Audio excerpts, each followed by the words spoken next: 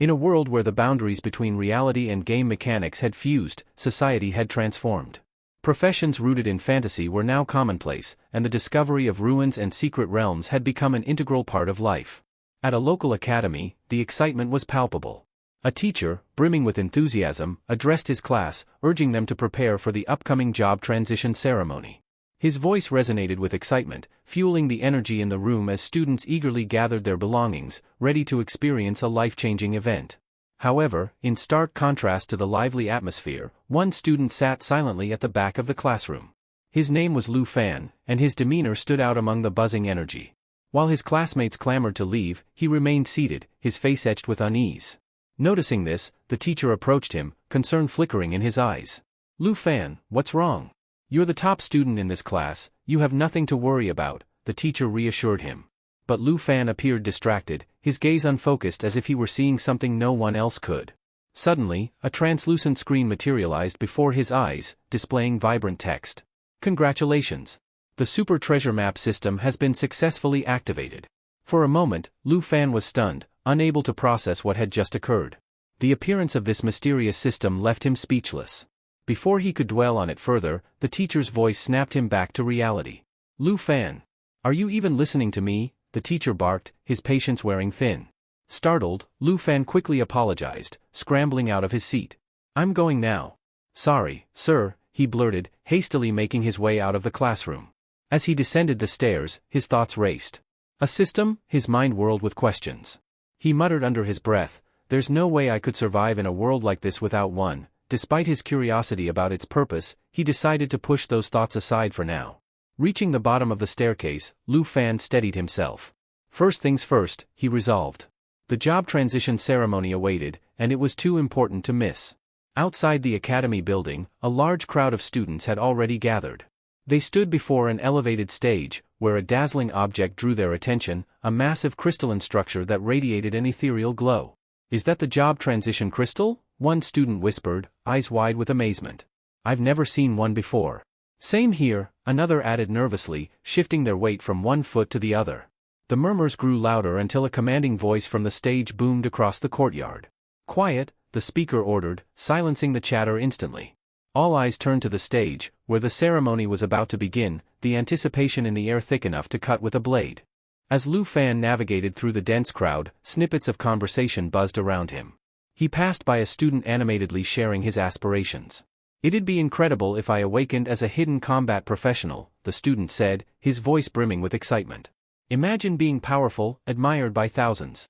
However, his companion wasn't so optimistic. With a scoff, he replied, "Stop dreaming. Hidden combat professionals? In our school? You've got better odds of winning the lottery." He snorted and added with a smirk, "If I end up with a life profession, I'll be begging my ancestors for mercy." Up on the stage, an elderly man stepped forward, his commanding presence drawing the crowd's attention. "Students, the job transition ceremony is about to begin," he announced, his voice clear and authoritative. "Joining me today is the priest who will oversee this year's transitions." The announcement sparked a wave of whispers among the students.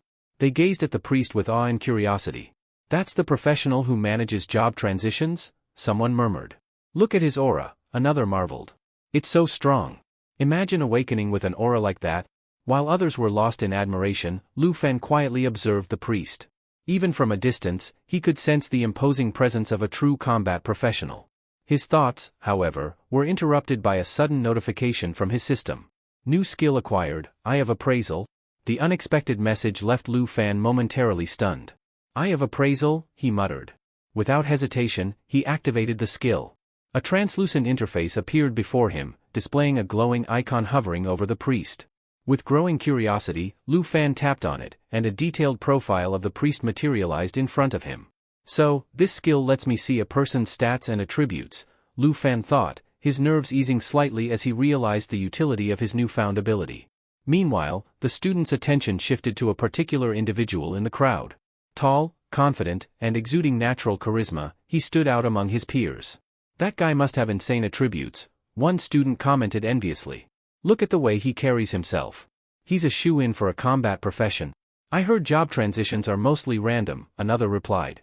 "But yeah, better stats do increase the chances. And he's not just strong, he's ridiculously handsome." Cheers and whispers filled the air as the priest began the ceremony. With practiced ease, the priest raised his hands, invoking his skills. The crowd fell silent as the glowing job transition crystal at the center of the stage began to radiate a mesmerizing light. The tall student stepped forward, his face brimming with confidence as the priest focused his energy on him. The crystal's glow intensified, bathing the stage in its ethereal light, signaling that the transition process had begun. Every pair of eyes was fixed on the stage, anticipation and envy thick in the air. The job transition crystal suddenly flared with a brilliant light, producing a massive, swirling ball of fire that crackled with intense heat. Gasps and murmurs swept through the crowd as students stared in awe. "He's a mage," someone exclaimed, pointing at the glowing sphere. "Not just any mage, he can cast fireballs." "Zhang Tao really became a combat professional," another shouted, their voice tinged with both envy and admiration. The name Zhang Tao echoed through the crowd as the newly transitioned student stepped forward with a smug smile. Raising his hand, he conjured a small, blazing fireball that hovered above his palm. The students erupted into cheers and whispers. "Zhang Tao is incredible. He's destined for greatness," one student gushed. "Yeah, his future is as bright as that fireball," another agreed. "If I were him, I wouldn't let anyone get near me. I'd totally cling to his leg," someone joked, causing laughter among the group. Meanwhile, Lu Fan stood silently, his gaze fixed on the stage. Awe mixed with a hint of anxiety flickered in his eyes. Once someone becomes a combat professional, they can leave behind the mundane life of an ordinary person, he murmured to himself, marveling at the transformation. The elder on stage, however, was far from pleased. His stern expression deepened as he slammed his staff against the ground. "Enough," he barked, his voice cutting through the commotion. "Quiet down and let's continue the ceremony." Reluctantly, the students fell silent as the next candidates were called up. One by one, they stepped forward to face the crystal, their fates unfolding before their peers. A young man approached and completed his transition, a soft green glow surrounding him. "I'm a herbalist," he declared, his voice filled with pride. "I'll carry on my family's legacy." The next participant, a bulky, muscular student, wasn't as lucky. "A tailor," he grumbled, his voice laced with frustration. "This can't be right. I don't even like sewing." A thin, nervous student followed. As the crystal completed his transition, his face fell. "A miner," he stammered, trembling. I don't want this." Standing on the sidelines, Lu Fan observed the proceedings, his thoughts racing. "So, combat professions really are rare," he mused, his expression thoughtful. "Most people end up with life professions instead. It's clear that awakening as a combat professional opens the door to limitless opportunities." He turned his gaze back to the crowd, noting the stark contrast between the students. Those who had transitioned into combat roles were radiant with joy, basking in the admiration of their peers. In stark contrast, those who awakened life professions wore expressions of disappointment, their shoulders slumped under the weight of dashed hopes. For them, Lu Fan thought, awakening as a life professional often means resigning to a life of mediocrity. As his mind lingered on this harsh reality, a voice interrupted his thoughts. The student in front of him turned around and, with a faint smile, said, "Even so, it's still not the worst outcome." The comment caught Lu Fan off guard, leaving him momentarily speechless. The boy sighed and leaned closer to Lu Fan, muttering, "Did you hear about Li Ping from Class 3? His family's already struggling to make ends meet, and he got stuck with the most expensive enhancement profession. It's practically worse than a life profession. At least life professions come with a usable skill." Lu Fan's gaze instinctively shifted toward a boy standing off to the side, his shoulders slouched and his face clouded with despair. Li Ping, the student in question, seemed overwhelmed by the weight of his newfound burden. A cold chill ran down Lu Fan's spine as he glanced back at the stage. His own family's financial situation wasn't great either, and he couldn't shake the unsettling thought of what might happen if he ended up in a similar position. Before he could dwell on it further, the sound of his name being called snapped him out of his thoughts. "Lu Fan," the elder bellowed, his voice echoing across the courtyard. Startled, Lu Fan raised his hand hastily. "Here. I'm here," he called back, his voice slightly shaky. Taking a deep breath, he made his way toward the stage. As he climbed the steps, scattered whispers followed him. "Hey, isn't he kind of handsome?" a female student murmured, nudging her friend. "I wonder what profession he'll get." Reaching the center of the stage, Lu Fan found himself standing before the glowing job transition crystal. His heart pounded in his chest, but he forced himself to stay calm. No point in being nervous now, he told himself. Whatever happens, happens. The priest began chanting, his voice low and resonant as he activated his skills. Energy swirled around the crystal, and its glow intensified. Lu Fan watched intently as the crystal came alive, radiating a powerful light. Suddenly, an eerie image appeared within its depths, a single, piercing dragon's eye that seemed to look directly at him. The ground beneath the stage began to rumble, causing gasps of alarm to ripple through the crowd. "What's going on? Is this an earthquake?" a student shouted, gripping their friend's arm for balance. Before anyone could answer, a brilliant beam of light shot down from the heavens, enveloping Lu Fan in its radiant glow. The students shielded their eyes, squinting against the brightness.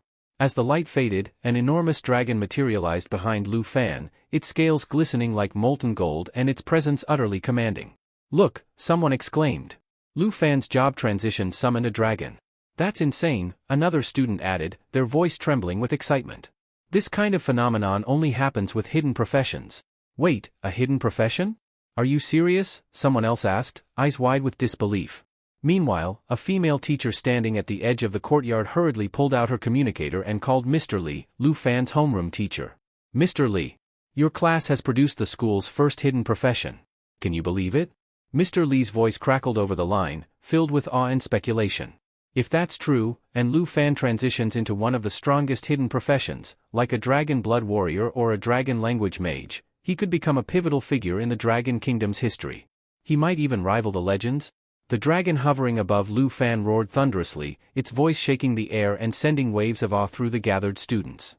"It's been 10 years since someone became a dragon blood warrior," Mr. Li continued, his tone reverent. "And that person is now the Dragon Kingdom's greatest expert," the female teacher added, her eyes shining with anticipation as she gazed at Lu Fan. Could he be next? On the stage, Lu Fan stood motionless, the dragon's presence behind him casting a shadow over the awestruck crowd. Mr. Li and the gathered crowd held their breath as all eyes fixated on Lu Fan, waiting to see what profession would emerge from such a spectacular display. Meanwhile, the massive dragon in the air let out a deafening roar that shook the earth. Without warning, it swooped down toward Lu Fan in a blur of golden scales, its dive triggering an explosion of light and force that sent shockwaves rippling across the stage. Students screamed in alarm, their hands shielding their faces from the blinding light. On stage, Lu Fan flinched instinctively, throwing his arms up to protect himself from the impact. The dragon's immense presence seemed to overwhelm the area, leaving many frozen in awe and fear. The priest and the elder, alarmed by the chaos, rushed toward Lu Fan. The elder reached him first, gripping his arm firmly. "Quickly!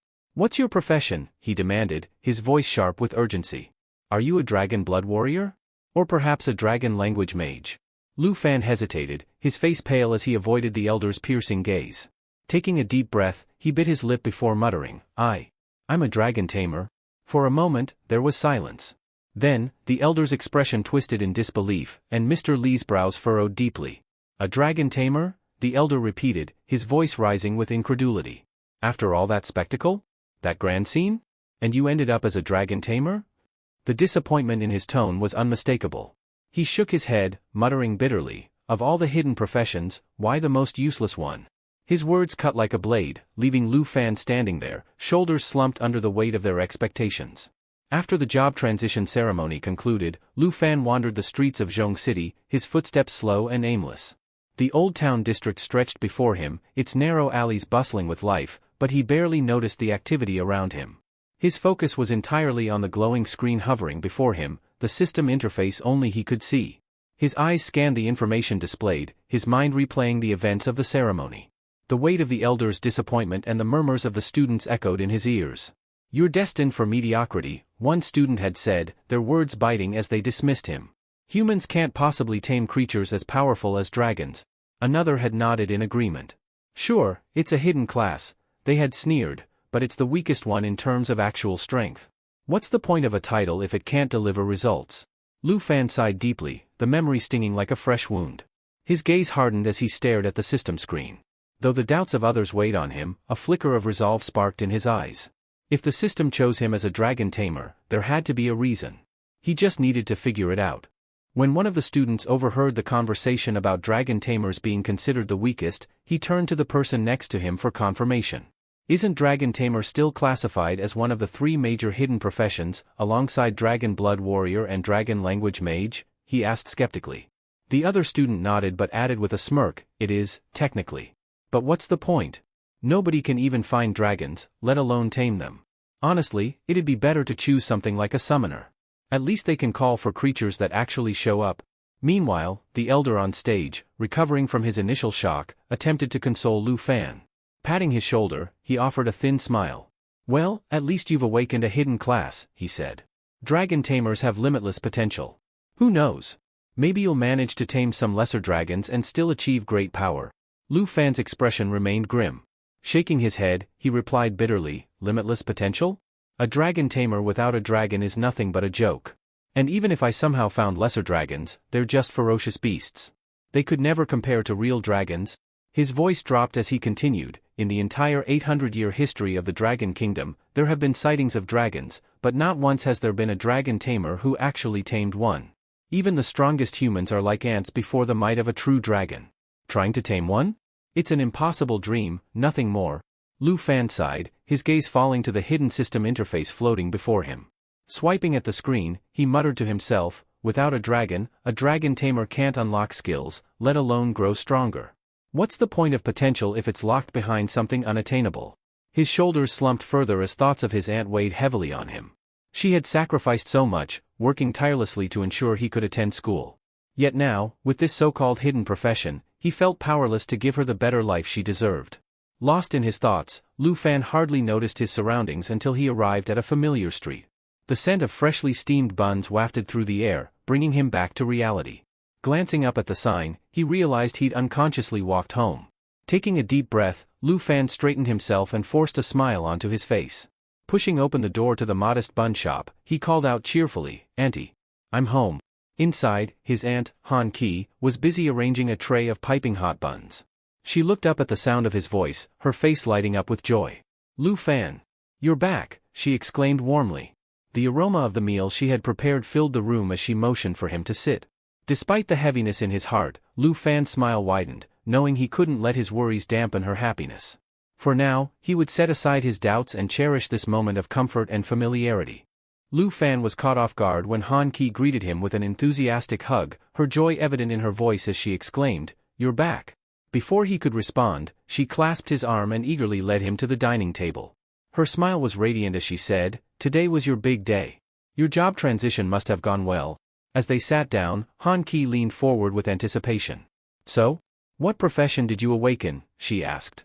Lu Fan hesitated, his shoulders drooping as he struggled to form an answer.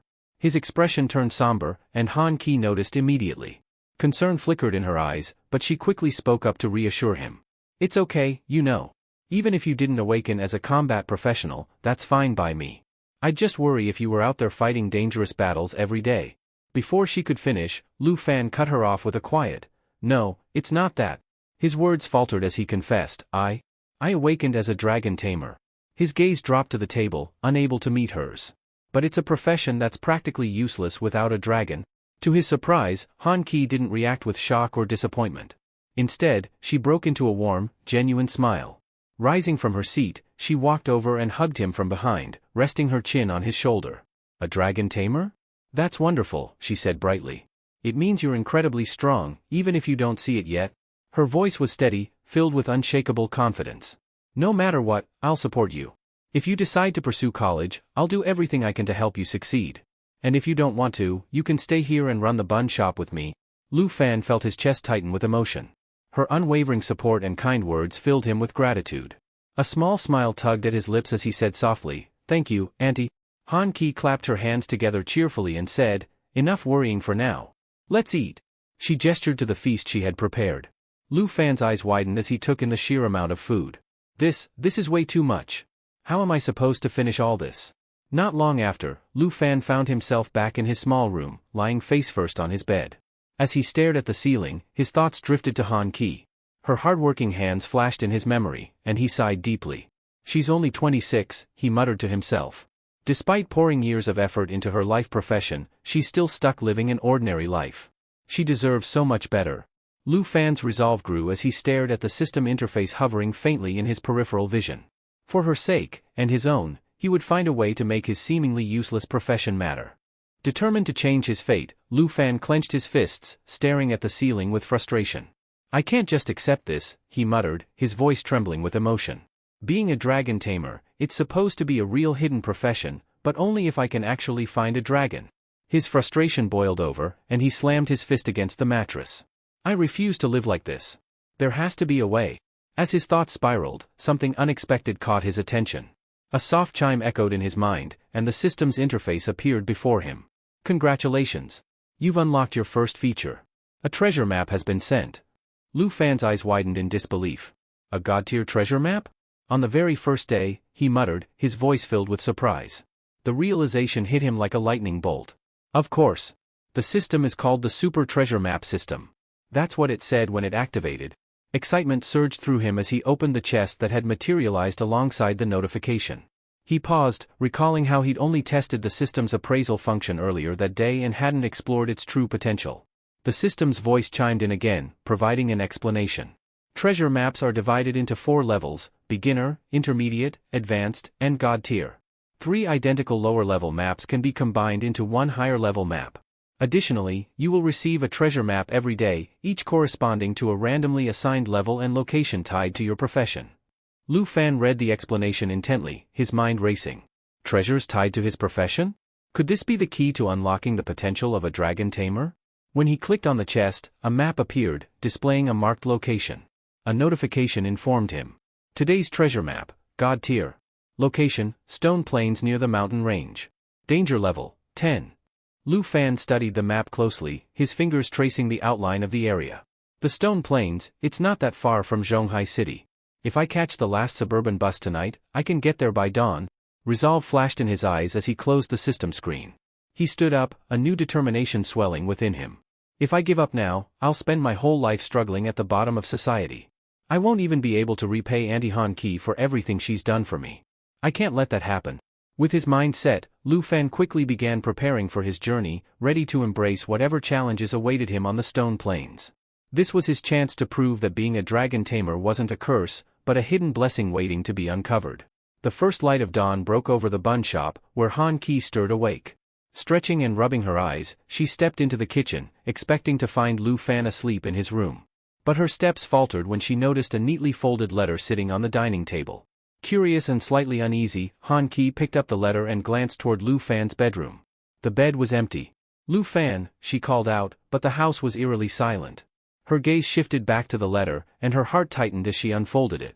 In the letter, Lu Fan explained his sudden departure. He wrote that he was heading to the stone plains near the mountains, convinced it might hold the key to rewriting the fate of a dragon tamer. He urged her not to worry and promised he would return safely. His words resonated with determination, but they couldn't dispel the shadow of worry that crept over Han Ki as she clutched the letter to her chest. Meanwhile, miles away, a bus rattled along the winding roads leading out of Zhonghai City and toward the mountain range. Lu Fan sat near the window, the rolling scenery flashing by as his thoughts churned. He replayed the message he left behind, telling Han Ki to wait for his return and that he would do everything in his power to secure a brighter future for both of them. The bus came to a screeching halt at its final stop, and Lu Fan stepped off into the crisp morning air. He glanced at the map displayed on his system screen, noting that his destination lay just ahead. Determination hardened his features as he gripped the straps of his pack. I promised her, he murmured to himself. I'll make sure we have the life we deserve. As Lu Fan moved toward the marked location, he noticed a group of 3 individuals following him off the bus. Their steps echoed his, and their gazes were sharp and calculating. He tightened his grip on his bag, uneasy but unwilling to confront them outright. His unease turned to alarm when he overheard snippets of their conversation. They were planning to ambush him and steal any valuable materials he might find. Lu Fan's heart pounded, but he kept his pace steady, muttering under his breath. One guy asked if he wanted to go together, but Lu Fan ignored him. In this wilderness, murder and robbery are as common as breathing. The 3 strangers blocked his path, their expressions smug and predatory. One, a wiry man with a crooked grin, leaned forward menacingly. Have you made up your mind yet? He sneered. Lu Fan instinctively reached for the dagger strapped to his waist, his hand trembling but firm. No thanks, stay back, he shouted, his voice wavering but loud enough to show he wouldn't go down without a fight. The woman in the group chuckled, blowing him a mocking kiss. Relax, sweetheart, she cooed before turning away. Her companions followed, their laughter echoing behind them. We'll see you around. Lu Fan's jaw tightened as he watched them retreat. Anger flared within him, and he muttered, despicable bastards. He adjusted his grip on the dagger, his knuckles white. A bitter sigh escaped him as he trudged forward. Even in the wilderness, where danger lurks at every turn, it's safer than being stabbed in the back by people like them, he mused aloud. His eyes burned with frustration as he stared at the rugged landscape ahead. Without strength, life is nothing more than a fleeting shadow, he muttered. Easily swept away by the winds of fate. But I won't let that be my story. With renewed resolve, Lu Fan pressed on, his every step echoing his determination to carve a new path for himself, no matter how perilous the journey. Glancing at the map displayed on his system interface, Lu Fan squinted at the faintly glowing marker indicating his destination. I need to move quickly, he muttered, feeling the urgency in his chest. Shortly after setting out, a faint rustling noise reached his ears. Instinctively, he crouched and ducked behind a nearby bush. Peering through the thick foliage, he spotted a herd of level 8 powerhorn horses grazing serenely in the open field ahead. Lu Fan's breath hitched. He knew that these creatures, though not aggressive by nature, would retaliate fiercely if disturbed. At his current level, 10 without any active skills, he wouldn't stand a chance against even one of them, let alone an entire herd. A cold sweat broke out on his forehead. Shaking his head, he muttered, "Forget it. It's not worth the risk." He carefully backed away from the bush, ensuring not to make any sudden noises, and veered onto an alternate path. As the grassy plain stretched endlessly around him, Lu Fan felt far from reassured. His surroundings grew eerily quiet, broken only by the faint rustle of wind and distant animal calls. With every step, he became more alert. The ground was dotted with level 7 giant horn antelopes, their bulky forms grazing lazily, but their large, spiraling horns gleamed menacingly in the sunlight. Lu Fan gulped, his voice a low mutter. So much for a safer route. It doesn't feel safe at all. His eyes darted nervously from one antelope to the next as he carefully maneuvered between them. I should be close, he murmured, checking the system map once more. Just a little. His sentence was abruptly cut off when his foot landed on something soft and slimy. A loud, agonized croak shattered the silence. Lu Fan's heart sank as he looked down to see a squished frog writhing underfoot. He froze. The grazing antelopes, startled by the sudden noise, turned their attention toward him. Their glowing eyes locked onto his trembling figure. One let out a guttural bellow, and the rest followed suit, their hooves stomping the ground in sync. "Oh, no," Lu Fan whispered, his face pale. Without another second to think, he bolted. The thunder of hooves behind him sent waves of panic coursing through his body as the herd charged in his direction. "Damn it," he cursed. "I just had to step on that frog." His lungs burned as he sprinted, dodging low branches and thick underbrush in a desperate attempt to lose the stampeding creatures. The ground quaked beneath him, each tremor a reminder of how close they were. Spotting a small ridge to his side, Lu Fan made a split-second decision. He threw himself to the ground, rolling into the grass and out of their path. A sharp jolt of pain shot through him as he hit the uneven terrain, but he gritted his teeth and stayed low. Peering back cautiously, he gasped. The ground where the frog once sat was now a crater, pulverized by the sheer force of the antelope's charge. Among the rubble, a pair of small frog legs protruded pitifully.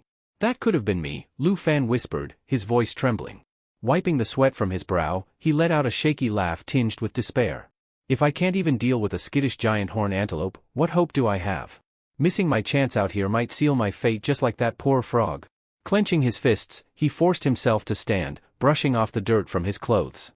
"No," he said, a spark of determination lighting his eyes. "I won't let it end like this."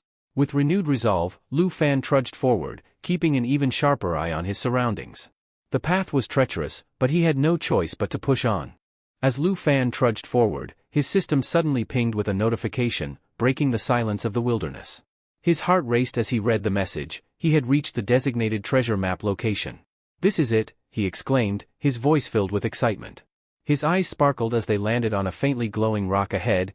Approaching it cautiously, he scanned his surroundings for any potential threats. Satisfied that the area was clear, he stepped closer and examined the peculiar rock. Just beneath it, nestled in a hollow, lay an extraordinary object, a black egg, smooth and glossy, emanating a faint, otherworldly aura.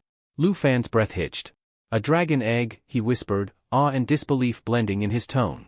His hands trembled as he gently touched its surface. "This is it," he murmured, his voice growing more resolute. "The treasure that could change everything for a dragon tamer." Before he could fully process the gravity of the moment, a sharp cracking noise pulled his attention back to the egg.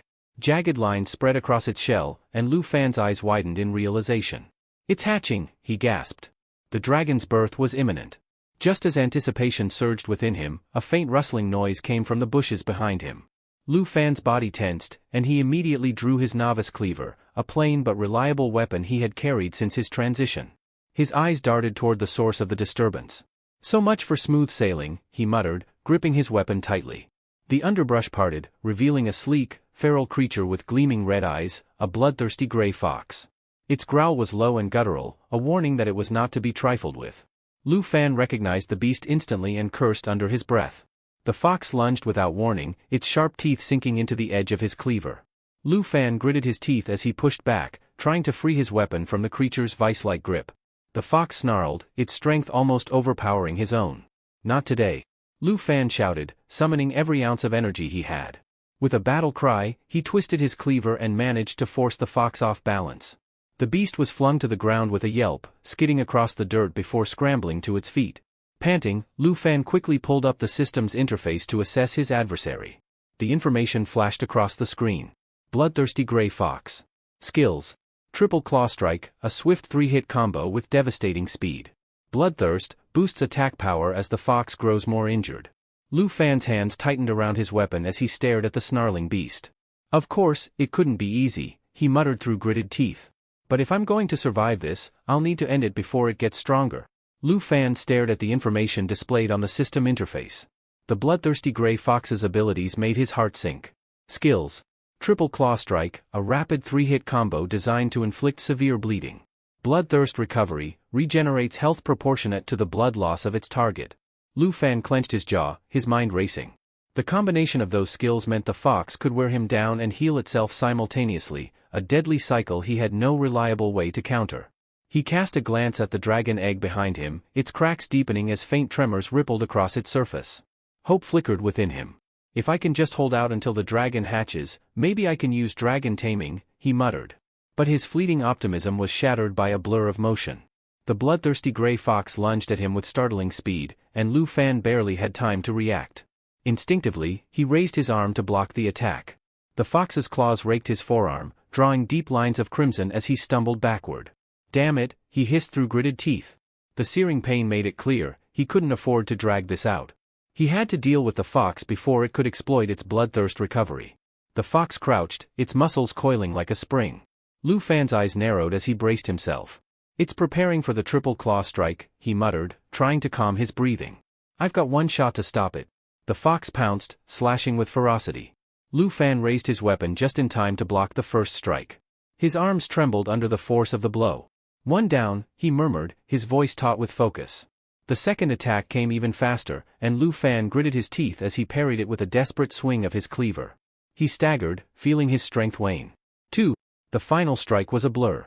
With all his remaining agility, Lu Fan twisted his body, narrowly evading the blow. The fox's claws sliced through the air, missing him by mere inches. Now! Lu Fan roared, pouring every ounce of strength into his counterattack. His cleaver came down in a powerful arc, slamming into the fox's side.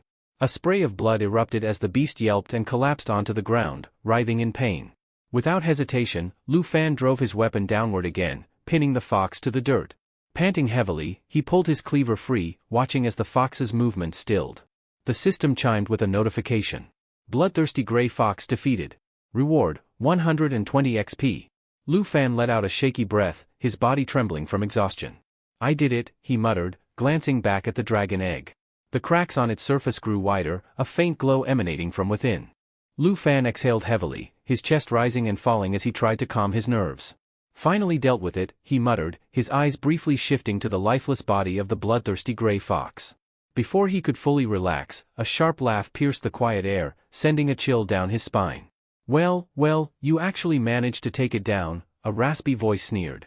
Lu Fan turned, his expression darkening as the group of robbers emerged from the shadows. The old man leading them clapped mockingly, his grin revealing crooked teeth. Impressive work, kid, he said, his tone laced with insincerity. Lu Fan's eyes narrowed. You've been following me this whole time, he accused, gripping his weapon tightly. I already told you, I'm not interested in joining your little gang. The woman in the group waved her hand dismissively, her smile deceptively sweet. Relax, handsome. No need to get all worked up, she purred. We just wanted to see if you were lying to us. Lying? Lu Fan growled, his jaw tightening. The old man chuckled, his eyes glinting with amusement. You said you were a summoner, didn't you? Yet, here you are, fighting tooth and nail with no skills to back you up. Makes one wonder. Lu Fan's grip on his cleaver faltered momentarily, but he quickly masked his unease. Without a word, he kicked the bloodthirsty gray fox's corpse toward them, the carcass landing with a dull thud at their feet. If it's the fox's fur you want, take it. Now leave me alone. The old man crouched, gripping the fox by its tail and inspecting it with a smirk. This? Worth maybe 80 dragon coins at best, he scoffed. His grin widened as his gaze shifted back to Lu Fan.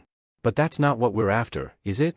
Lu Fan stiffened, his blood running cold as he caught the old man's lingering gaze. It wasn't on him, it was on the dragon egg behind him, still faintly glowing as cracks continued to form along its surface. Bastards, Lu Fan spat, realization dawning on him. You saw me searching for it? The old man stood, his expression turning sinister. Boys, let's not waste any more time. Get him. Lu Fan barely had a moment to react before the muscular brute and the sly woman charged at him. The man rushed forward like a bull, while the woman drew a thin, gleaming blade and pointed it at him with a mocking pout. Such a shame, she cooed, her eyes gleaming with malice. You're too handsome to die here. Lu Fan gritted his teeth, raising his cleaver defensively as he prepared for the inevitable clash. The muscular man grinned victoriously as he grabbed the dragon egg, his large hands cradling it like a prized trophy. What a beautiful egg, the old man marveled, his voice filled with awe as he leaned closer for a better look. Lu Fan's heart raced, panic and desperation fueling his thoughts. No, he shouted, his voice breaking with emotion. That egg is my only chance to turn my life around? He clenched his fists, trembling with rage and helplessness. Just as Lu Fan prepared to lunge forward, a sudden cracking sound silenced everyone. The egg in the muscular man's hand splintered, fine cracks spreading rapidly across its glossy black surface. His grip tightened in shock, but before he could react further, the shell shattered completely. From within the fragments, something dark and swift shot out, moving too fast for their eyes to follow. The robbers froze, staring upward in disbelief. Against the dim light, a shadowy silhouette loomed above them, its form both majestic and terrifying. What is that thing? The woman stammered, her voice shaking. Lu Fan, however, stood rooted in place, his eyes wide with a mixture of fear and wonder. It's a dragon, he whispered, almost in disbelief. The creature above them was unmistakable, a black dragon, its scales shimmering ominously. The dragon let out a guttural roar and dove toward the robbers with breathtaking speed. The old man, regaining his composure, quickly hurled a potion bottle at the creature. Get away, beast, he barked, his voice trembling with both anger and fear. The dragon tilted its body gracefully, dodging the bottle with an elegance that belied its size. As it maneuvered, the muscular man seized his chance, raising his fist to strike. But before he could swing, the dragon let out another ferocious roar, its aura exploding outward like a tidal wave. In an instant, the man's body was shredded to pieces, the force of the dragon's power leaving only his severed head tumbling to the ground. The old man's face turned pale as he stared in horror at the bloodied remains of his companion. What is this monster? He stammered, his voice barely audible. The black dragon's piercing gaze shifted to the old man, its eyes glowing with an ominous light. No, the old man shouted, stumbling backward. He turned frantically to the woman. Do something. Help me. Meanwhile, Lu Fan stood paralyzed, his mind reeling. Even freshly hatched, it's this strong, he murmured in disbelief. No wonder no one can tame a dragon. Their power is unmatched. The woman, overhearing Lu Fan's mutterings, snapped her head toward him. Wait, did you just say this is a dragon egg? She demanded, her voice tinged with panic. Before she could press further, a blood-curdling scream pierced the air. Her eyes darted toward the source, and her face twisted in terror as she saw blood spraying across the ground. The old man lay motionless in a crimson pool, his body mangled beyond recognition. The black dragon casually plucked pieces of eggshell from its teeth with its claws, as if the carnage it had caused was of no consequence. Its head rose slowly, and its unrelenting gaze locked onto the woman. Her entire body trembled uncontrollably as she took a step back, her expression frozen in pure horror. For the first time, she realized that she wasn't just facing a creature of immense power, she was standing before death itself. Lu Fan didn't hesitate as he shoved the woman aside, her startled cry echoing as she hit the ground with a thud. Standing firm, he glared at her, his voice cold and resolute. You dungeon robbers have no honor, he declared. For daring to steal what's rightfully mine, you've sealed your fate. The black dragon, sensing the shift in Lu Fan's demeanor, growled lowly, its gaze flicking between him and the robbers. As Lu Fan darted toward the dragon, it tensed, its wings twitching in readiness. But instead of attacking, Lu Fan raised his hand, and a brilliant light enveloped him as he activated his dragon-taming technique. The dragon froze, momentarily blinded by the radiant aura emanating from Lu Fan. Its eyes narrowed, both intrigued and bewildered. The woman, still on the ground, watched in shock, her voice trembling. Who are you? Lu Fan turned slightly, a sly grin tugging at his lips. You want to know who I am? He asked mockingly, his voice laced with confidence. I'm no ordinary summoner. I am a dragon tamer. The black dragon let out a deep, rumbling sound that echoed like thunder, its confusion giving way to submission.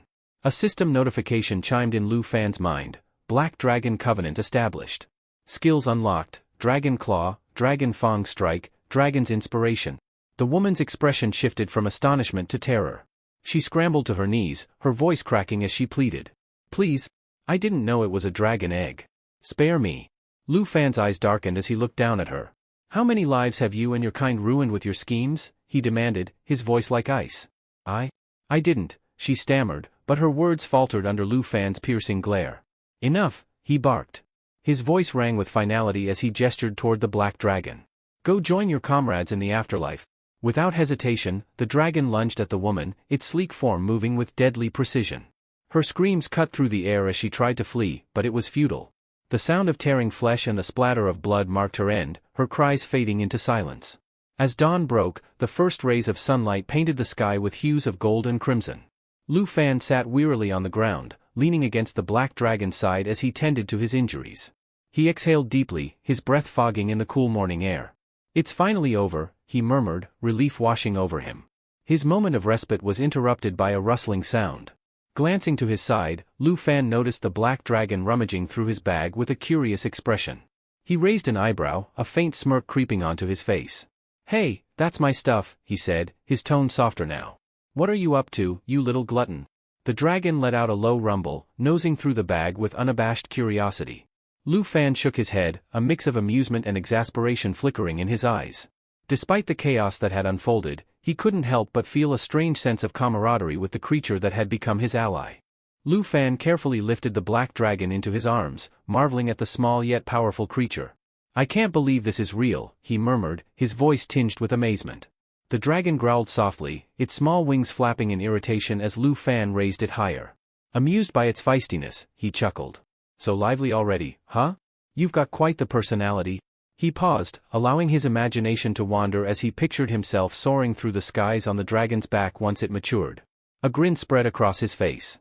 With you, I've truly crossed the line between weak and strong, he said, his tone brimming with excitement. If you're this strong right after hatching, I can't even fathom how powerful you'll become after leveling up. Hugging the dragon close, Lu Fan's eyes gleamed with determination. Soon, the title of Dragon Tamer won't be mocked as the weakest class anymore, he declared. His mind raced as he began pondering a fitting name for his new companion. Should I call you Little Cobble? Or maybe Black Diamond? He mused aloud, glancing at the dragon for any reaction. The black dragon, however, seemed uninterested in his naming dilemma. Its gaze was fixed intently on the bandaged wound on Lu Fan's arm. Before he could decide on a name, the dragon suddenly leaned in and began licking the wound with its rough tongue. Startled, Lu Fan yelped, "Hey! What are you doing? Cut it out." Before he could pull away, an intense crimson aura began to radiate from the dragon. The energy surged outward, forcing Lu Fan back as a sharp pain shot through his body. Gritting his teeth, he tried to shield himself, but his eyes widened in shock as he saw the dragon's form enveloped in the glowing red light. A humanoid visage emerged within the aura, adorned with curved horns and otherworldly features. As the energy dissipated, Lu Fan gasped, his eyes locking onto the figure that now stood where the dragon once was. Before him stood a striking red-haired woman, her horns gleaming and her fiery gaze filled with curiosity. Her figure was both imposing and graceful, with a commanding presence that left Lu Fan momentarily speechless. What in the world just happened? He stammered, struggling to process the scene before him. Wait, are you telling me you can transform into a human form too? The woman nodded with a calm expression, her movements fluid and deliberate. Still in disbelief, Lu Fan hastily pulled up the system interface, his fingers trembling as he accessed the black dragon's attributes. Meanwhile, the woman, still exploring her surroundings, seemed to be taking everything in with childlike curiosity. Lu Fan's eyes darted across the screen as the attributes loaded. His mouth fell open as he studied the details. As I thought, he murmured, his voice tinged with awe. Taming a dragon, it really unlocks every skill they possess. This is beyond anything I imagined. He looked up, meeting the dragon-turned woman's piercing gaze. Though his mind was reeling, a glimmer of excitement sparked within him. With you by my side, he muttered under his breath, the world won't stand a chance. Lu Fan began explaining the incredible potential of the skills unlocked through his bond with the Black Dragon. Dragon's inspiration, he remarked, is a game changer. It enhances both my strength and the dragon's, granting a 30% boost to all attributes and attack power.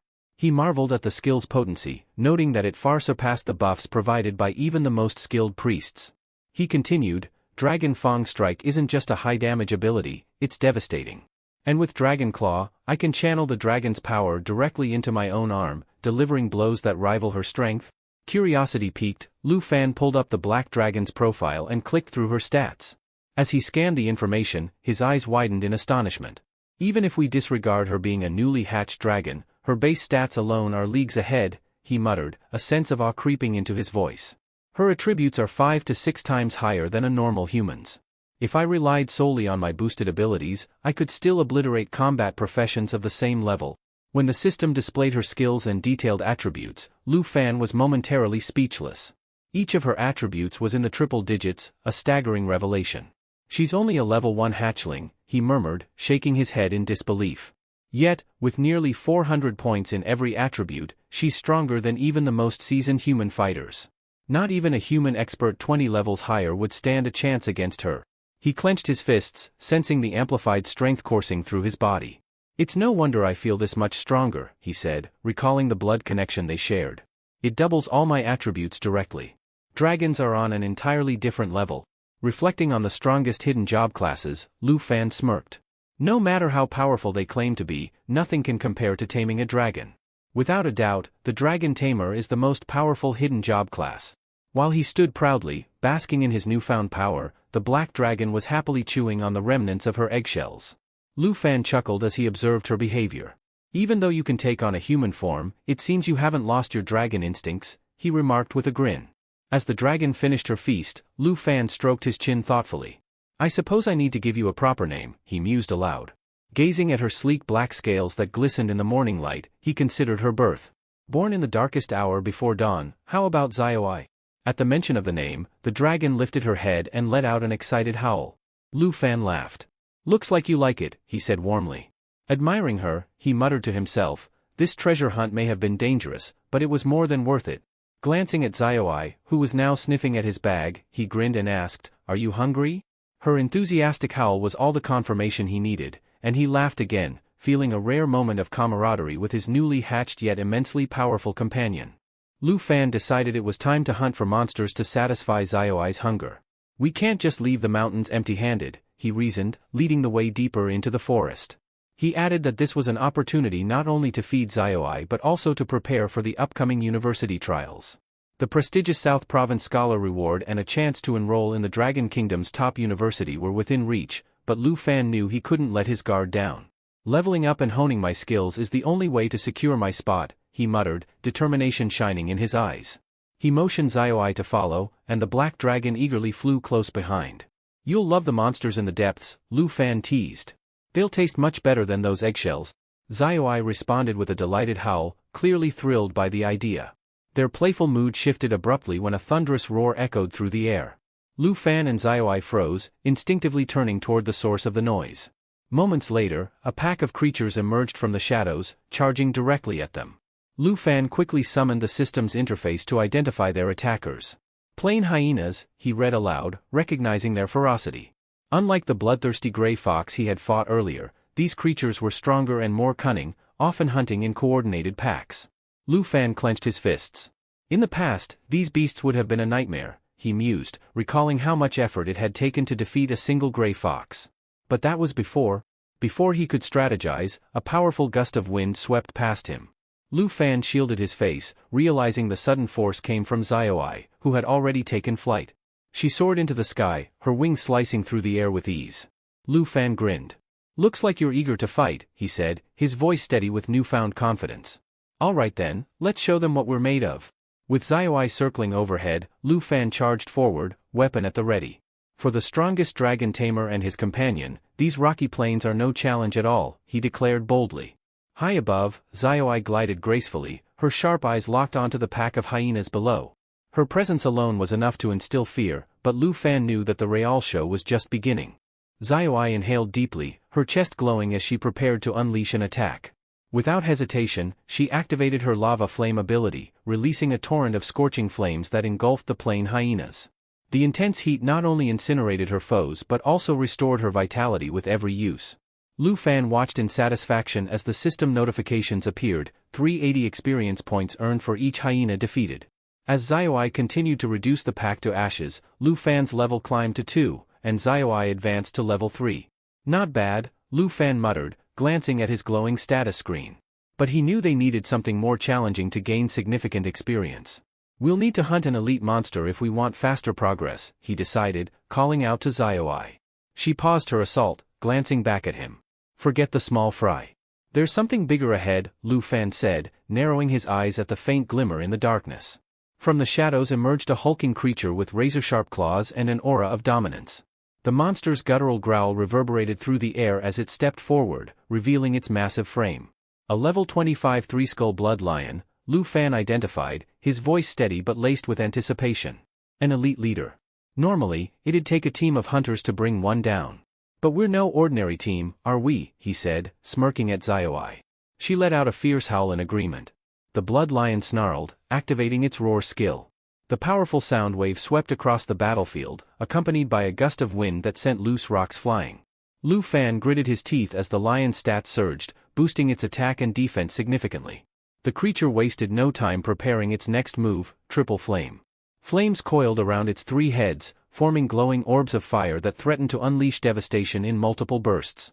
Lu Fan acted swiftly. Xiaoai, we need to interrupt that skill, he commanded. Xiaoai growled affirmatively, flames spiraling around her as her aura intensified. The fiery dragoness transformed into a blazing whirlwind, her presence overwhelming the area with heat and pressure. Meanwhile, Lu Fan crouched low, his gaze fixed on the lion. As the beast focused on charging its skill, Lu Fan seized the opening. With a burst of energy, he leapt into the air, spinning as he ascended.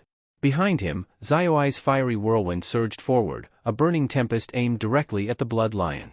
The two worked in perfect synchronization. Xiaoai's whirlwind collided with the blood lion, breaking its focus and scattering the charged flames. Simultaneously, Lu Fan descended from above, his weapon glowing with energy as he aimed for the lion's vulnerable spot. This is how a dragon tamer fights, he shouted, striking with precision while Xiaoai roared, readying her next attack. As Xiaoai's fiery whirlwind intensified, Lu Fan smirked and remarked, "Let me try something new first." The flames around Xiaoai flared even brighter as she activated her dragon true shape skill. With a thunderous roar, she emerged from the fiery vortex, her form more imposing than before. Her scales gleamed ominously as she charged forward, unleashing her skill mighty jaw strike with terrifying speed. She clamped her powerful jaws onto the three-skull blood lion, tearing into its flesh and inflicting relentless bleeding damage. The attack disrupted the lion's triple flame skill, scattering its charged energy into harmless embers. "Well done, Xiaoai," Lu Fan shouted, his voice filled with admiration. Without hesitation, he seized the moment to strike. He gathered dragon energy into his weapon and activated Dragon Fang Strike, delivering a devastating blow that radiated power. The impact sent the massive blood lion crashing to the ground with a pained roar, its body riddled with deep injuries. Lu Fan somersaulted backward, landing with practiced ease as he surveyed the battlefield. The once mighty three-skull blood lion lay motionless, its breath shallow. "It's over," Lu Fan declared confidently as Xiaoai descended beside him, her wings folding gracefully. Moments later, a familiar chime rang in Lu Fan's ears. The system displayed their victory, 23,790 experience points earned each. Lu Fan grinned as he leveled up to level 4, while Xiaoai surged ahead to level 9. "Elite monsters sure are worth the effort," Lu Fan remarked, impressed by the rapid level gains. "Just one of these can boost us by several levels. If we keep this up, we'll be unstoppable." As he caught his breath, the treasure map system activated with a soft hum. A notification appeared, revealing a new treasure map. "Another one?" Lu Fan muttered, his curiosity piqued. The map's details hinted at an exclusive reward for dragon tamers. "Looks like we've got a hunt ahead of us, Xiaoai." Xiaoai howled enthusiastically, her tail swishing with excitement. Without wasting time, Lu Fan motioned her to follow as they headed toward their next adventure. Meanwhile, deep within the rocky plains, hidden among towering boulders, 3 figures stood quietly. A young woman with sharp eyes turned to the older man beside her. "Uncle Ji, are we really going to let this opportunity slip by? Something like this doesn't come around often." The man, Sun Ji, a seasoned warrior, let out a deep sigh. "It's not about what we want," he replied gravely. There's nothing we can do right now. Entry to Secret Realm required at least 5 people. Unfortunately, their group didn't have enough people. He suggested that Kier return to Zhonghai City to gather reinforcements, but Kier immediately shook his head in refusal. Even with my speed, Kier argued, a round trip would take an entire day. By the time I'm back, the Secret Realm will already have vanished. Qin Kuei, a young woman of an unknown combat class, sighed heavily. The Fortune's Secret Realm appears randomly, and its rewards far surpass ordinary dungeons. But it only exists for 24 hours. We definitely won't make it in time. Her frustration was evident as she kicked a loose stone on the ground. Sun Ji, attempting to console her, said, Qin Kuei, there's no need to be so worried. With your abilities, once you get into one of the top 10 academies, you'll have plenty of opportunities like this. Qin Kuei crossed her arms and responded, I know that. But this realm's rewards, it's such a waste to let it slip away. Her voice trailed off, disappointment etched on her face. Suddenly, Sun Ji's expression hardened. His sharp instincts detected movement nearby. Someone's here, he growled, quickly stepping in front of Qin Kuei with his weapon drawn. Kier mirrored his actions, both of them bracing for a confrontation. From behind a nearby rock, a figure casually emerged. Lu Fan appeared with a disarming smile, raising his hands in a gesture of peace. Relax, he said lightly.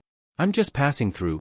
Sun Ji scrutinized him from head to toe, noting the dirt and dust covering Lu Fan's attire. You don't look like you belong here. This isn't where a typical material hunter should be, he remarked skeptically. Before Sun Ji could say more, Qin Kuei raised her hand to signal him to stand down. She stepped forward and introduced herself with a polite smile. I'm Qin Kuei, from the Qin family of Zhonghai City, she began. This might seem a little abrupt, but I have a proposal for you. Lu Fan raised an eyebrow, intrigued. Go on. Qin Kuei continued, her tone earnest. We need one more person to activate the Fortune's Secret Realm. If you agree to join us, you won't have to do anything inside the realm. Just help us enter. For your trouble, we're offering a reward of 100,000 dragon coins.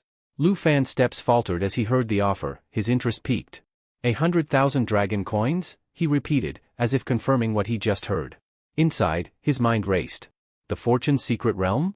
Even the Qin family from Zhonghai City, one of the wealthiest families around, is desperate to enter. If they're this eager, the rewards must be extraordinary. Qin Kuei nodded, sensing his hesitation. Yes, 100,000. And we'll handle everything else inside? Lu Fan tilted his head, considering the proposition. That's quite the generous offer. Why don't you tell me more about this secret realm? Lu Fan nodded as Qin Kuei clarified that they just needed enough people to meet the requirements of the realm. She emphasized that Lu Fan wouldn't need to lift a finger during the exploration and could still walk away with the promised 100,000 dragon coins. As the portal to the secret realm shimmered to life, Sun Ji couldn't hide his excitement. Opportunities like this don't come often, he urged. Let's get moving before it's too late. Lu Fan, however, remained composed. Money isn't what I'm after, he stated calmly, surprising everyone. If we're going to work together, let's allocate the rewards based on contribution. Kier blinked in disbelief, stepping forward. So you're saying you want to split the rewards depending on how much each of us contributes? Are you serious? Lu Fan nodded. Exactly. Qin Kuei raised an eyebrow, scrutinizing him. Our average level is around 20, she pointed out. You look like you're significantly weaker than us. Are you confident in your skills, or is this just arrogance? Her skepticism didn't seem to faze Lu Fan. Instead, he extended his hand toward her.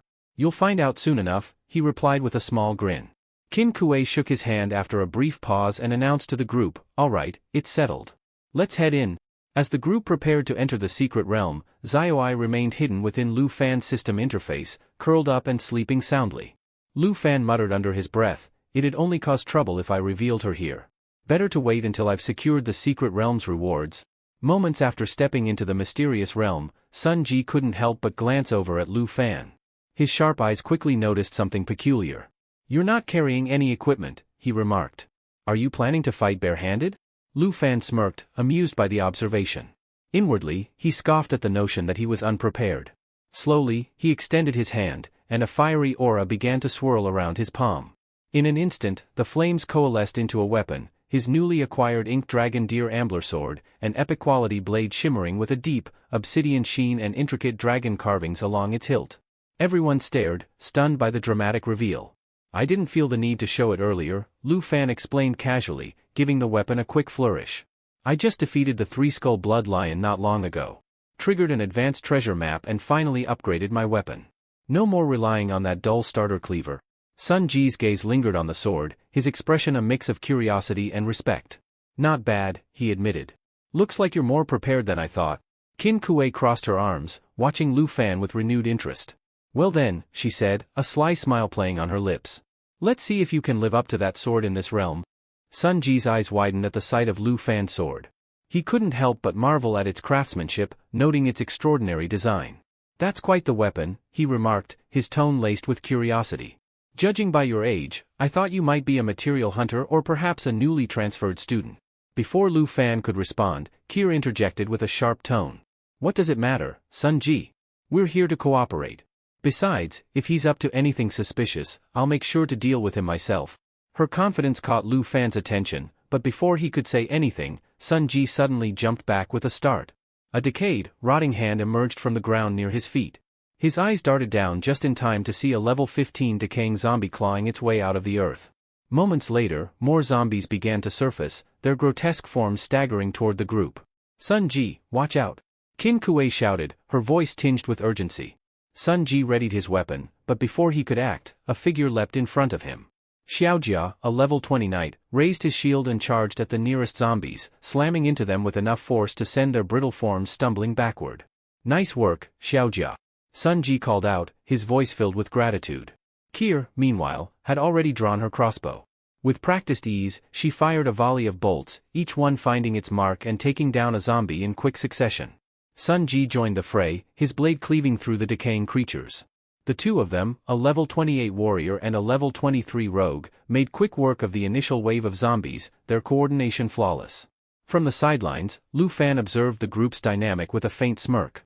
A warrior, a rogue, and a knight holding the gate, solid team composition, he muttered to himself. His gaze lingered on Sun Ji, noting his strength and precision. Especially with Sun Ji nearing his second-class advancement. They're a capable team. Meanwhile, Qin Kuei stepped forward, gripping her staff tightly as she began chanting under her breath. A radiant, golden aura surrounded her, illuminating the dark surroundings as she unleashed her skill, Holy Light Star Rain. Brilliant beams of light rained down upon the battlefield, striking the zombies with unerring accuracy. The holy energy burned through their decayed flesh, reducing them to ash in moments. The spell's overwhelming power turned the tide of the skirmish, leaving nothing but scorched ground where the zombies once stood. Lu Fan raised an eyebrow, impressed. Not bad, he mused, his hand resting casually on the hilt of his sword. It seems this group has more to offer than I initially thought.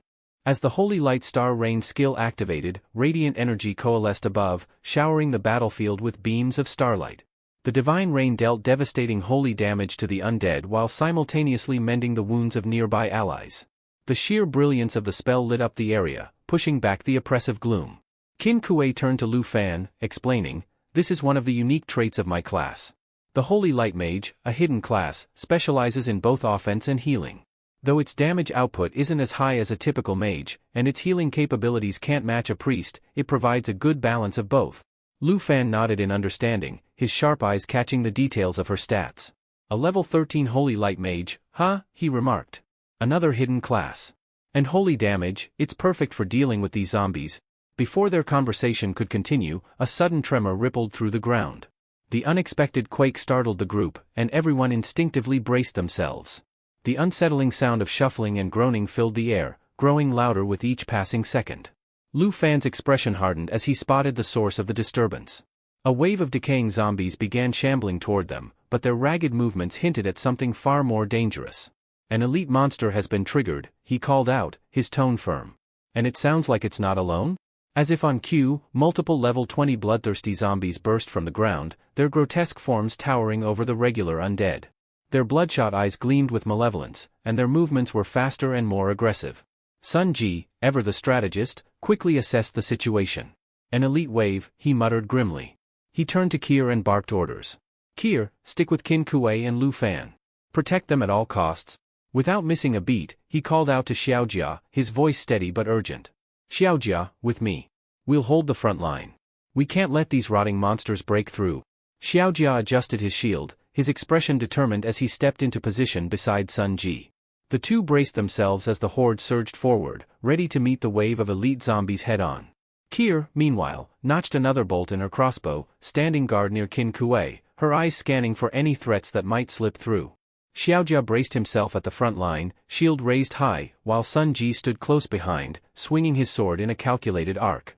With a powerful leap, Sun Ji activated his skill, Full Moon Slash, delivering a gleaming crescent strike that slammed into one of the bloodthirsty zombies, slicing deeply into its grotesque form. Xiaojia followed up with a fierce lunge, plunging his blade into another zombie's chest. His confidence wavered, however, when he tried to pull the sword free. It wouldn't budge. Panic flickered across his face as he noticed the zombie's rotting flesh writhing unnaturally, clinging tightly to the embedded weapon. "What the? Why won't it come out?" Xiaojia muttered, his voice filled with frustration and disbelief. The bloodthirsty zombies, undeterred, retaliated by activating their skill, Corpse Poison. The malicious ability caused any physical attack against them to infect the attacker, leading to a steady loss of health while the zombies themselves regenerated. Xiaojia's eyes widened in horror as his own health began to drain, even as he struggled to free his weapon. Lu Fan, watching from a distance, quickly recognized the zombie's sinister tactic. "It's corpse poison," he muttered under his breath. A priest's purify skill is needed to dispel it, but Qin Kuei's class doesn't have the ability. Xiaojia's panic deepened when the zombie's decaying flesh slithered up the blade and began grasping at his hand. He called out desperately, "Sun Ji! Help me!" Sun Ji, meanwhile, encountered the same grim fate. The zombie he struck had absorbed his sword into its putrid mass, refusing to relinquish it. Realizing the futility of the struggle, Sun Ji abandoned his weapon. "Xiaojia, let go of your sword now," he barked, his voice edged with urgency. He lunged forward, shoving Xiaojia away from the creature just as it reached for him. "Kier!" Sun Ji shouted, turning to the rogue. "Get up here and cover us." But before Kier could react, a calm voice interjected, "There's no need for that." The group turned to see Lu Fan stepping forward, his expression unreadable. Sun Ji frowned, surprised and skeptical. "What are you doing?" he demanded. "Leave this to me," Lu Fan replied confidently, his steps measured as he moved toward the hulking zombies. The bloodthirsty zombie nearest him suddenly let out a guttural roar, its grotesque body swelling as it prepared to charge. Its menacing presence seemed to grow larger with each thundering step. Sun Ji's instincts kicked in, and he lunged to grab Lu Fan, shouting, "Are you out of your mind? Get back before you're killed." But Lu Fan remained unfazed. He gently brushed off Sun Ji's hand and continued forward, his eyes fixed on the grotesque monster. His demeanor radiated a quiet yet unshakable resolve. "Let me show you what I can do," Lu Fan said, his voice steady as he prepared to confront the charging zombie head-on. Lu Fan's sword ignited with a blazing aura as he swung it in a precise arc, slicing deeply into the bloodthirsty zombie's grotesque form. The fiery energy seared through the creature, halting its advance. Sun Ji, Xiaojia, and Kier could only watch in astonishment as Lu Fan unleashed a relentless flurry of strikes. Each swing of his sword carved through the horde, creating dazzling arcs of fire that cut down the zombies with devastating efficiency. Qin Kuei stood still, her wide eyes fixed on Lu Fan. Awe reflected in her gaze as she observed his effortless movements and extraordinary power. Within moments, the battlefield was cleared. The charred remains of the zombies lay scattered across the ground. Lu Fan, breathing steadily, turned his attention to the others. He approached Sun Ji, who was still too stunned to speak, and extended the warrior's retrieved sword. "Here," Lu Fan said calmly, placing it back in Sun Ji's hands. "You can't afford to hesitate. Keep moving forward." Sun Ji stared at his weapon, then at Lu Fan, his mind racing. Finally, he managed to stammer, How strong are you?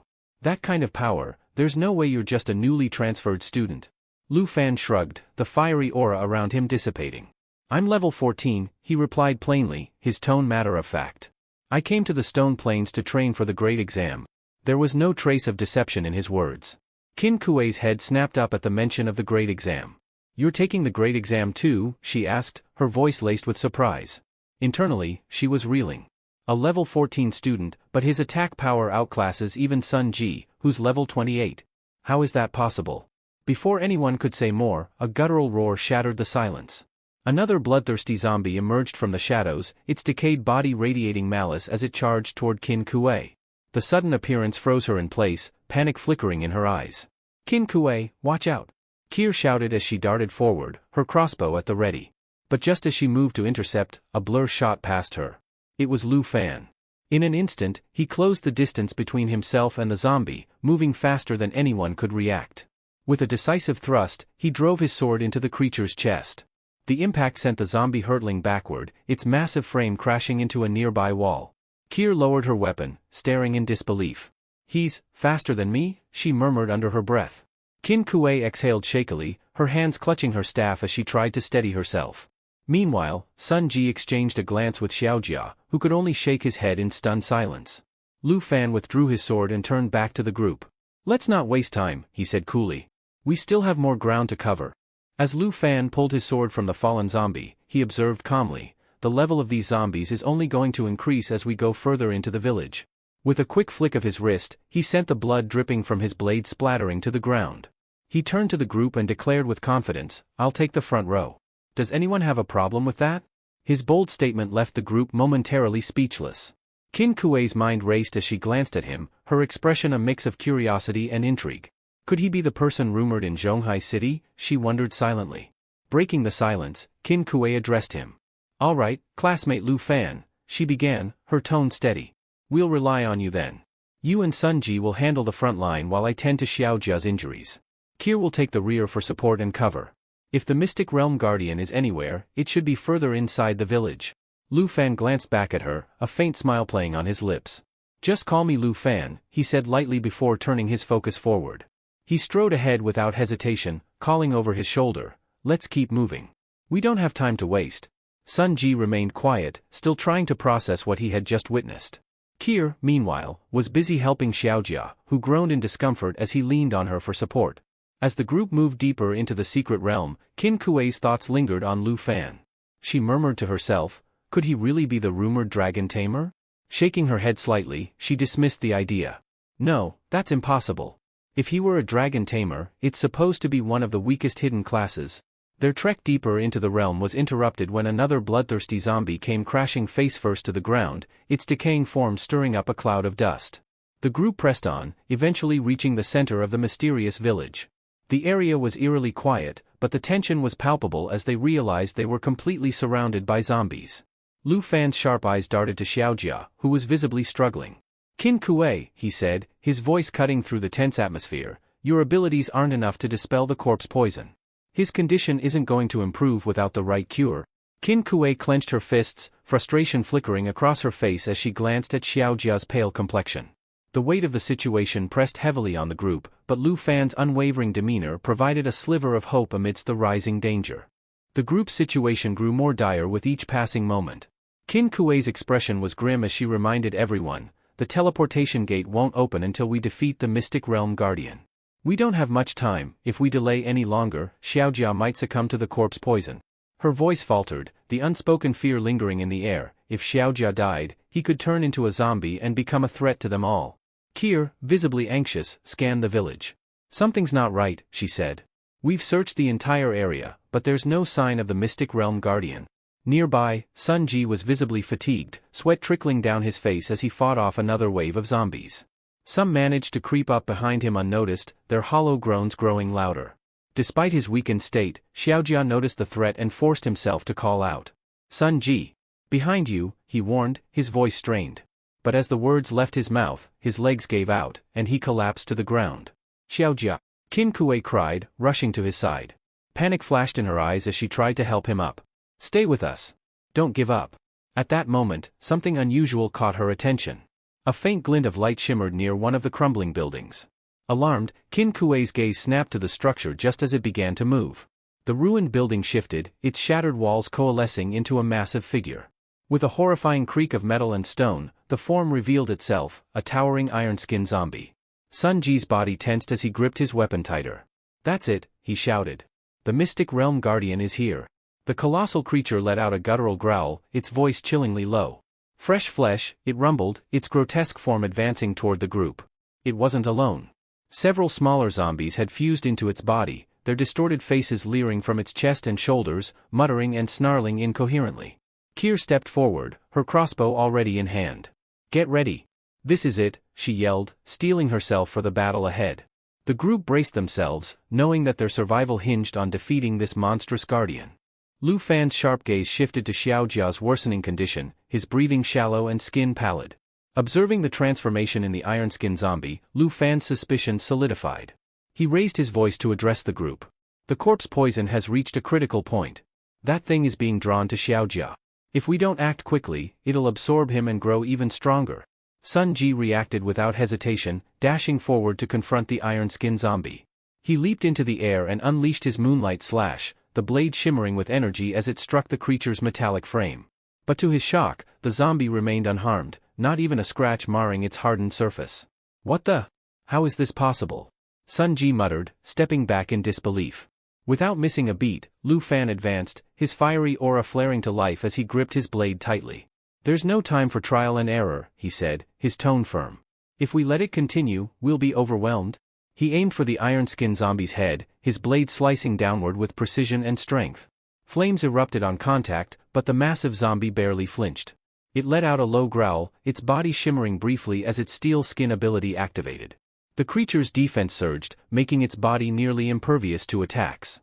This thing's defense has increased by at least 40%, Lu Fan muttered under his breath. He calculated quickly, his mind racing. We don't have time for small attacks. We need to take it down fast.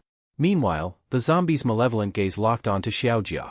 With a guttural snarl, it began lumbering toward him. Its body glowed faintly as it activated assimilation absorption, a chilling skill that allowed it to fuse with a target, increasing its own power and size. The ground trembled with its every step, the ominous pull of its ability drawing closer to Xiaojia. Not on my watch, Lu Fan growled, determination blazing in his eyes. He dashed toward the creature, releasing a surge of energy that rippled through the air. Turning to Qin Kuei, he called out, use your holy magic. I'll create an opening. Sun Ji, you protect Xiaojia at all costs, don't let anything get near him. As Lu Fan charged, he activated the special power of his weapon, the Ink Dragon Deer Antler Sword. A surge of energy coursed through him as he triggered dragon blood armorization. His arms began to transform, the skin hardening into scaled armor as his hands morphed into massive dragon claws, radiating raw power. The air around him sizzled with heat, and his movements became a blur as he closed the distance between himself and the iron-skinned zombie. The creature growled, its deep, guttural voice muttering, fresh flesh. It lunged at Xiaojia, but Lu Fan intercepted it, slamming his dragonized claw into the zombie's chest. The impact reverberated through the village, forcing the creature back momentarily. Qin Kuei, now's your chance. Lu Fan shouted, holding the creature at bay as his fiery aura intensified, ready to strike again. Qin Kuei nodded firmly at Lu Fan's command, raising her staff as a brilliant glow enveloped her. With unwavering focus, she began chanting her spell. Golden radiance illuminated the battlefield as she unleashed holy light star rain, cascading beams of light descending onto the iron-skinned zombie. Simultaneously, Lu Fan tightened his grip, the transformation of his arm into a dragon claw complete. The black dragon's essence surged through him, amplifying his strength and fueling his fiery strikes. With a determined roar, Lu Fan lunged at the iron-skinned zombie, his dragon claw slashing through its hardened exterior. Each blow struck with such force that cracks began to form in the zombie's impenetrable armor. The iron-skinned zombie howled in agony, its grotesque voice echoing as it began to stagger. Fresh flesh, it growled repeatedly, its voice growing fainter as Qin Kuei's holy light relentlessly sapped its vitality. Kair, observing the scene, gasped in shock as the zombie's massive body started to disintegrate, chunks of its metallic form crumbling to ash. Sun Ji, standing nearby, was rendered speechless. When Lu Fan turned to the group, he calmly remarked, this thing's strength relied on its fusion absorption ability. The larger it became, the more unstable its structure was. Its core, its true body, was buried within. Sun Ji muttered in awe, I've been around the Qin family long enough to meet countless powerful figures, but Lu Fan, you are on a completely different level. You have to be a hidden professional? As the zombie's outer shell continued to collapse, an eerie sight emerged, a smaller, grotesque figure hidden within the ruins of the larger body. Near what had once been its eye, a tiny, deformed zombie revealed itself, its mouth trembling as it whimpered, flesh, must have flesh. Its ghastly appearance sent shivers through the group. Qin Kuei pointed to the smaller form. That's it, the main body, she exclaimed. Before anyone could react, Lu Fan dashed forward in a blur. The tiny zombie shrieked in alarm as Lu Fan's dragon claw descended upon it. You're not escaping, he growled, his voice filled with authority. The claw released a blazing aura as it struck, engulfing the core zombie in searing flames. Burn, Lu Fan commanded, his tone cold and resolute. The tiny zombie screeched as the flames consumed it, writhing in agony. With a final, desperate roar, its form disintegrated entirely. As Lu Fan landed back on the ground, the remnants of the iron-skinned zombie's body erupted in a thunderous explosion, shaking the area. Dust and ash filled the air, and the battlefield grew quiet. Kair was the first to break the silence. Was that it? Did we really just defeat the Mystic Realm Guardian? She asked, her voice a mixture of disbelief and relief. Qin Kuei stared at Lu Fan, her staff trembling slightly in her hand. He really did it, she murmured, her expression one of awe as her gaze lingered on the smoldering remains of the once dreaded zombie. Qin Kuei's cautious gaze lingered on Lu Fan as she thought. I've never seen a skill with such overwhelming power, especially one that could bring down a level 20 boss so decisively, she said, her tone tinged with both awe and curiosity. Just who are you, Lu Fan? The remains of the fallen iron-skinned zombie shimmered and dissolved, leaving behind a gleaming treasure chest. The chest bore intricate carvings, signaling its rarity, and a faint aura of energy radiated from it. It was unmistakably the reward of defeating the Mystic Realm Guardian. Qin Kuei stepped forward and called out to Lu Fan. We'll follow the agreed-upon arrangement and distribute the items fairly, she said firmly, glancing at the others. Her expression softened as she added, before, we underestimated you and spoke without understanding your strength. I hope you can forgive us for our earlier rashness. Sun Ji, standing to the side, gave a sheepish laugh. Honestly, with your power, Lu Fan, you could have cleared this hidden realm all on your own. Right now, it feels like we're just along for the ride. Lu Fan waved off the praise with a modest smile. You give me too much credit, Sun Ji. As for the distribution, that's for Qin Kuei to decide, he replied. When Qin Kuei opened the chest, a golden light momentarily spilled out, drawing everyone's attention. Lu Fan's eyes narrowed as he studied the contents. His brows furrowed slightly, betraying his unease. The chest contained a strength potion, which temporarily boosted physical power upon consumption, an antidote potion capable of neutralizing corpse poison, and a pair of morning bracers, which glimmered faintly with enchantments but lacked the grandeur expected from such a dangerous realm. Kair, peering over Qin Kuei's shoulder, frowned. Is that it? Those are all the rewards from a level 20 mystic realm? She asked, her disappointment clear. Sun Ji scratched his head, his expression mirroring her sentiment. For all that effort, this feels underwhelming, he muttered. Qin Kuei, maintaining her composure, handed the antidote potion to Sun Ji.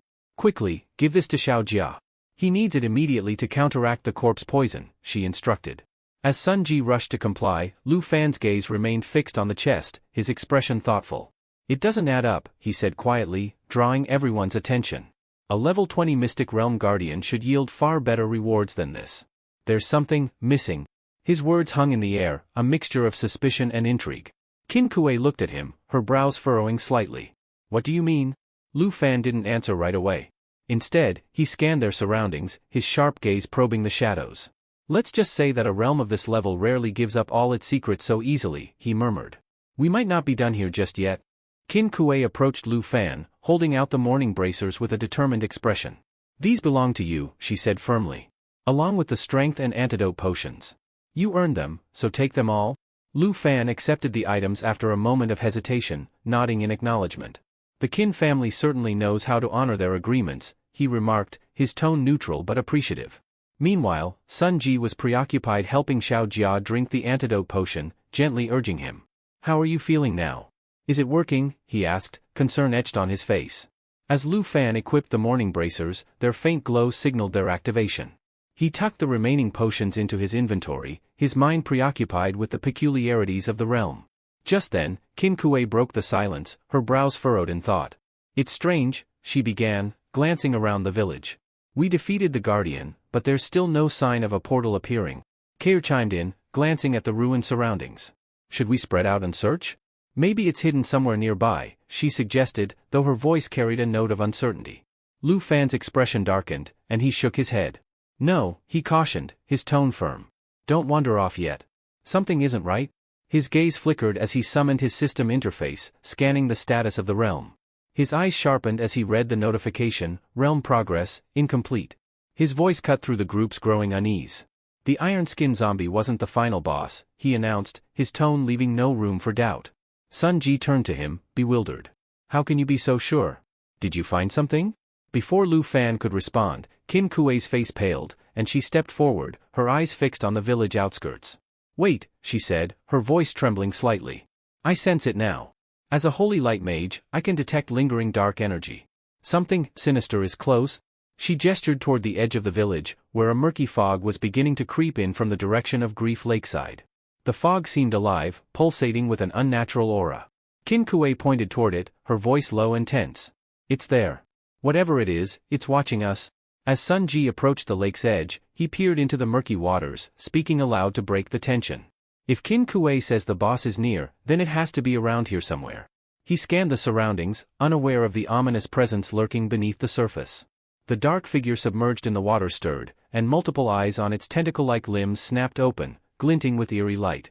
Lu Fan, attuned to the subtle shift in the atmosphere, suddenly tensed. "Get ready, it's coming," he called out, his voice sharp with urgency.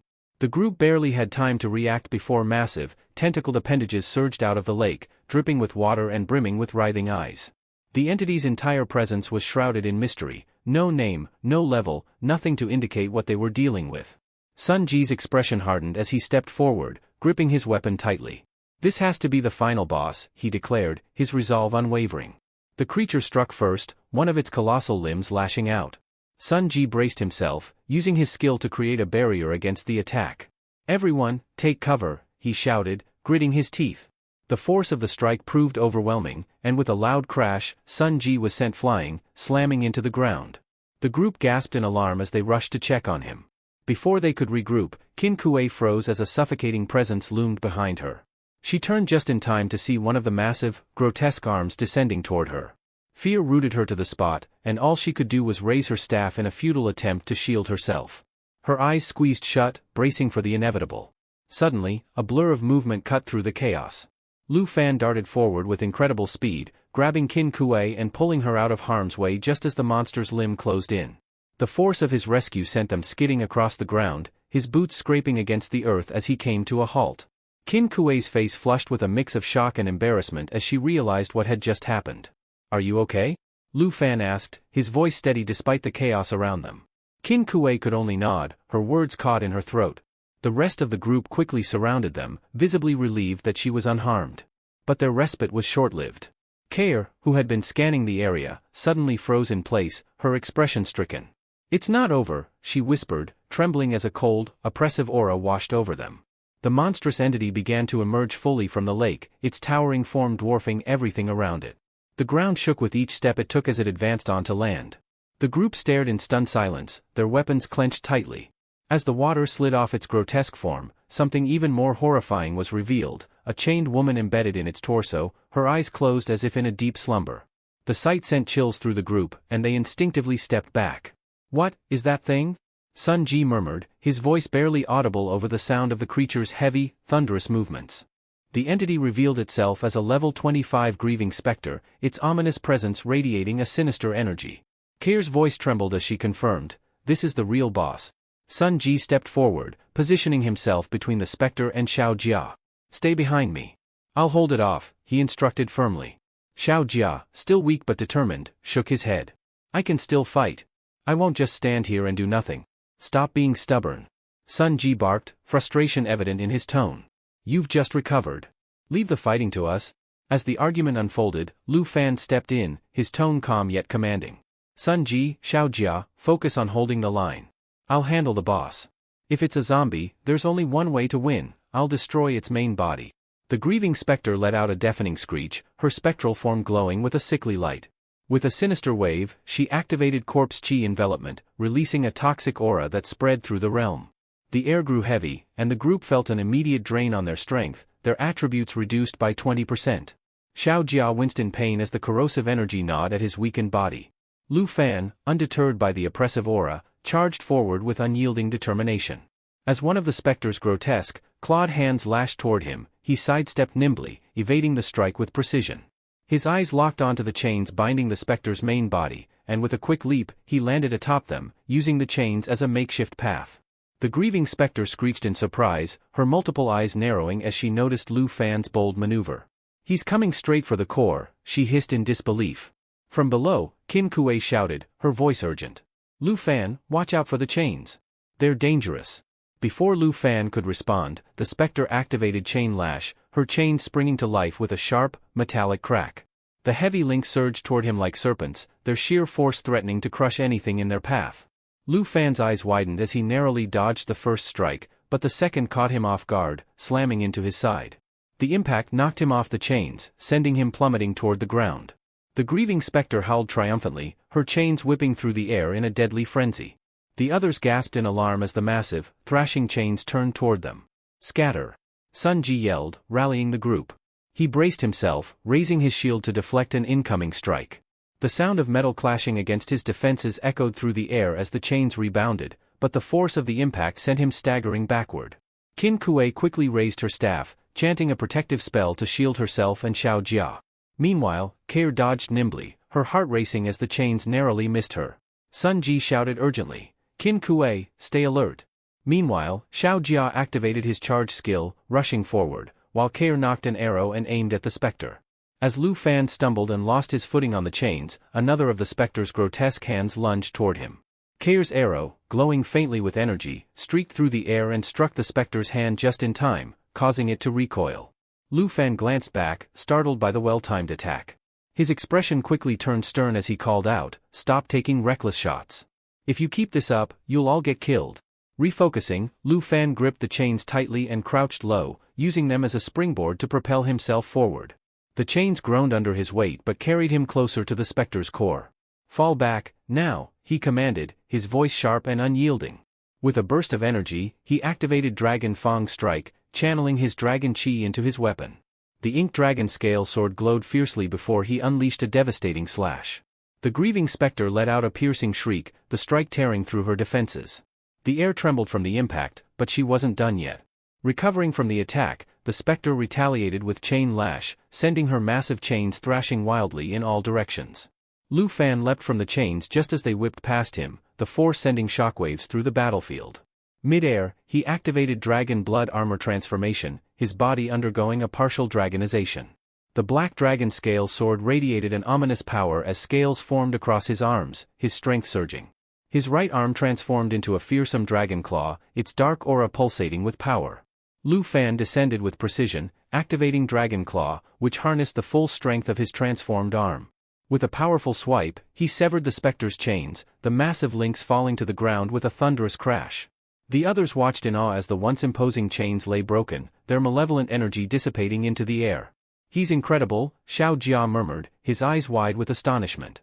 Qin Kuei gripped her staff tightly, her voice filled with both awe and concern. "Is this the true power of the dragon scale sword?" Lu Fan landed gracefully, his dragonized arm shimmering in the eerie light. Without missing a beat, he fixed his gaze on the specter's core. "This ends now," he declared, his aura blazing with renewed intensity. Sun Ji's voice rang out urgently. "We can't handle this, boss. We need to retreat for now." Qin Kuei nodded in agreement, her tone heavy with resignation. "Lu Fan, if you keep stalling, you're putting us all in greater danger. Let's fall back while we still can." Standing firm, Lu Fan turned to Sun Ji and gave a clear command. "Take everyone and head back to the village. The zombies have already been dealt with there, so it'll be safer. Leave this to me." Qin Kuei hesitated, worry etched across her face. "But what about you? You're going to face that thing alone." Lu Fan's eyes sharpened. "I'll cover your retreat. Don't argue, just move." Kair called out to Qin Kuei, urging her to act. "We don't have time to waste. Let's go." Qin Kuei reluctantly nodded, muttering bitterly, "We're completely useless. He's the only one who can fight this thing." As the group began their retreat, Lu Fan muttered under his breath, "Even without the attribute debuff, you wouldn't be able to help much. Better to let someone who can handle this stay behind." His gaze locked onto the grieving specter, whose anguished scream reverberated through the air. Without hesitation, Lu Fan raised his hand and activated a portal. "It's time," he said, his voice steady. "Xiao Yi, you can come out now." From the swirling vortex, Xiao Yi emerged in her magnificent dragon form, her scales shimmering like molten metal. With a deafening roar, she charged at the grieving specter, sinking her razor-sharp teeth into one of its grotesque hands. The specter screeched in pain, thrashing violently to shake her off. Meanwhile, Sun Ji, Qin Kuei, and the others had paused at a safe distance, drawn by the commotion behind them. "What's going on back there?" Xiao Jia asked, squinting through the fog of battle. Kair's jaw dropped in disbelief. "Wait. Is that a dragon? Did Lu Fan actually summon a dragon?" Their astonishment grew as they watched Xiao Yi launch a fierce assault. She unleashed her giant jaws assault skill, a high-speed charge followed by a savage bite that tore into the specter's flesh, leaving deep, bleeding wounds. Each strike radiated raw power, forcing the grieving specter onto the defensive. Qin Kuei's eyes widened as she whispered, "Lu Fan. Who are you really?" Xiao Yi roared again, her majestic form dominating the battlefield as she fought alongside Lu Fan, the tides of the battle beginning to shift. The grieving specter shrieked in agony as Xiao Yi's relentless assault tore through her defenses. With a mighty leap, Xiao Yi slashed through the chains that bound the specter, her claws gleaming with ferocious power. The specter wailed as she was forced backward, her massive form collapsing into the lake with a resounding splash that sent waves rippling across the surface. Foamy bubbles began to rise, breaking the lake's eerie stillness. Kair, watching from a distance, hesitated before asking, "Did Lu Fan actually defeat her?" Sun Ji shook his head in disbelief, his voice tinged with awe. That was terrifying. A boss this powerful, dismembered in just a few strikes. I've never seen anything like it. Xiao Jia, wide-eyed and pale, nodded slowly. I swear I saw it with my own eyes. That dragon, it wasn't just an illusion. It's real. Meanwhile, Qin Kuei's mind raced as she observed the scene. Her thoughts lingered on the rumors she'd heard from Shanghai City. Could this enigmatic man be the one they whispered about? The dragon tamer, Lu Fan? As silence began to settle over the battlefield, an ancient memory stirred within the grieving specter's tormented cries. 3 centuries ago, she had been a young woman in the quiet village near the lake. Protected by the church, she lived a peaceful life, far removed from the perils of the outside world. But that tranquility shattered when a devastating plague swept through the village, leaving death and despair in its wake. The village, overwhelmed by the sheer number of corpses, could no longer bury their dead. Bodies were piled by the lake, their lifeless eyes reflecting the anguish of the living. Consumed by desperation, the woman had sought to save her people, but her efforts bore no fruit. Her healing failed, and she turned to summoning spirits, giving the grieving villagers a chance to bid their final farewells. But instead of gratitude, she faced condemnation. The church, once her sanctuary, turned against her. The priests, claiming she was the harbinger of the plague, accused her of bringing ruin to their lives. "You must be chained," they demanded, binding her with heavy iron as they cursed her name.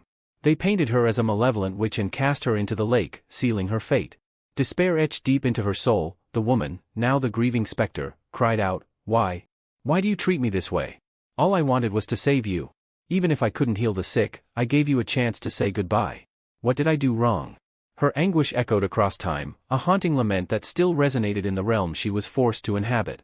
The villagers' betrayal, the crushing weight of their false accusations, and the chains of their hatred had forged the monstrous specter now lying dormant beneath the lake's surface. As the group caught their breath, several turned toward Lu Fan with curiosity. "How on earth can you summon a dragon?" one of them finally asked, disbelief clear in their tone. Before he could respond, another pointed out, "The portal's ready. We can leave the secret realm now." But Lu Fan's gaze remained fixed on the lake. "No," he said firmly.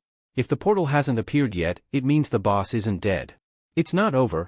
Before anyone could argue, the stillness of the lake was broken. Water erupted in all directions as the grieving specter rose once again, her voice trembling with anguish. Her haunting cry echoed, filled with despair and unanswered questions. "Why? Why must this happen?" she wailed as water swirled violently around her towering figure. The group instinctively readied their weapons, their tension palpable. The specter's mournful demands turned to seething curses as her body began to shift. With a piercing scream, she unleashed her wrath, transitioning into her second form, Morning Grudge, a level 25 nightmare difficulty boss. "Be careful," Kair shouted, gripping her bow tightly. "She's entering her second phase." The Morning Grudge let out a roar, absorbing the water surrounding her into a massive torrent. With a furious motion, she launched the swirling mass of water toward the hunters. "None of you will leave this place alive," she threatened, her voice carrying an edge of madness. Zhao Yi stepped forward, her draconic aura radiating strength. Activating her unique skill, Black Dragon Bloodline, her body shimmered with defensive energy. The system notified her allies, damage received reduced by 50%, all debuffs nullified, and self-recovery rate increased by 500%. With an ear-splitting roar, Zhao Yi intercepted the water attack, the force of the impact creating shockwaves that shook the ground. Elsewhere, Kair leaped aside to avoid another water projectile, but her relief was short-lived. The water coiled and surged toward her, ensnaring her in an unyielding prison. "Kair!" Qin Kuei screamed in alarm, rushing toward her friend. Kair grimaced, struggling against the water's grip. "It's no use," she shouted. "I can't break it. The system says this is body of resentment, immune to all physical damage." She clicked her tongue in frustration before her expression softened, guilt washing over her. "I'm sorry, Qin Kuei. It looks like this is the end for me." "Don't say that," Qin Kuei cried, her voice trembling. "If anyone's to blame, it's me. I was the one who insisted we explore this secret realm. I've put everyone in danger." Before the weight of despair could crush them, Lu Fan's voice cut through the chaos. "Are you all just going to give up now?" His words carried an unshakable resolve, drawing everyone's attention. They turned to him, momentarily stunned by his unwavering determination. If you can still stand, then fight, Lu Fan declared, gripping his weapon tightly as the battle raged on. We're not leaving this realm until we finish what we started. Qin Kuei stepped forward, frustration clear in her voice. I'm the only one here with magical attacks, but my level isn't high enough to deal significant damage, she exclaimed. Suanji clenched his fists as he scanned the battlefield, muttering grimly, the boss is completely immune to physical damage. We can't even defend ourselves effectively. Turning to Lu Fan, he asked urgently, do you still have magic attacks you can use? Before Lu Fan could answer, the Morning Grudge let out a piercing wail and activated her skill, Lamentation Impact. A dark aura radiated from her, spreading like a suffocating fog.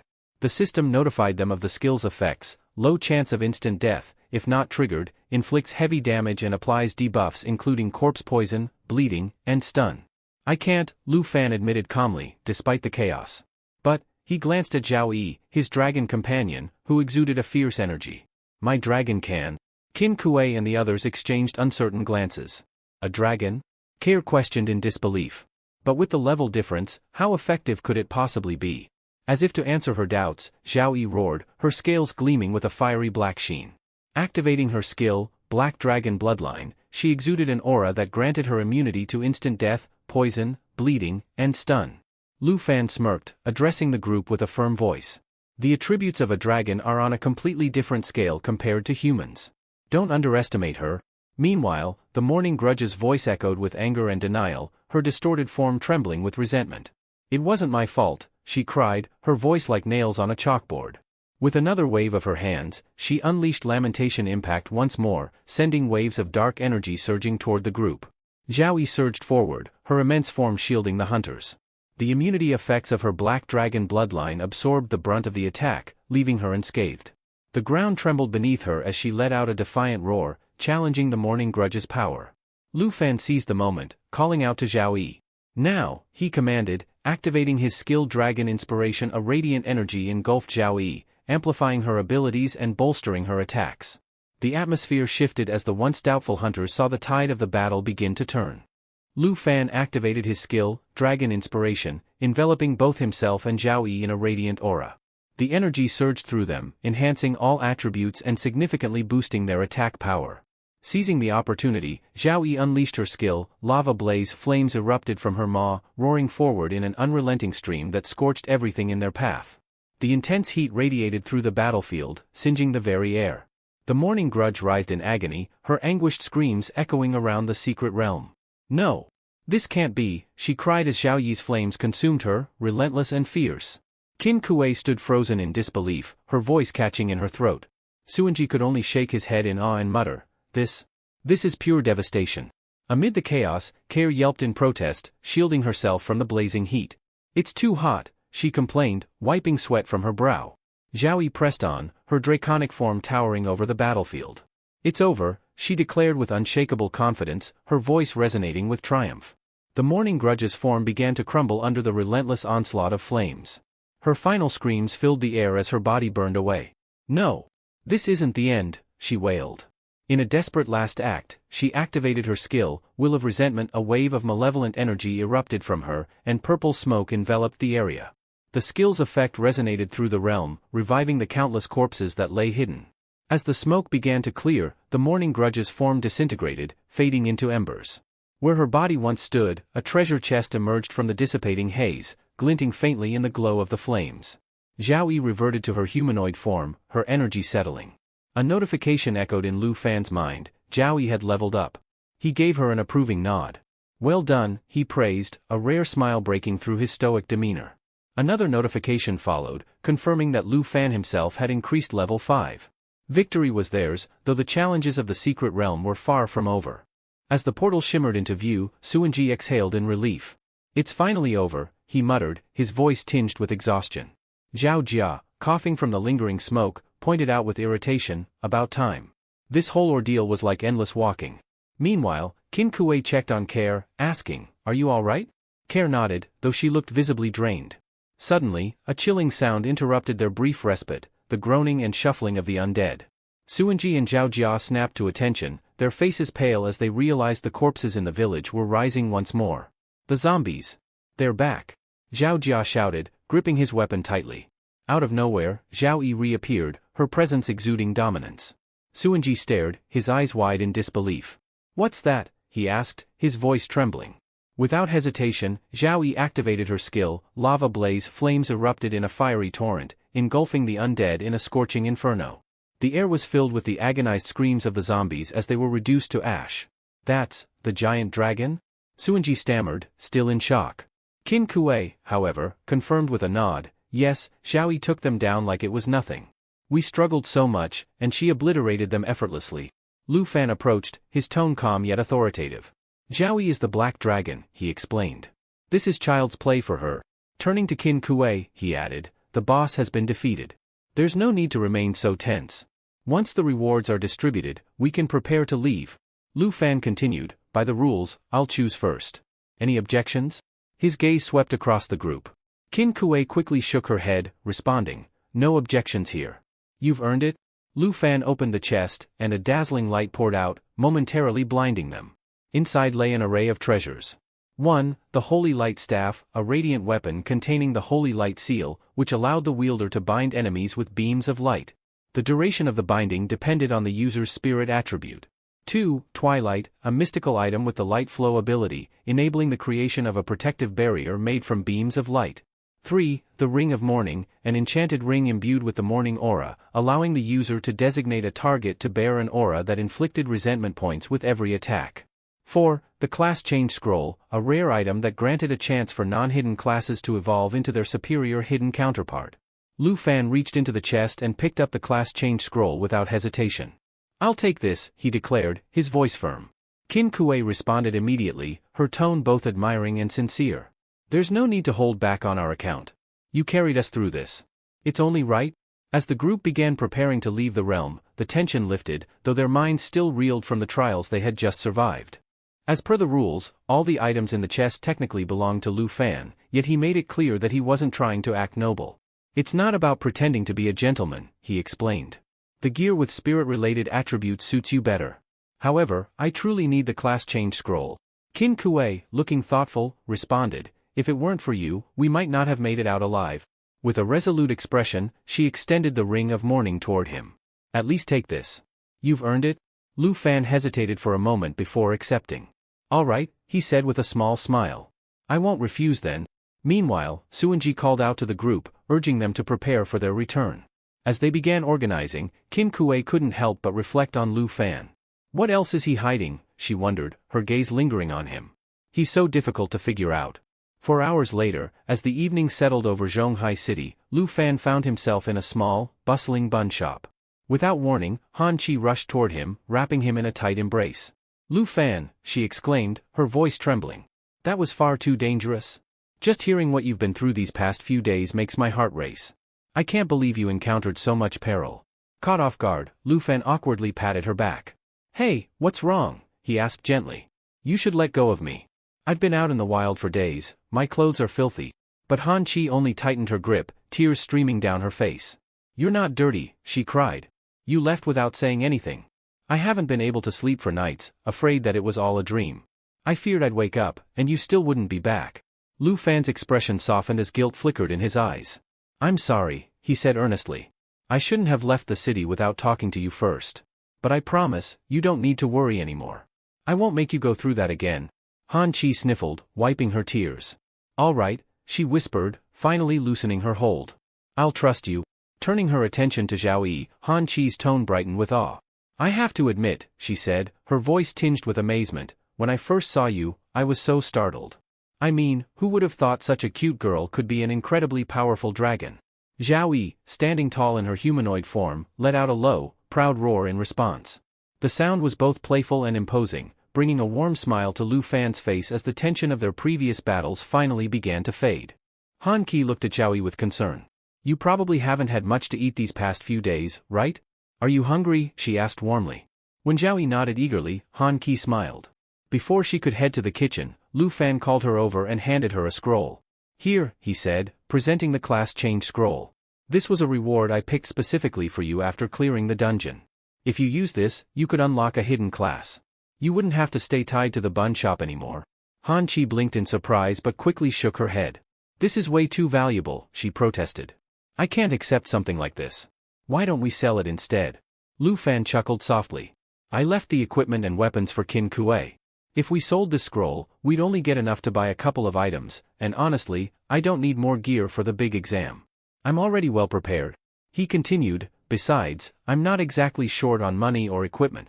To prove his point, he opened his account on the Dragon Garden Zhonghai Silver Bank, revealing an impressive balance.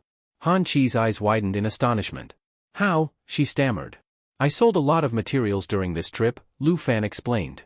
And don't forget, Qin Kuei promised a reward of 100,000 as well. Trust me, we won't have to worry about money anymore. Han Chi was visibly moved by his assurance, but she hesitated. Lu Fan placed a hand on her shoulder, his tone firm yet kind. Take the scroll. It's best if you use it right away. After a moment's pause, Han Chi nodded. All right, I'll trust you. She unfolded the scroll, and it emitted a radiant light that engulfed her. As the scroll disintegrated into glowing fragments, Han Chi stood still, her eyes closed as the system processed her class change. When the light faded, Lu Fan approached her with curiosity.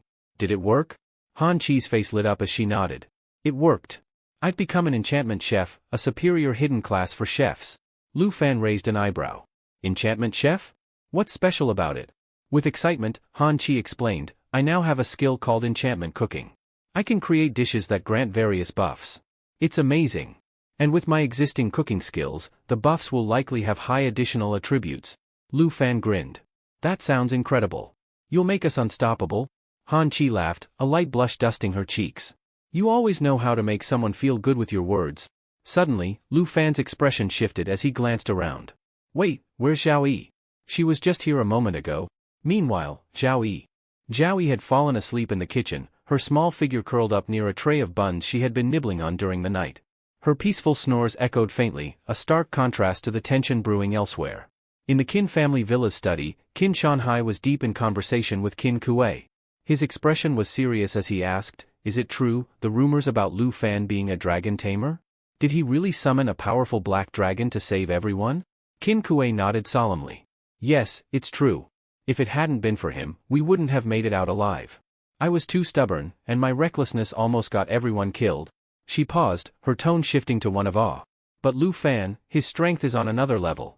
We both have hidden occupations, but the gap between us is as vast as the difference between a firefly and the moon. Qin Shanhai leaned back in his chair, a thoughtful look on his face. Did you tell anyone about the dragon? Qin Kuei shook her head firmly. No, I promised Lu Fan when we returned that I wouldn't speak of it outside the Qin family.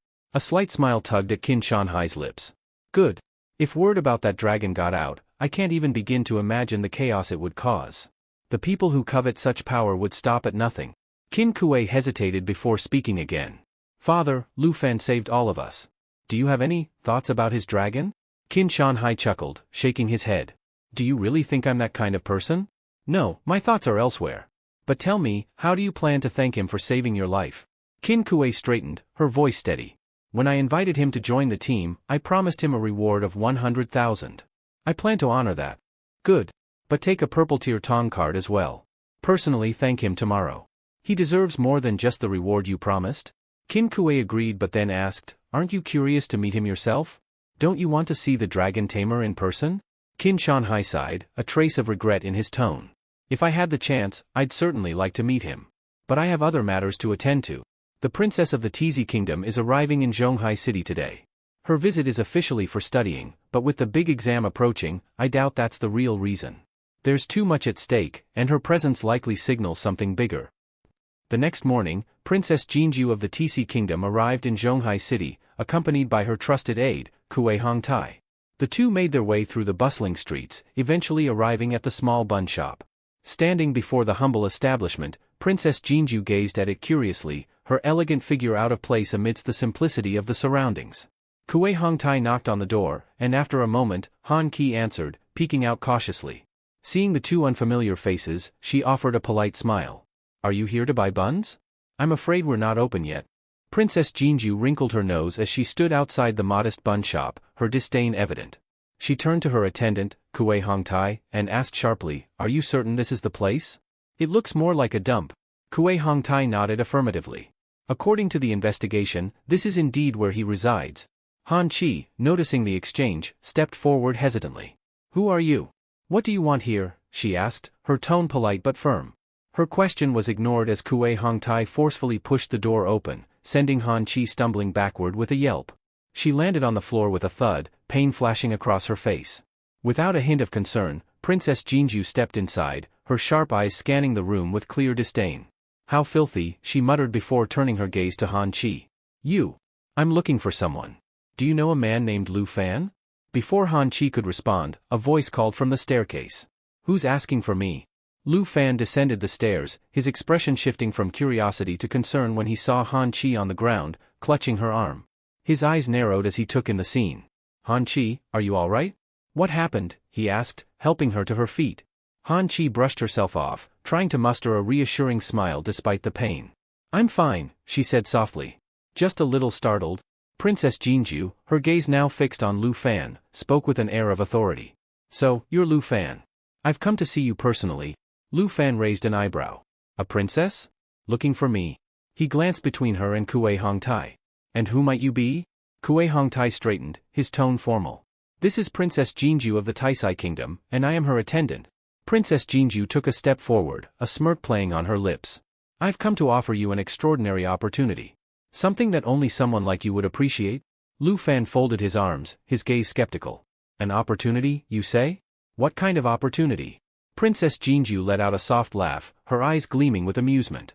"Being a dragon tamer must be exhausting, isn't it? But worry not. I've brought something that will change your life." With a dramatic flourish, she revealed a gleaming dragon egg, cradled delicately in her hands. Its surface shimmered with iridescent hues, radiating an aura of immense power. Lu Fan's eyes widened in surprise, but he remained silent as she continued. "This is a dragon egg, something so rare that it's said to be the only one of its kind in the world. I acquired it from the legendary armored dragon's lair, and now, I'm offering it to you." His gaze flickered between the egg and the princess. "And what's the catch?" he asked cautiously. Princess Jinju's smirk deepened as she stepped closer. "It's simple. The egg is yours, if you agree to my terms." Lu Fan's jaw tightened. "What are these terms?" Her tone turned cold, laced with authority. "You'll become my slave. From this moment forward, you will obey my every command without question. You'll be mine to command, and you must never defy me." Lu Fan's expression hardened. "A slave," he repeated, his voice sharp. Princess Jinju laughed lightly, clearly unbothered by his reaction. "Is that so hard to believe? You should be honored. For someone like you who's likely never seen such a powerful dragon egg before, I understand it might feel overwhelming." She held the egg out slightly, her voice dropping to a taunting whisper. "So, what do you say, Lu Fan? Are you too afraid to seize this chance?" Lu Fan examined the attributes of the armored dragon egg with a discerning eye. "So, it's a land dragon," he remarked, his tone neutral. "That's a rank even lower than a wyvern. Its endurance might be noteworthy, but aside from that, there's nothing special about it." Princess Jinju's expression twisted in disbelief. She snapped, momentarily losing her composed demeanor. Her irritation deepened as Lu Fan continued. "The attributes are decent, sure. But if you're offering this to impress me, you might want to reconsider your strategy." His blunt critique left Princess Jinju speechless. For a moment, her mind raced, wondering if Lu Fan truly understood the significance of a dragon egg. "Does he not grasp what this means for a dragon tamer?" she thought, frustration evident in her narrowed eyes. While the tension in the room grew, Han Chi, standing nearby, couldn't contain her dismay. "How can you act like this? Barging into someone's home and making these demands?" she exclaimed, her voice trembling with indignation. Lu Fan turned to her, his tone calm but firm. "Don't worry about them, Han Chi. I'll deal with this." Princess Jinju's eyes glinted with superiority as she turned her attention back to Lu Fan. "Let's not waste words. I'm right, aren't I? A dragon tamer without a dragon is nothing but a glorified title. However," she added with a sly smile, "if you accept my offer, you'll transcend mediocrity. You'll become the strongest dragon tamer in history, one that's never been recorded before. Doesn't the mere thought of that excite you?" Lu Fan tilted his head slightly, considering her words with a faint smirk. "Exciting? I'll admit, the idea sounds thrilling," he said, his tone laced with sarcasm. Princess Jinju's confidence surged, only for it to shatter with his next words. "But I'm not interested." Her jaw dropped, her voice faltering. "What?" she said, almost in a whisper. "Do you even understand what you're refusing? This is an opportunity to make history. You're declining a chance to be remembered forever, to become my servant and achieve greatness." Lu Fan's expression turned cold. "If you've come here to propose that nonsense, then I suggest you leave. I have no interest in your so-called opportunity, your dragon egg, or, least of all, being your servant. The idea is laughable. Kue Hongtai stepped forward, his face dark with anger. Watch your tongue, you insolent fool, he barked. The princess has personally graced you with a chance to rise above your pitiful station, and you dare to speak so disrespectfully? Do you even know who you're talking to?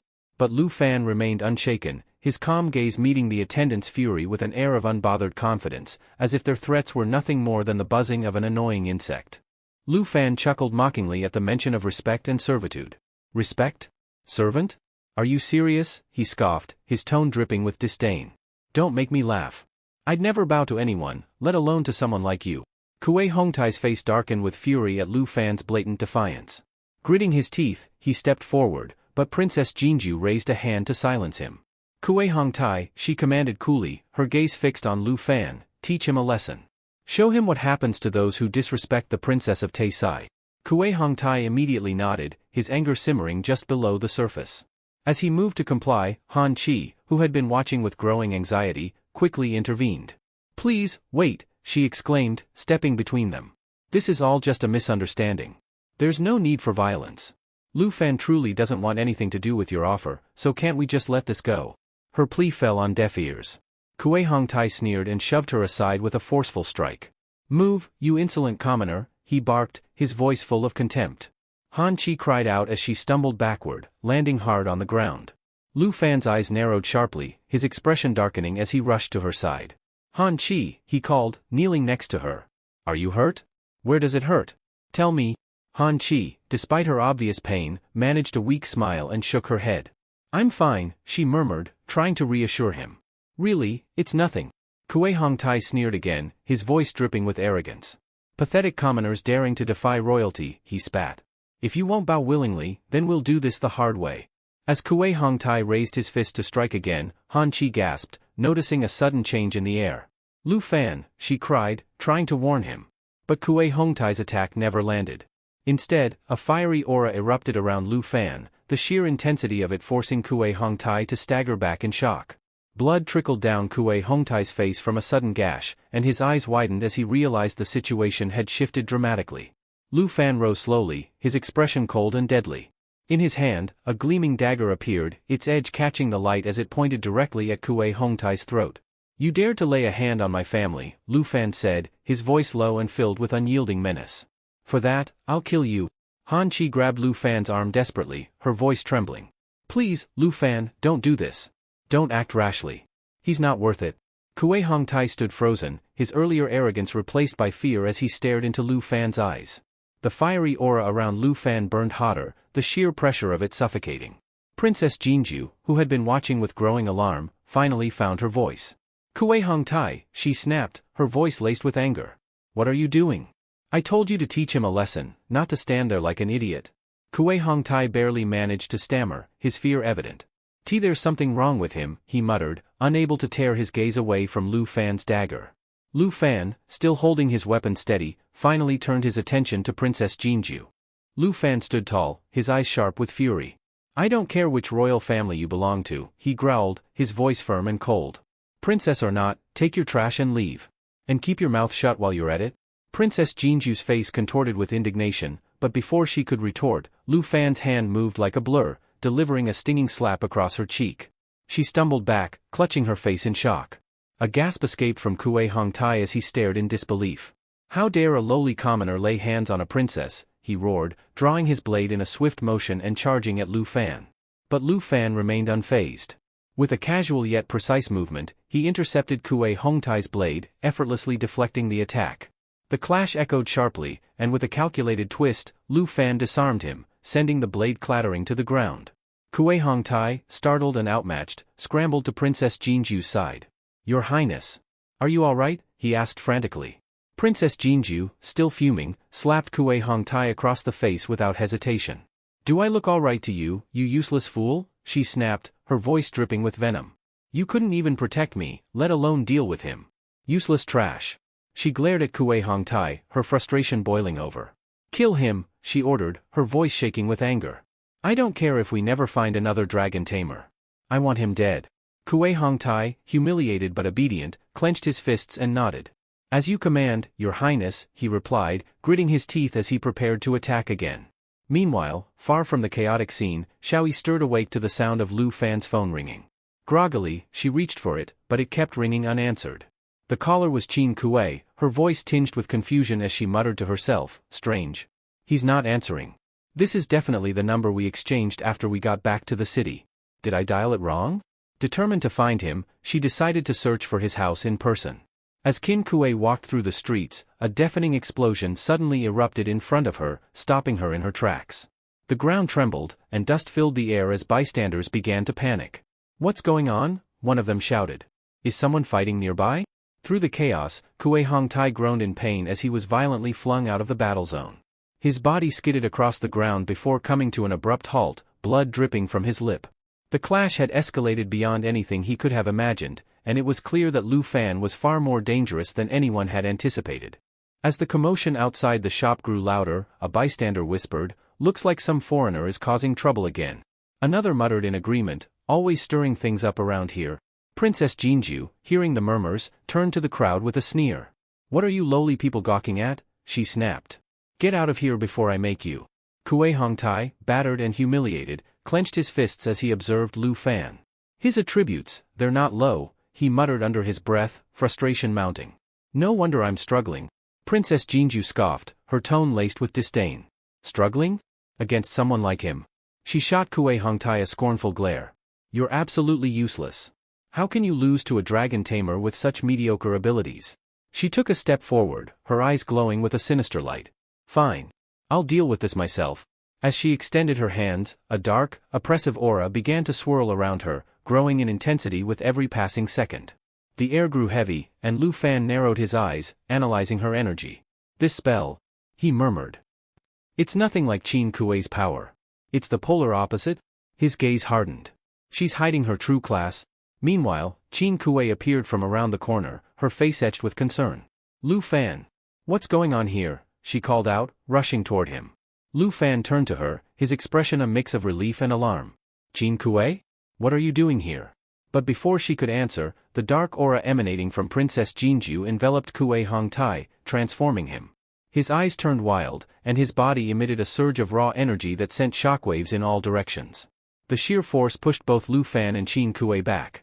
Kuei Hongtai's laughter rang out, now low and guttural, as he flexed his newly empowered body. "A monster?" Lu Fan muttered, his eyes narrowing. Princess Jinju smirked triumphantly. "Not so useless now, is he?" she quipped, her tone dripping with mockery. "Finish him off, Kuei Hongtai. Make him regret ever crossing me." Kuei Hongtai let out a maniacal laugh as he raised his weapon, now glowing with an unnatural energy. "You're going to die, Lu Fan," he roared, charging forward with an overwhelming speed and power. Lu Fan, keeping his composure, stepped back and assessed the situation. "This is bad," he thought. "His attack power has skyrocketed. I'll have to use Dragon's Inspiration combined with Dragon Claw to stand a chance." Just as Kuei Hongtai lunged forward, Qin Kuei called out, "Lu Fan. Let me help you." She stepped closer, but Lu Fan immediately raised a hand. "No," he said firmly. "Stay back and take care of Han Qi inside the shop. She needs you more right now." Kuei Hongtai's crazed laughter filled the air as he closed in. "No one's saving you now, Lu Fan," he bellowed. Princess Jinju folded her arms, her smirk widening. "Yes, that's it. End him and relieve my anger," she commanded. Kuei Hongtai grinned, his voice booming. "With Her Highness's augmentation, I'm invincible." But his overconfidence wavered when Xiaoyi suddenly stepped out of the shop. "Xiaoyi." Lu Fan's voice was sharp, filled with both surprise and worry. Kuei Hongtai froze momentarily, his eyes narrowing. A sinister smile crept across Xiaoyi's face. "Perfect," he muttered, his gaze shifting between Lu Fan and Xiaoyi. "This just got a whole lot more interesting." As chaos erupted, Princess Jinju's face turned pale, her body trembling as she stared at Xiaoyi. A chilling thought crossed her mind. Could it be that Xiaoyi is an actual dragon? Her confidence wavered, and fear took root. Lu Fan stepped forward, his tone cold and resolute. "Now, it's my turn," he declared, his voice cutting through the tension like a blade. Xiaoyi unleashed an earth-shaking roar, a sound so powerful it sent shivers down the spines of everyone present. Princess Jinju and Kuei Hongtai froze in terror, their bodies locked in place as panic consumed them. With terrifying speed, Xiaoyi lunged at Kuei Hongtai, slamming him into the ground with brutal force. The impact echoed through the area like thunder, creating a massive shockwave that sent Princess Jinju tumbling backward. She landed hard, gasping in pain, her mind racing. How? How could this creature overpower Kue Hongtai in a single strike? Kue Hongtai coughed violently, struggling to lift himself from the crater Xiaoyi had created. Help me, save me. He croaked weakly, his voice filled with desperation. Princess Jinju scrambled to her feet, her hands glowing as she began charging a skill. Hold on, you useless fool, she barked, her voice laced with frustration and fear. But before her skill could take effect, Zeoe roared again, the sheer power of its voice resonating with an ancient authority. A black aura surged forward, carrying the might of the Black Dragon bloodline. Princess Jinju's skill shattered mid-cast, leaving her powerless. Kue Hongtai screamed as Zeoe tightened its grip on him. Please, let me go, he begged, his voice cracking with terror. Without mercy, Zeoe flung Kue Hongtai across the battlefield. His body crashed to the ground with a sickening thud, leaving him groaning in agony. Forgive me, Princess Jinju. He muttered weakly, his spirit completely broken. Princess Jinju stood frozen, her mind spiraling as realization dawned upon her. This strength, it must belong to a true dragon. Her eyes darted toward Zeoe, a mix of fear and disbelief clouding her expression. The Jin family may possess dragon eggs, but this proves there are real dragons still out there. Breaking her trance, Lu Fan stepped closer, his voice calm yet taunting. Princess Jinju, he called, his words heavy with irony, weren't you going to kill me to vent your anger? What's stopping you now? Princess Jinju staggered back, her bravado completely gone. She raised a trembling hand. Stay back, she cried, her voice shaking. Don't come any closer. Her eyes darted between Lu Fan and Zeoe, and for the first time, the once proud princess realized she had no control over the situation. Princess Jinju's voice rose in fury, her regal demeanor masking her growing unease. Lu Fan, you dared to attack my attendant, humiliate me, and inflict such serious injuries. Do you realize the consequences of your actions? You've made yourself an enemy of the Taiki kingdom. Lu Fan chuckled coldly, his expression unfazed. Oh, trying to scare me now, are you? He retorted, his tone dripping with sarcasm. You sent your man to harm my family, princess. So tell me, what do you think I'm going to do about it? Princess Jinju's confidence wavered for a brief moment, but she held her ground. And what exactly do you want? She asked, narrowing her eyes. Lu Fan stepped forward, his voice steady and menacing. Don't start throwing around titles like Princess of the Taiki Kingdom as if that means anything here, he said. Behind him, Zeoe began gathering energy, her presence radiating an ominous power.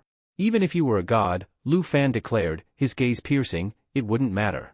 I'll pay you back for everything you've done, with interest? Before Princess Jinju could respond, a voice called out, breaking the tension. Lu Fan, stop. The shout belonged to Qin Shanhai, who approached urgently. Stay back. Qinka shouted, rushing to intercept him. It's too dangerous. Zeoe snarled, her energy crackling like a storm about to break, but Lu Fan raised a hand to her. Zeoe, enough, he commanded firmly. The dragon hesitated, her fiery aura flickering, but ultimately obeyed. Lu Fan's blade moved swiftly, slicing through Princess Jinju's staff with precision. She flinched as the weapon fell in two, her confidence shattered alongside it. Meanwhile, Zeoe's charged fireball dissipated as she snapped her jaws shut, allowing Qin Shanhai to approach unharmed. His griffin landed gracefully, and he dismounted with urgency, his eyes scanning the battlefield. Qin Shanhai fixed Lu Fan with a stern expression. This has gone far enough? Qin Shanhai glanced around, concern etched on his face. Lu Fan, there are many residents in the area. You should quickly take your dragon back before things escalate further. His voice carried both authority and a hint of awe as he added, true dragons really are in a league of their own. Even standing nearby, the sheer pressure is overwhelming. Before Lu Fan could respond, Qin Kue hurriedly called out, her voice urgent. Lu Fan, please, just listen to my father. Trust us on this, all right? She looked at him pleadingly. Zeoe let out a low, rumbling roar, but Lu Fan raised his hand firmly, commanding her to stop. The dragon reluctantly obeyed, her imposing aura settling. Qin Kue stepped closer and gently suggested, come with me, Lu Fan. Let's not make things worse. Meanwhile, Qin Shanhai approached Princess Jinju, his brow furrowing with concern. Are you all right, princess? He asked, scanning her for injuries. I just got back from picking you up at the airport. I didn't expect to find you in a situation like this. Qin Shanhai continued, the Qin family's driver will be here soon to take you to the hospital. You should rest and get treated. His tone was polite but firm, leaving no room for argument. Han Qi, standing nearby, noticed the interaction. She turned to Qin Kue, whispering, It seems like your father knows Princess Jinju. Maybe, there's a way to resolve all of this peacefully. Qin Kuei nodded thoughtfully and made a quick call, hoping to de-escalate the situation. Lu Fan, however, folded his arms, his expression dark. I doubt Princess Jinju will let this go so easily, he remarked, his voice edged with skepticism. Qin Shanhai, overhearing Lu Fan's comment, chuckled lightly. I understand what you mean, he said, his tone teasing. You certainly have a talent for stirring up trouble. This is quite the mess you've gotten us all into. Lu Fan sighed and dipped his head slightly. I didn't mean to cause any trouble. Sorry for dragging you into this. Qin Shanhai waved off the apology. Don't be. Given the circumstances, none of this can be pinned entirely on you. Let's just focus on resolving it before it spirals further. Han Qi turned to Qin Shanhai, her tone filled with concern. How are you planning to handle the situation with Lu Fan? She asked. Qin Shanhai sighed, his expression thoughtful. Princess Jinju and Kui Hongtai have already been sent to the hospital. Of course, we'll need to provide the Jin family with a proper explanation, he replied. The Jin family isn't just involved in business, they hold significant sway within the upper circles of the Taiki kingdom. This situation could escalate if not handled carefully. Han Qi frowned. Considering their background, and the fact that Lu Fan actually retaliated against them, I'm worried. He could face serious consequences. Lu Fan, standing nearby, crossed his arms defiantly. Even if Princess Jinju holds great power, I refuse to bow down or compromise my dignity for something like a dragon egg, he declared firmly. Qin Shanhai couldn't suppress a chuckle. Integrity, huh? I have to admit, you've impressed me. That kind of resolve is rare. He smiled and continued, don't worry too much. I have a way to ensure your safety, but... He hesitated for a moment, then added, I can't do it alone. There's a condition. Lu Fan narrowed his eyes. What's the condition? Qin Shanhai leaned closer. If you can achieve the title of South Province champion in the upcoming grand exam, I'll do everything in my power to delay Princess Jinju's actions until the exam is over. Han Qi's eyes widened. The grand exam? That's no small feat, she interjected. The competition is fierce, with countless top-tier students across the entire S province. Qin Shanhai nodded. Exactly. Only if you manage to surpass all of them and claim the championship will I be able to leverage the situation in your favor. Lu Fan considered the challenge for a moment, then nodded resolutely. I understand. I'll accept your condition. Meanwhile, at the hospital, Princess Jinju left her room, fuming. She grabbed her phone and demanded, have you caught that Lu Fan yet? The voice on the other end of the call hesitated. Not yet, Princess, they replied carefully. Princess Jinju scowled. This is ridiculous. Qin Shanhai is clearly siding with him, she snapped. The person on the line tried to calm her. Princess, please, take it easy. We'll escalate this to the high-level officials in Longdo immediately and ensure the matter is resolved properly. Princess Jinju sighed, her anger simmering down slightly. Fine, she conceded. That's a better plan. Make it happen. Princess Jinju's tone was cold and resolute as she gave her final order. Put pressure on Lu Fan. Make him regret crossing me, she commanded, her words carrying an unspoken threat. Her expression hardened as she added venomously, I will kill him myself if I have to. The next day, the bustling playground of the 3rd middle school was abuzz with excitement and tension. Students gathered in groups, discussing their levels and skills with enthusiasm. One student turned to another with a grin. You're already level 11? That's incredible, they exclaimed, impressed. Another chimed in proudly, I've mastered all mage skills. Want to team up later? Their conversation was cut short when someone shouted, drawing everyone's attention. Hey, look over there. Isn't that Lu Fan? A wave of murmurs rippled through the crowd. One student laughed mockingly, I thought he'd gone back home to sell buns. Another joined in, snickering, isn't he the so-called top student? Now he's just trash. No school wants him, so why's he even bothering with the exam? Lu Fan ignored the familiar jeers, his expression calm. He felt no need to address the idle gossip, it was nothing but noise to him now. The chatter died down as Old Bai, a senior official, raised his voice. Quiet, everyone, he commanded. I hereby announce that the South Province Grand Exam is about to commence. Lu Fan stood silently, his mind focused elsewhere. After upgrading himself to level 15, he had accumulated several treasure maps over the past few days. However, they were all intermediate level maps, and he hadn't had the chance to use them yet. He contemplated combining 3 maps into a high-level one, believing it could give him a significant advantage in the exam. His thoughts were interrupted when Mr. Lai, his former mentor, approached him. Lu Fan, are you participating in the grand exam? He asked with a smile. Yes, Lu Fan replied firmly. I have to participate. Mr. Lai nodded approvingly. Good. I've heard you've been working on your strength recently. That's exactly what you need to succeed. He handed Lu Fan a small glowing stone. Here, take this teleportation stone. It might save your life. Lu Fan accepted the stone with a slight bow. Mr. Lai's tone grew serious. The teachers believe in your determination, Lu Fan. Your fighting spirit is strong, and you're no less capable than other professionals. But remember, this is more than just an exam. The trials are dangerous, and one misstep could result in serious injury, or worse. He paused before continuing. Try to team up with your classmates for the trial. If things get too difficult, don't hesitate to use the teleportation stone to exit. Don't push yourself unnecessarily. Lu Fan nodded. Understood, he said, though he had no intention of relying on anyone else. He wasn't just aiming to pass, he wanted to claim the top spot. As Mr. Lai walked away, Lu Fan reflected on the scoring system. The team's performance would divide points among its members, but he had no interest in sharing the glory. His goal was singular, to emerge as the champion. Just then, Qin Kuei's voice called out to him from behind. Lu Fan, she said cheerfully, breaking his train of thought. He turned to see her approaching, a mixture of determination and curiosity flickering in her eyes. Lu Fan raised an eyebrow as he noticed Qin Kuei approaching with another student. What a coincidence, he remarked with a faint smile. Turning to Qin Kuei, he asked, Is this your teammate? Yes, Qin Kuei responded enthusiastically. She gestured toward the girl beside her. This is my best friend, Tao Xiaoman. She's a level 11 swordsman and incredibly strong. Tao Xiaoman greeted Lu Fan with a polite nod. Qin Kuei looked at Lu Fan with hopeful eyes. Would you like to join us for the trial? I think we'd make a great team. Lu Fan shook his head with an apologetic smile. I appreciate the offer, but I plan to participate on my own. This is something I promised to handle by myself. His voice was firm but kind.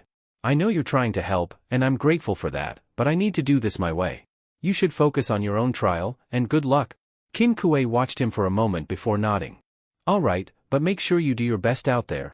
As Lu Fan walked away, Tao Xiaoman turned to Qin Kuei with a puzzled expression. Why would you invite someone from the weakest profession to team up? She asked incredulously. Qin Kuei's tone was resolute. You're wrong about Lu Fan. He's much stronger than you think. I'm confident that this year's top scorer in the South Province will be him. Tao Xiaoman blinked in disbelief. What are you talking about? Don't tell me you've fallen for that dragon tamer. Qin Kuei's face flushed red. Of course not. Stop letting your imagination run wild, she retorted, her voice defensive. Tao Xiaoman smirked mischievously. Oh, really? Then why was your face all red earlier? Meanwhile, Lu Fan stepped through the shimmering portal leading to the exam site. The world shifted around him as he arrived at the designated location, the southern province of the Dragon Nation, Zhanghai City, inside the Grand Exam Trial Secret Realm. As students gathered in anticipation, Old Bai, the trial coordinator, addressed the crowd. Attention, everyone, he called out. The chatter died down as all eyes turned to him. This is where the trial begins, Old Bai declared. The portals you see in the sky are divided into 4 difficulty levels: normal, hard, fear, and nightmare. When the portals open, selected candidates can enter the heavenly tower using their teleportation stones. He paused, letting the information sink in, before continuing. For those entering the normal level, which has a score multiplier of 0.9, all challenges will be projections, meaning no fatal injuries will occur. However, he emphasized, from the hard level onward, the monsters are real, and the danger is very much alive. The students murmured amongst themselves, some excited, others nervous. Lu Fan, however, remained calm, his gaze fixed on the portals. This was his chance to prove himself, and he had no intention of holding back. Old Bai continued his explanation, gesturing toward the shimmering portals. If you use a teleportation stone to exit during the trial, your score will be retained, he said. The hard difficulty level has a score multiplier of 1. Most students opt for this as the default because attempting higher difficulties is considered almost suicidal. Only those with hidden professions dare to try. Murmurs rippled through the crowd as Old Bai's words settled in. The fear level, he went on, has a score multiplier of 3. However, the monsters you face there are significantly more ferocious. Solo challenges at that level are highly discouraged. Don't assume teammates can easily share scores because survival is far more important. Just then, a loud laugh rang out, cutting through the tension. The source was Hong Wu, a towering figure exuding confidence. He was a level 14 Kaigong master, a rare and powerful hidden combat profession. Are you watching, Principal? Hong Wu shouted, a cocky grin on his face. Mark my words, the highest score this year will belong to me. The The students turned to stare at Hong Wu, whispering amongst themselves. Tao Xiaoman leaned closer to Qin Kuei. "That's Hong Wu," she said in a hushed tone. "He's the #1 expert at first middle school and ranks among the top 5 in the entire province." Qin Kuei nodded thoughtfully. "A Kai Gong master," she mused. "They're incredibly versatile, equally adept at offense and defense. And he's choosing to challenge the trial solo?" As Hong Wu confidently strode toward the fear portal, students around him exchanged nervous glances. "We're doomed," one of them muttered. "With Hong Wu here, we can forget about the top rankings. He's unbeatable. Maybe we should have aimed for an easier difficulty." Meanwhile, in the Grand Exam Trial Principal's office, the principal of First Middle School chuckled as he observed the proceedings through a magical screen. "Hong Wu," he said with pride, "is our school's strongest student. There's no doubt he'll claim the top score this year. Victory is all but guaranteed." He glanced at another figure on the screen. "Qin Kuei is also performing exceptionally well. I expect she'll rank in the top 3. Between the two of them, First Middle School's dominance is assured." The room buzzed with the principal's confidence, while on the field, Hong Wu's declaration set the stage for fierce competition. All eyes now turned toward the portals, where the students prepared for their trials, the weight of expectations hanging heavy in the air. At the #3 high school principal's office, the principal let out a deep sigh as he watched the ongoing trials. "What a shame about Lu Fan," he muttered, lost in thought. "If only he had awakened a different hidden profession, perhaps our school could have stood a chance against #1 middle school's dominance." Qin Shanhai, standing nearby, interrupted his musings. "Don't be so quick to dismiss our chances," he said with a confident smile. "I have someone in mind for first place, and I'm quite optimistic about him." The remark piqued the interest of the gathered principals. "Oh? And who might that be?" one of them asked curiously. Qin Shanhai's smile widened. "Lu Fan," he announced, his voice carrying a hint of pride. "The dragon tamer from our school?" A murmur spread through the room. Old Bai, overhearing the name, looked startled. Meanwhile, the #1 middle school principal chuckled dismissively. "Lu Fan, you say? That's a bold claim. But look at the scoreboard, Hong Wu has already reached the 4th floor and is securely in first place. Is Lu Fan even competing? He hasn't entered the heavenly tower yet." He laughed again, shaking his head. "Come now, Qin Shanhai, surely you jest. What can we expect from a mere dragon tamer? Nothing worth noting." Just then, Old Bai turned his attention back to the portals. "Lu Fan isn't backing out," he said firmly. "He's still waiting at the difficulty selection gates." The room fell silent as the principals exchanged surprised glances. "Don't tell me, he's going for the nightmare trial?" one of them asked incredulously. The nightmare trial was infamous, its score multiplier an astronomical 9.9, but it was a one-way challenge, a path from which few, if any, returned. "That's insanity," another principal exclaimed. "Does he not realize the danger? No dragon tamer could possibly survive such a trial." Old Bai stepped forward urgently. "Someone must stop him," he said. "The nightmare trial is no joke. The last person who attempted it was 8 years ago, and he didn't make it back. He was torn apart by the beasts within. A horrifying end." Without hesitation, Old Bai called out to Lu Fan, his voice filled with concern. "Lu Fan, stop this madness. Do you know what you're walking into? No one has ever returned unscathed from the nightmare trial." Before Old Bai could finish, Lu Fan moved decisively. Without a word, he stepped into the swirling portal in the sky, his figure vanishing into the unknown. The room was gripped by silence as Old Bai's words hung heavy in the air. "This boy," Old Bai whispered, shaking his head. "What drives him to such recklessness? If he succeeds, he will rewrite history. But if he fails?" The thought remained unspoken, but everyone knew the stakes. The principal of #1 middle school erupted in disbelief. "This is utterly ridiculous," he exclaimed, slamming his hand on the desk. "Does #3 high school not understand the rules of the grand exam? That dragon tamer is walking straight to his doom." He turned to Qin Shanhai with a smirk. "Your judgment must be seriously flawed if you think Lu Fan can be compared to Hong Wu. They're leagues apart." The other principals nodded in agreement, dismissing Qin Shanhai's confidence. "Let's focus on the real talent here," one of them chimed in. "Hong Wu is clearly the standout contender." But Qin Shanhai refused to back down. "It's too early to jump to conclusions," he countered calmly. "Why don't we wait and see how things unfold before making any hasty assumptions?" Old Bai, however, couldn't help but voice his concern. "Why are you so confident in Lu Fan?" he asked Qin Shanhai. "What exactly are you expecting from him?" As the debate raged on in the principal's office, Lu Fan had already arrived at the 1st floor of the nightmare trial. He moved swiftly, his claws slicing through the dense vines that obstructed his path. Surveying his surroundings, he calculated that the Nightmare Tower's first floor likely contained at least 10 monsters. Suddenly, the growls of black-maned wolves filled the air. The level 10 beasts emerged from the shadows, their dark manes bristling as they locked eyes with Lu Fan. One of the wolves let out a deafening roar before charging at him. Lu Fan remained unfazed, his lips curling into a confident smile. Finally, some action, he murmured. As the wolves closed in, he unleashed his skill, Dragon Fang Strike. The powerful attack tore through the pack in an instant, leaving the black-maned wolves defeated. A system notification appeared before Lu Fan. System notification, Nightmare Trial, Sky Tower first floor complete. Score, 990. Back at the principal's office, the atmosphere had shifted dramatically. The number 1 middle school principal's earlier smugness was replaced by wide-eyed astonishment. A one-hit kill, he stammered, struggling to process what he'd just witnessed. What's going on with this Lu Fan? That's absurdly strong. Another principal chimed in, their tone now tinged with awe. His stats, they're clearly far beyond those of his peers. This is no ordinary student. Old Bai, deep in thought, wondered aloud, could it be? Has Lu Fan found the legendary dragon? Meanwhile, on the leaderboard, Lu Fan's score propelled him to second place, just behind Hong Wu, who was still holding the top spot. Qin Chi and Tao Xiaoman, working together, secured third place. The rapid climb of Lu Fan's ranking left the onlookers stunned. As the principals processed the unfolding events, a man named Kai Xing approached the Grand Exam Trial's principal's office, seeking answers of his own.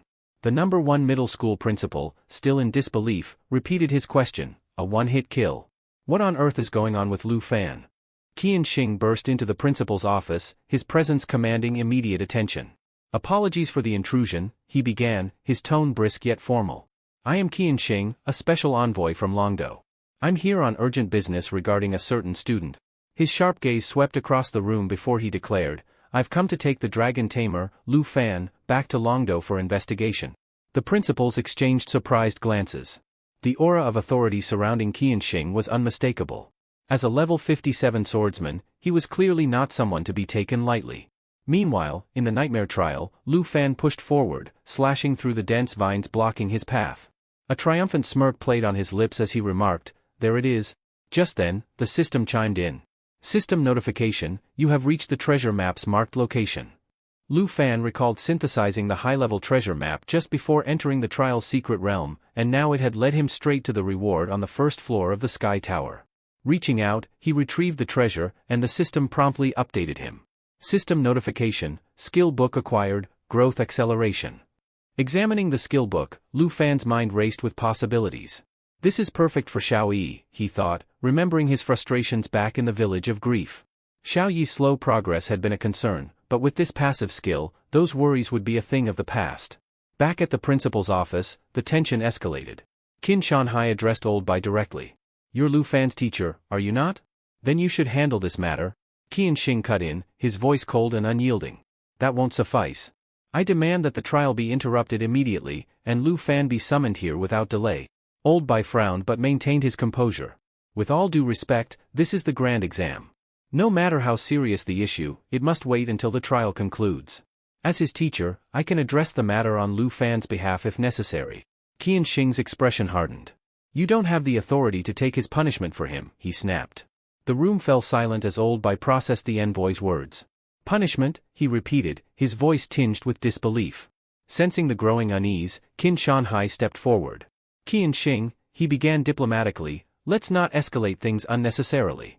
Considering our long-standing friendship, I suggest we approach this matter with patience. One of the other principals, unable to contain his curiosity, broke the silence. What exactly did Lu Fan do? He asked, his voice a mix of intrigue and concern. Qian Xing's voice sharpened, his patience clearly wearing thin. Qin Shanhai, I urge you not to interfere with my mission, he stated firmly, his tone carrying a veiled warning. Whatever your reasons for protecting the dragon tamer, I don't care to know. But let me remind you, continued meddling in this matter will anger both the Jin family and the higher-ups of Longdu. If you value your position, step aside. His gaze then shifted to Old Bai. Bring Lu Fan here immediately, he ordered with an air of finality. However, Qin Shanhai remained steadfast, his calm demeanor unshaken. Qian Xing, he began, his voice measured but resolute, you may not fully understand the stakes at play. The ties between Longdu's higher-ups and the Jin family are undeniably intricate and influential, affecting both Longhua and Takigua. Yet, if the truth about Lu Fan's secret were to come to light, all of that would pale in comparison. Neither the Jin family nor the higher-ups would matter anymore. A tense silence hung in the air as his words sank in. Qin Shanhai's eyes hardened, and he declared with conviction, "Mark my words, on this day, no one will take Lu Fan away." Qian Xing's expression darkened, disbelief flashing across his face. "What nonsense are you talking about?" he snapped, his irritation palpable. "You've gone too far, defying an envoy's direct orders." He moved to emphasize his authority, but his bravado faltered as Qin Shanhai suddenly grabbed his wrist in a vice-like grip. Qian Xing's confidence wavered for a brief moment as he realized the strength behind the gesture. Qin Shanhai, after all, was no ordinary individual. He was a level 57 knight, a formidable equal to Qian Xing himself. "I may be accused of overstepping," Qin Shanhai said calmly, his grip unwavering, "and I am willing to bear that responsibility. But I won't let you take Lu Fan." Qian Xing's eyes narrowed, and he responded with an icy warning. "You'll regret this, Qin Shanhai. I will ensure your insubordination is reported to Longdu's higher-ups." His voice dripped with the promise of retribution, but Qin Shanhai's resolve remained unyielding. Old Bai raised his hands in a placating gesture, urging Qian Xing to calm down. "Let's not disrupt the major exam," he implored. "Whatever the issue, we must address it without jeopardizing the students' efforts." Qian Xing's gaze hardened, but he relented slightly, his tone laced with frustration. "Then tell me, why did Lu Fan do it? What could have pushed him to such recklessness?" Qin Shanhai interjected, his voice calm yet pointed. "Aren't you even a little curious about the secret Lu Fan carries? The one powerful enough to alarm both Longdu's higher-ups and the Jin family." Qian Xing hesitated, his composure faltering momentarily. His surprise deepened when he noticed Lu Fan's choice of difficulty level, Nightmare. "He actually chose the Nightmare level," he murmured, astonishment flickering in his eyes. Meanwhile, in the depths of the Nightmare trial, Lu Fan contemplated his decision. "How far can I push myself if I rely solely on my strength?" he mused. He opened his attribute screen and analyzed his options. Determined, he decided to summon Xiao Yi, reasoning that her experience gained from his passive skill would prove invaluable. Back in the observation room, Taiyang Xing broke the silence.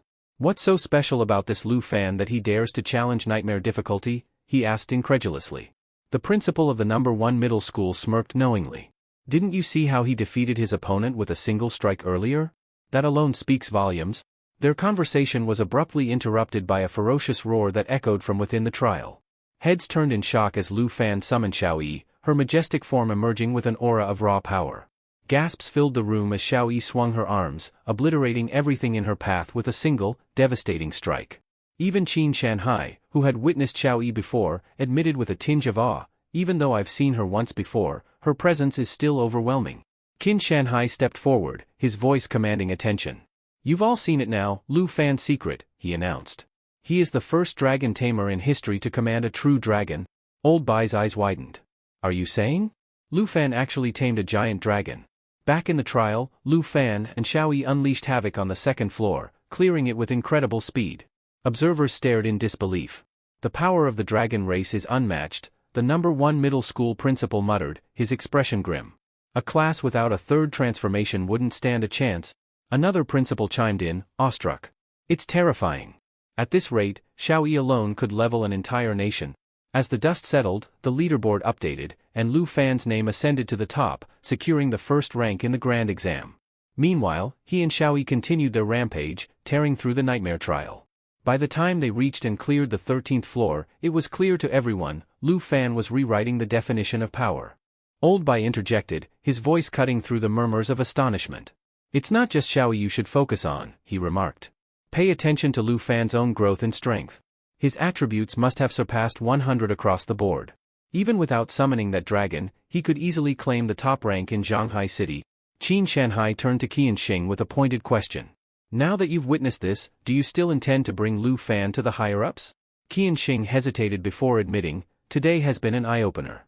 I can see why you dare to stand against the Jin family." Satisfied, Qin Shanhai continued, "In that case, I'll send a segment of Lu Fan's major exam to my teacher. From here on out, there's no need for you to trouble yourself, or involve the Jin family, in this matter." Qian Xing narrowed his eyes. "Teacher? Who exactly are you referring to?" Qin Shanhai's expression remained calm as he revealed, "The north mark of the town, Tujing." Meanwhile, within the depths of the Nightmare trial, Lu Fan and Xiao Yi ascended to the 20th floor. As they entered, a level 15 dark sacrifice appeared, exuding an ominous aura. Lu Fan assessed the situation, calculating the growth effect's impact. With the accelerated growth effect, Xiao Yi should be nearing a level up, he mused. Without hesitation, Lu Fan instructed, Xiao Yi, use lava blaze. Xiao Yi began charging her skill, flames flickering dangerously around her. Moments later, she unleashed a torrent of searing fire, engulfing the monsters. Screams echoed as the dark sacrifice and its minions were incinerated. The 20th floor was cleared in mere moments, and the system notifications rang out. Xiao Yi had reached level 11, and Lu Fan advanced to level 16. Lu Fan grinned, turning to his companion. Come with me, Xiao Yi. Together, we'll conquer the heavenly tower. An hour later, at the Trial of Fear on the 50th floor, the air shook with a deafening explosion. Hong Wu staggered forward, his chest heaving as he tried to catch his breath. The system chimed, confirming that the 50th floor had been cleared. Hong Wu wiped the sweat from his brow, his face a mixture of relief and frustration. This year's grand exam is something else, he muttered. Such absurd challenges. It's pure misfortune. Such monsters shouldn't appear until at least the 70th floor, Hong Wu thought, still catching his breath after the ordeal on the 50th floor. Despite the challenge, he felt confident. After all, his only real competitor was Qin Qi, and since she was part of a team, her points were halved. This made him certain that the title of top scholar in the southern province was already as good as his. He threw back his head and laughed heartily. Turning to address the principals gathered outside, he boasted, "Did you all see my performance? Start contacting the heads of the top 10 academies, I'll need to discuss my admission soon." Back at the grand exam trial principal's office, Hong Wu's laughter echoed faintly, but the room was silent. Everyone's eyes were glued to the screen displaying Lu Fan's progress. Old Bai broke the silence, his tone thoughtful. Throughout history, every top scholar from the southern province has stumbled at the 50th floor of the Tower of Ladders. It's a critical juncture. The number 1 middle school principal nodded in agreement. It's true. The 50th floor serves as a watershed. Even if Lu Fan manages to clear it, his pace will undoubtedly slow afterward. Meanwhile, on the Nightmare Trial's 50th floor, Lu Fan stepped forward. A system notification flashed across his vision, new skill acquired, shape transformation. Curious, Lu Fan examined the skill. He realized it belonged to Xiao Yi, who had gained it upon leveling up. The skill featured 4 transformative forms, the original dragon form, the dragon maiden form, the destruction dragon form, and the world ender form. Before he could explore further, the ground beneath him rumbled ominously. Cracks spiderwebbed across the floor as rocks began to collapse. Moments later, 3 massive amethyst mountain giants emerged, their forms towering and imposing. Each was a level 20 nightmare boss. In the principal's office, Old Bai leaned forward, his voice tinged with concern. 3 nightmare bosses? How will Lu Fan handle this? The number 1 middle school principal observed the scene intently. I suspected the 50th floor would prove a major obstacle for him. This is where his climb will inevitably slow. But as the giants advanced, the principal couldn't help but add, still, Lu Fan's performance is already extraordinary. His score has undoubtedly secured him the first rank in Zhonghai. The principal of Zhonghai City's number 1 middle school couldn't help but lament as he watched the live feed of Lu Fan's progress. With his exceptional performance, Lu Fan was not only dominating the city rankings but seemed poised to secure the title of top scholar in the entire southern province. The principal sighed, wondering how such a remarkable student had slipped through their school's grasp. Meanwhile, within the Nightmare Trial, the Amethyst Mountain Giant's eyes gleamed ominously as it activated its skill. Mountain's arm, a shimmering aura enveloped its massive form, signaling a formidable 50% damage reduction effect. Lu Fan scrutinized the situation, muttering to himself, as expected, the difficulty has ramped up significantly now that I've reached the midpoint of the Tower of Ladders. He called out to Xiao Yi, who immediately intercepted the giant's strike with a fierce roar. Xiao Yi, Lu Fan said calmly, let's test your world ender form. In response, Xiao Yi let out a ground-shaking roar. A blazing red aura erupted around her, surging with overwhelming energy and forcing the Amethyst Mountain Giant to stagger backward. In the principal's office, Old Bai observed the scene with a mix of awe and trepidation. Lu Fan's preparing for something big, he murmured. Back in the trial, the red aura coiled tighter around Xiao Yi's body, transforming her. Her claws extended and were encased in molten armor, her wings became sharper, and her eyes burned with a menacing glow. Fully transformed into her world ender form, Xiao Yi exuded unparalleled strength, though Lu Fan noted a slight dip in her spiritual energy. Along with the transformation came 2 new skills, Earthshatter and World Ending. Old Bai leaned closer to the screen, his expression incredulous. She can switch between combat forms? He asked, amazed. Qin Shanhai, standing nearby, crossed his arms. That transformation alone is enough to send chills down anyone's spine, he remarked.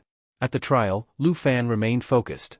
Noticing one of the amethyst mountain giants preparing to ambush him from behind, he swiftly dodged the strike with a well-timed leap. As he landed, he activated his skill, Dragon's Inspiration, causing his attributes to surge dramatically. Xiao Yi, he called, use Mighty Jaw Assault now. Without hesitation, Xiao Yi charged forward. Her jaws glowed with fiery intensity as she unleashed the devastating attack. The scene was breathtaking. The enormous amethyst mountain giant shattered into fragments under the sheer force of Xiao Yi's skill. Back in the principal's office, the number 1 middle school principal's jaw dropped. A level 20 boss, obliterated in a single blow? Old Bai, equally stunned, began calculating. For the giant's defense to crumble like that, the power of the strike must have exceeded 2,000 points, he said, his voice filled with disbelief. The room fell silent as everyone watched Lu Fan and Xiao Yi prepare for their next challenge, their dominance over the nightmare trial unmistakable. In the heat of the battle, another amethyst mountain giant attempted to seize Lu Fan from behind. Noticing the imminent danger, Lu Fan twisted his body mid-air, narrowly evading the giant's grasp. With precision, he unleashed his skill, Dragon Claw, creating a massive explosion that obliterated the towering foe. Meanwhile, in the Grand Exam Principal's office, Qin Shanhai turned to Kai Qing with a knowing smirk. Don't you feel lucky now that I stopped you from interfering with Lu Fan? Look at his strength. Back in the nightmare trial, Lu Fan remained airborne, his eyes sharp as he prepared to strike again with Dragon Claw. Before he could act, Xiao Yi unleashed her skill, World-Ending Roar, sending shockwaves through the battlefield. Lu Fan, intending to land the final blow, was caught off guard as Xiao Yi surged past him. Without hesitation, she deployed her skill, Earth Shatter, striking the ground with devastating force. The final amethyst mountain giant crumbled under the assault, leaving the battlefield silent. As the system notified Lu Fan that the 50th floor had been cleared, both he and Xiao Yi leveled up. Lu Fan grinned, satisfied with their progress. Choosing the nightmare level was definitely the right decision, he muttered. He noted that as long as they continued clearing layers one after another, the rewards and experience would only grow. In the principal's office, Qin Shanhai extinguished his cigarette in an ashtray, his gaze fixed on the screen. It seems the infamous 50th floor watershed posed no challenge for Lu Fan, he remarked. The number 1 middle school principal shook his head in amazement. Xiao Yi's power surpasses anything I've ever encountered, he admitted. Old Bai turned to Kaiangxing, his tone inquisitive. With all your experience in Dragon City, can you estimate Xiao Yi's strength attribute after her transformation? Kaiangxing furrowed his brow in thought. I've seen some of the top elites in Dragon City in action. If we're comparing raw power, I'd say Xiao Yi's strength attribute after transforming is at least 2,500 points. The principal's eyes widened. That high? Are the levels and attributes of the rest of us even worth discussing at this point? Old Bai chuckled dryly. If anything, I suspect her attributes exceed even my expectations, he mused. Suddenly, the principal pointed at the screen. Now that they've passed the 50th floor, the mechanics of the X1 mode should start to reveal themselves. Curious, Qin Shanhai raised an eyebrow. What's this X1 mode? Old Bai leaned back in his chair, explaining, the X1 mode was designed by the original scholars who created the trial tower. Once examinees pass the 50th floor, each subsequent level consists of several ordinary monster-filled floors, followed by a boss floor. It's meant to simulate the danger of a real secret realm, where life and death hang by a thread. He paused before adding, however, in the nightmare level of the Tower of Ladders, there are no ordinary challenges. Every floor, X or otherwise, features nightmare-level bosses. The room fell silent as they processed this information, their gazes fixed on the screen where Lu Fan and Xiao Yi prepared to ascend to the next level. The journey ahead promised even greater trials. In Nightmare Mode's X+1 stage, the difficulty takes a terrifying leap. Bosses no longer appear one at a time but in multiples, with their attributes enhanced exponentially. This setup is undeniably daunting. However, let us turn our attention to Lu Fan. For him, there's no need to delve into the complex mechanics of X+1. By now, he has effortlessly cleared level 10. His Black Dragon companion has ascended to rank 13, while Lu Fan himself has climbed to rank 18. From the 50th floor onward, the Tower of Ladders clearly scales in difficulty, designed to test even the most capable participants. Yet, with the world-ender Xiao Yi at his side, strategies are a luxury he can afford to disregard. Xiao Yi, follow my lead, Lu Fan commanded confidently. With a deafening roar, Xiao Yi complied, unleashing her destructive power. In mere minutes, Luan had reached the 70th floor. Observers murmured in astonishment. "This year's Tower of Ladders is the most grueling it has ever been," one remarked. Initially, many doubted whether anyone could overcome the harsh challenges of this year's trial. Yet Lu Fan had shattered their expectations, proving them wrong. By the time he cleared the 76th floor, his black dragon companion had undergone a dragon blood armor transformation, ascending to rank 14. Meanwhile, Lu Fan rose to rank 19, his progress relentless. The 83rd floor soon fell to Lu Fan's might. Historically, countless geniuses had poured every ounce of their strength into climbing the tower, only to succumb to exhaustion or fall in the face of its unrelenting trials. Reaching the 70s or 80s often meant coming within sight of the grand test's ultimate reward, only for most to falter, unable to push further. But Lu Fan was different. He wasn't merely a contender, he was perhaps the first in over a decade with the potential to conquer all 100 floors. "Hold on," someone exclaimed. "The difficulty of the 99th floor is unparalleled. Even if the bosses here aren't as potent as those in the original Secret Realms, this stage is a nightmare." All eyes turned to the screen. "Look! Lu Fan has reached the 99th floor." The Nightmare Trial's 99th floor loomed before him, its challenge known as the Regicide.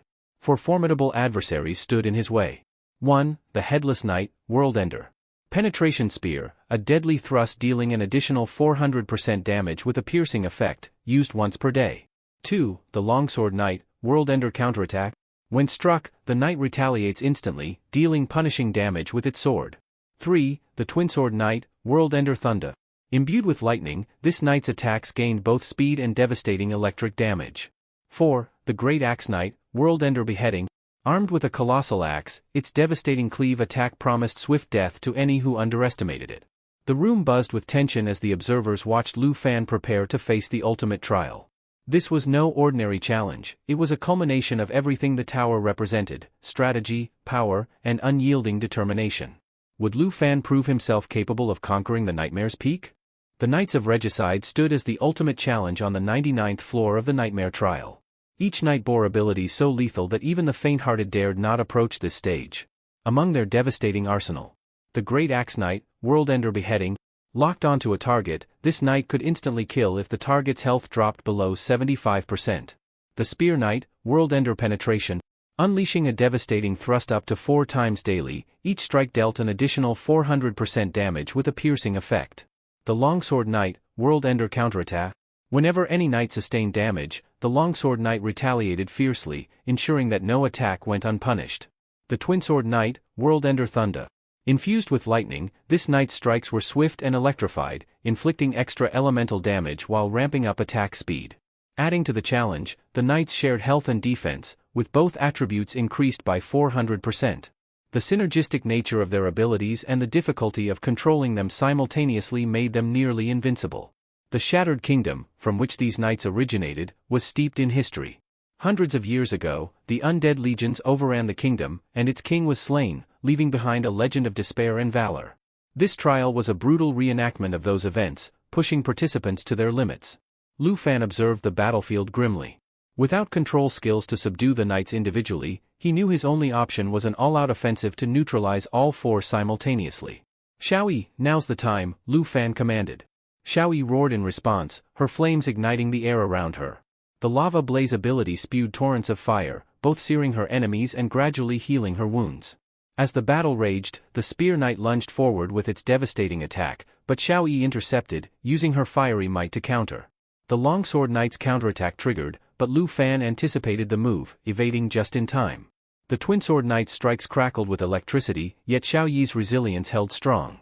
The Great Axe Knight locked onto Lu Fan, aiming for an instant kill, but Xiaoyi's flames engulfed it before it could execute the deadly blow. The room erupted in astonishment as the last of the knights crumbled. "Level 99 cleared," the system announced.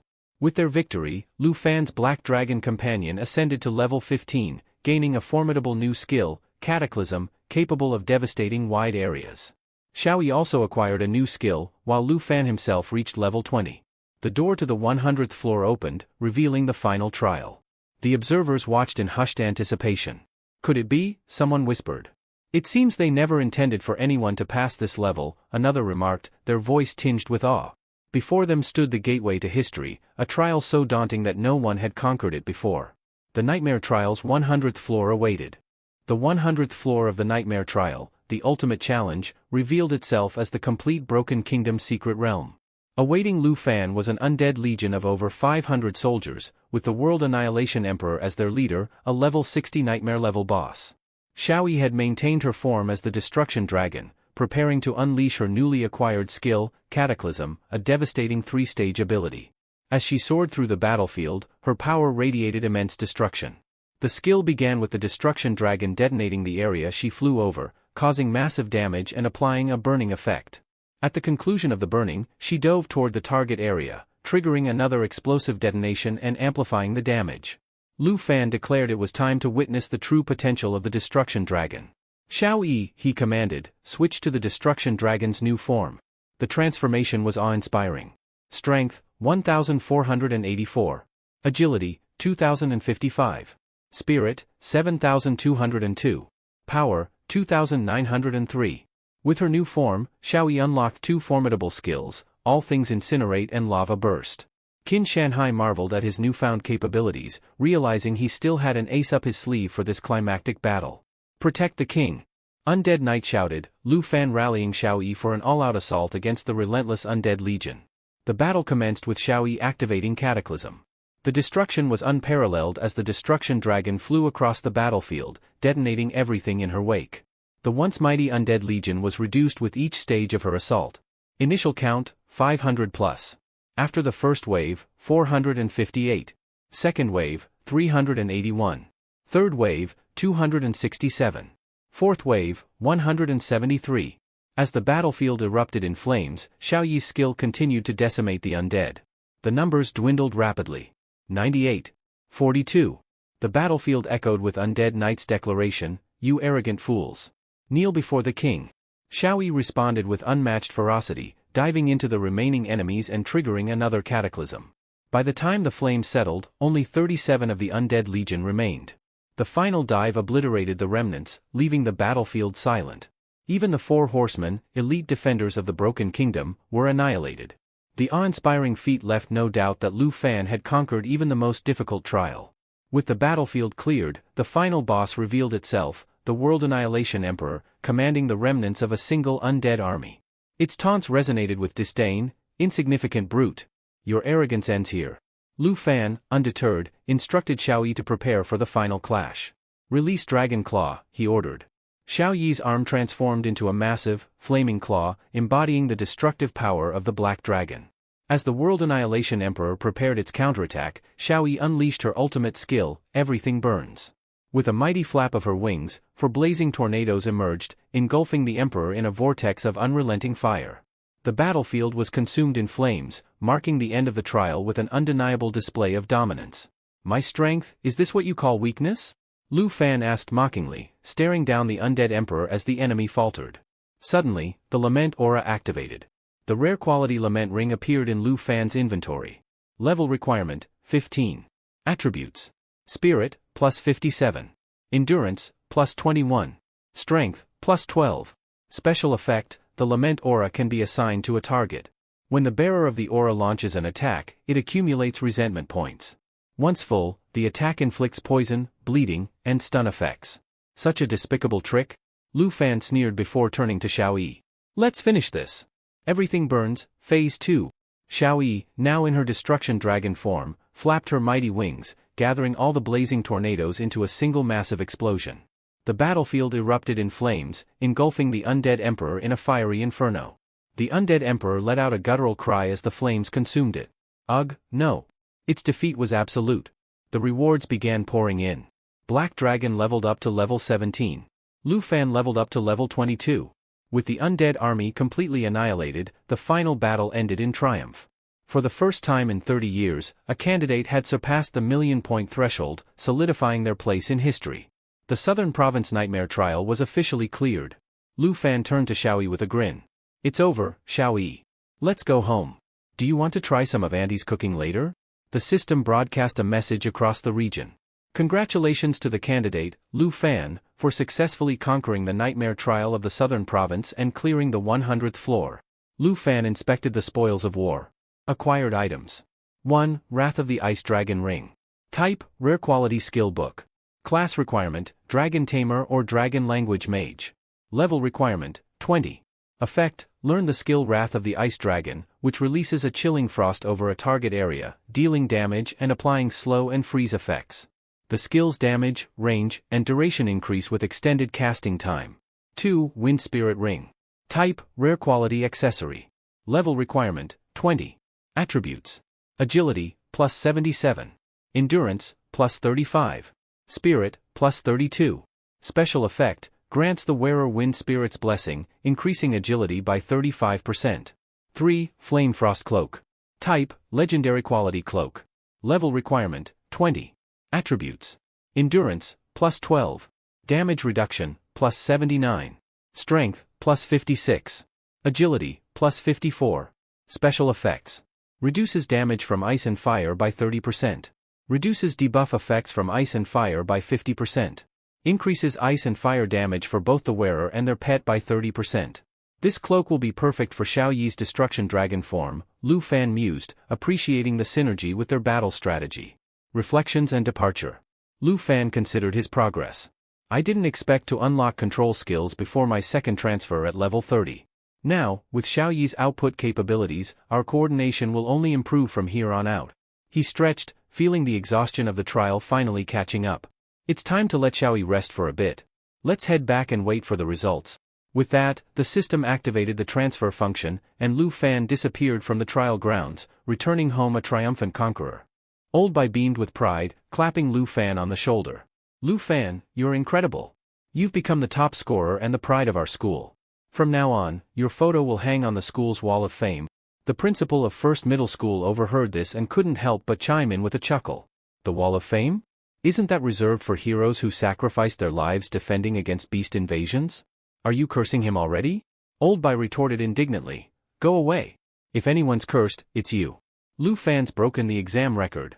His future is limitless. The principal shook his head. No matter what, this exam has made Lu Fan famous. He's a name everyone will remember now. Lu Fan remained humble, smiling slightly. This exam, even though I was prepared for it, surprised me more than I expected. Uncle Qin, an elder with a warm demeanor, stepped forward. I've met the conditions. The princess of the Taichi kingdom won't dare to cause any trouble now. The man burst into laughter. Of course not. A promise is a promise. The teacher must have received the message by now. The principals nodded reassuringly. Lu Fan, don't worry about petty matters anymore. Focus on the bigger picture, like deciding which academy you'll attend. The top academies will be scrambling to recruit you. Another elder added, the wealthy merchants in the southern province will likely flock to you too, hoping to build connections. Be cautious of their motives. Excited voices broke out among the gathered crowd. Summon the dragon, Lu Fan. Let us witness it with our own eyes. Are you out of your mind? Someone interjected. That would destroy the entire school. The leaderboard was announced, showcasing Lu Fan's remarkable achievement. 1. Lu Fan, Nightmare Trial 100 floor, 1,299,750 points. 2. Hong Wu, 72 floor, 89,250 points. 3. Qin Kuei, 66 floor, 75,400 points. 4. Tao Xiaoman, 66 floor, 75,400 points. Congratulations, Lu Fan. Old Bai exclaimed. This score is astounding. No one has broken the record in over 30 years. Far away in the northernmost frontier of the Dragon Kingdom, the air was crisp and cold. In the uncharted territory, Marquis Tu Jing was watching Lu Fan's exam video as an aide entered his tent. Sir, I apologize for the disturbance. We've gathered the evidence. Tu Jing's eyes sharpened. Everything? Yes, sir. We can now confirm Shen Shanhai's deductions were correct. Through his interactions with the special envoy, Qian Zong, Shen deduced that a high-ranking official in Dragon City, Lord Ran Chongfeng, was colluding with the Jin family of the Tai Kingdom. Our investigation revealed that Princess Jin Zhe's study abroad program and the recruitment of dragon tamers were both directly approved by Lord Ran. On the surface, he maintained diplomatic relations with the Jin family, but in private, he granted them numerous privileges in exchange for substantial rewards. Tu Jing's expression darkened. So, it's true. Ran Chongfeng is the traitor we suspected. The Jin family and their schemes have infiltrated deeper than I thought. This betrayal must be dealt with swiftly. Haha, no wonder he sent a special envoy to arrest the dragon tamer, Marquis Tu Jing remarked, his tone laced with disdain. Yuan Shangfeng, that treacherous snake, aiding the princess of the Taiki kingdom to run rampant within the Dragon Kingdom. It's unacceptable. He turned to his aide with a commanding presence. Send an order to Ran Changfeng immediately. Inform him that I am stripping him of all duties and authority. He will no longer hold any position within the upper ranks of Dragon City. Execute this order without delay. If he dares to object, tell him he's welcome to bring his grievances directly to me. The aide saluted sharply. Understood, sir. Tu Jing continued, his tone stern. As for the Jin family, if they make any attempt to contact Shanong again, deploy the Griffin squad to deal with them accordingly. I won't tolerate any further interference. Yes, Marquis, the aide replied. One more thing, Tu Jing added, his expression softening slightly. Keep a close watch on which academy this dragon tamer selects. Once the choice is made, inform the principal to ensure Lu Fan receives the best possible resources and support. It's a rare privilege to have such a promising young talent in our Dragon Kingdom. He leaned back, a rare smile crossing his face. What an interesting development. A youth of legendary potential. Once my current tasks are complete, I must meet this dragon tamer personally. But when will this endless workload finally allow me such a chance? In a distant palace within the Tai Kingdom, Princess Jin Zhu's temper flared as she slammed a scroll onto the table. What did you say? Ran Changfeng was dismissed by the Northern Frontier's Marquis. Her advisor bowed respectfully but spoke with a calm demeanor. Princess, please, do not let this news trouble you too much. While this may be a setback, we have some positive developments to report. Positive developments? She scoffed, her tone dripping with skepticism. What good news could possibly outweigh losing Ran Changfeng? Without his influence, how can we capture the dragon tamer? The advisor remained composed. Your Highness, the announcement of the major exam results is imminent. We have uncovered information that, aside from Lu Fan of Jianghai City, another dragon tamer resides in Qingzhou City. The princess's anger cooled slightly, replaced with curiosity. Another dragon tamer, you say? This could indeed be useful. Exactly, Your Highness, the advisor affirmed. This presents another opportunity. Let us hope this candidate will be someone more inclined to understand the situation and align with our interests. Jinju nodded slowly, her gaze sharpening. Very well. Let's ensure this opportunity isn't wasted. Prepare accordingly. Hong Wu, a robust and muscular contender, had just wrapped up his grueling test with a respectable 89,000 points. Drained and breathless, he felt an overwhelming sense of relief at having narrowly survived the ordeal. Despite his fatigue, his confidence soared, knowing he had cleared 72 challenging levels. Certain he had secured the top spot, he braced himself for the accolades he was sure to receive. Approaching the elders, who stood with their backs turned, he imagined the praises and admiration they would shower upon him. Buoyed by these thoughts, he called out to the director, proudly declaring his score of 89,000 and his certainty of being the top scorer. The director, however, merely placed a hand on Hong Wu's shoulder and assured him he had performed well enough to secure a place among the top 10. The somber tone in the director's voice confused Hong Wu, leaving him wondering why the acknowledgement felt more like consolation than celebration. Concluding that this was perhaps a lesson in humility, he resolved not to let his supposed first-place finish inflate his ego. 7 days later, the long-awaited announcement of the exam results arrived. Curious onlookers eagerly approached Lu Fan and his aunt, hoping to speak with them about his achievement. Shanghai appeared, inviting them to step inside for a private discussion. The official results revealed that Lu Fan had claimed the top spot, but his exact score remained confidential. Shanghai then made another stunning announcement: the government had prepared special rewards for Lu Fan. These included the Book of the Blue Dragon's Roar, which granted a powerful thunder ability, a lightning potion, capable of boosting damage output by 20%, a green wind armor, offering a 30% reduction in damage taken, and arrow wing boots, imbued with a teleportation ability that had a 32-second cooldown. Lu Fan was overjoyed, particularly impressed by the boots, as they provided an ability typically reserved for mages. Qin Kuei soon arrived, reporting that the directors of the top 10 universities were already vying for an opportunity to interview Lu Fan. This news astonished him, considering the results had just been released. Qin Shanghai reassured Lu Fan, advising him to grow accustomed to this kind of attention. Leaning closer, he whispered that Lu Fan's exact results were being kept confidential to prevent potential threats from rival nations, particularly incidents similar to the one involving the princess. Lu Fan expressed his gratitude and mentioned his desire to meet the person who had orchestrated this protective measure. Shanghai responded cryptically, assuring him there would be an opportunity soon enough. Before leaving, Qin Kuei handed Lu Fan a card, explaining that it was a token of appreciation. Lu Fan held the card, quietly reflecting on the remarkable journey ahead and the newfound recognition he had earned. Upon seeing the purple card, Lu Fan immediately recognized its immense value, 10 million coins. It far exceeded the agreed-upon 100,000 coins. Shanghai explained that this additional reward was a gesture of gratitude for saving Qin Ku's team. Though reluctant at first, Lu Fan eventually accepted the card, understanding the sincerity behind the gesture. Then, with an unexpected burst of energy, Shanghai urged him to head to the villa, pulling him along. Lu Fan, slightly bewildered, followed as she explained that he needed to meet with all the representatives waiting for him. Meanwhile, deep within a nearby forest, Jinzhu questioned Hong Tai about the top candidate's level. Hong Tai reported that the individual was at level 19, with a dragon companion at level 14. Jinzhu smirked, commenting on how extraordinary dragon tamers were. She reminisced about a dragon she once considered gifting to Lu Fan, now finding it in the hands of someone else.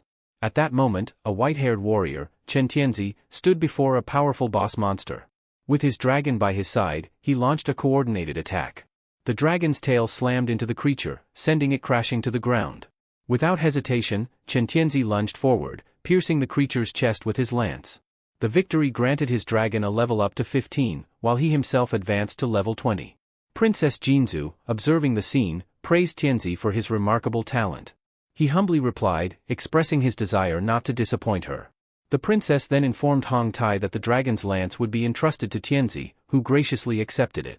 Tianzi expressed his gratitude, declaring that with the dragon, the lance, and the princess's blessings, he would defeat the top-ranked contender. Jinzhu, recalling the humiliation she had endured previously, seethed with determination. She estimated that Lu Fan's score was around 300,000, while Tianzi's current score stood at 210,000. Confident that the new gear and buffs would tip the scales in their favor, she ordered Tianzi to not only defeat Lu Fan but also to claim his black dragon as a trophy. Pointing directly at him, she proclaimed that he would rise to become the greatest dragon tamer in history. Tianzi, kneeling in loyalty, assured her it would be an honor to serve as her knight forever. Meanwhile, Lu Fan arrived at Qin Ku's home, where a warm reception awaited him. Amidst the celebrations, Qin Ku asked him about his plans for choosing an academy. She expressed her desire to stay close, albeit with a hint of awkwardness, mentioning that her father had suggested she attend the same academy as him. Lu Fan, smiling, reassured her that teamwork was important to him and that he valued her companionship. He promised that if they remained together, she would always be his priority during hunts. However, he admitted that he hadn't yet made a decision regarding which academy to join, assuring her that he would inform her as soon as he did. Flustered, Qin Ku loudly declared that she would strive to enroll in the same academy as him. Lu Fan chuckled warmly and agreed it was a great idea. As they entered the hall, Lu Fan was met with the scrutinizing gazes of a priest and 3 vibrant young women. Remaining calm, he introduced himself politely, addressing everyone with a friendly greeting.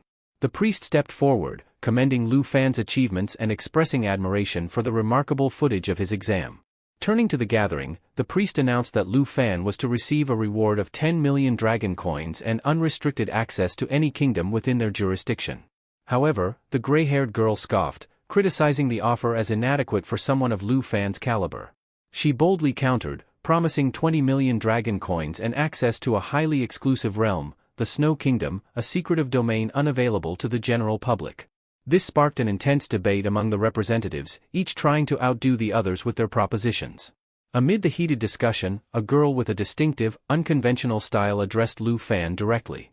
She proposed that if he joined her academy, he would gain the opportunity to compete in the prestigious national exam. The room fell momentarily silent before one of the other representatives dismissed the idea, arguing that it made no sense for someone merely starting college to compete at such a high level. Intrigued, Lu Fan asked for clarification. The alternative-looking girl explained that the national exam was a grand event, drawing representatives from 23 nations worldwide. Each country was allowed to send one contender under the age of 25 to vie for unparalleled rewards, treasures of extraordinary rarity. The priest and the gray-haired girl continued to voice their skepticism, asserting that such an opportunity was far too ambitious for a newcomer. Undeterred, the girl with the piercing confidently defended her stance. Based on Lu Fan's performance in the exam, she firmly believed he possessed the talent and potential to excel on the global stage. Lu Fan's mind raced as he processed the implications. This wasn't just about the treasures, it was a chance to elevate himself to the rank of the world's strongest. At that very moment, a notification from his system appeared, revealing that he had been granted a treasure map. A new chapter of opportunity had begun. Reflecting deeply, Lu Fan recalled how the first treasure map had led him to the coveted Black Dragon Egg. Now, the new map pointed to the Dragon Capital Academy, conveniently located in a secure region. Before Goem could further sweeten her offer, Lu Fan confidently declared his decision: he would enroll in the Dragon Capital Academy. 4 days later, Lu Fan stood outside his aunt's shop, helping her close it down for good. She sighed nostalgically, admitting she had never imagined leaving her small business behind. Though the prospect of no longer needing to work filled her with mixed emotions, she trusted Lu Fan's assurances. He promised to take care of her from now on, his resolve unshakable.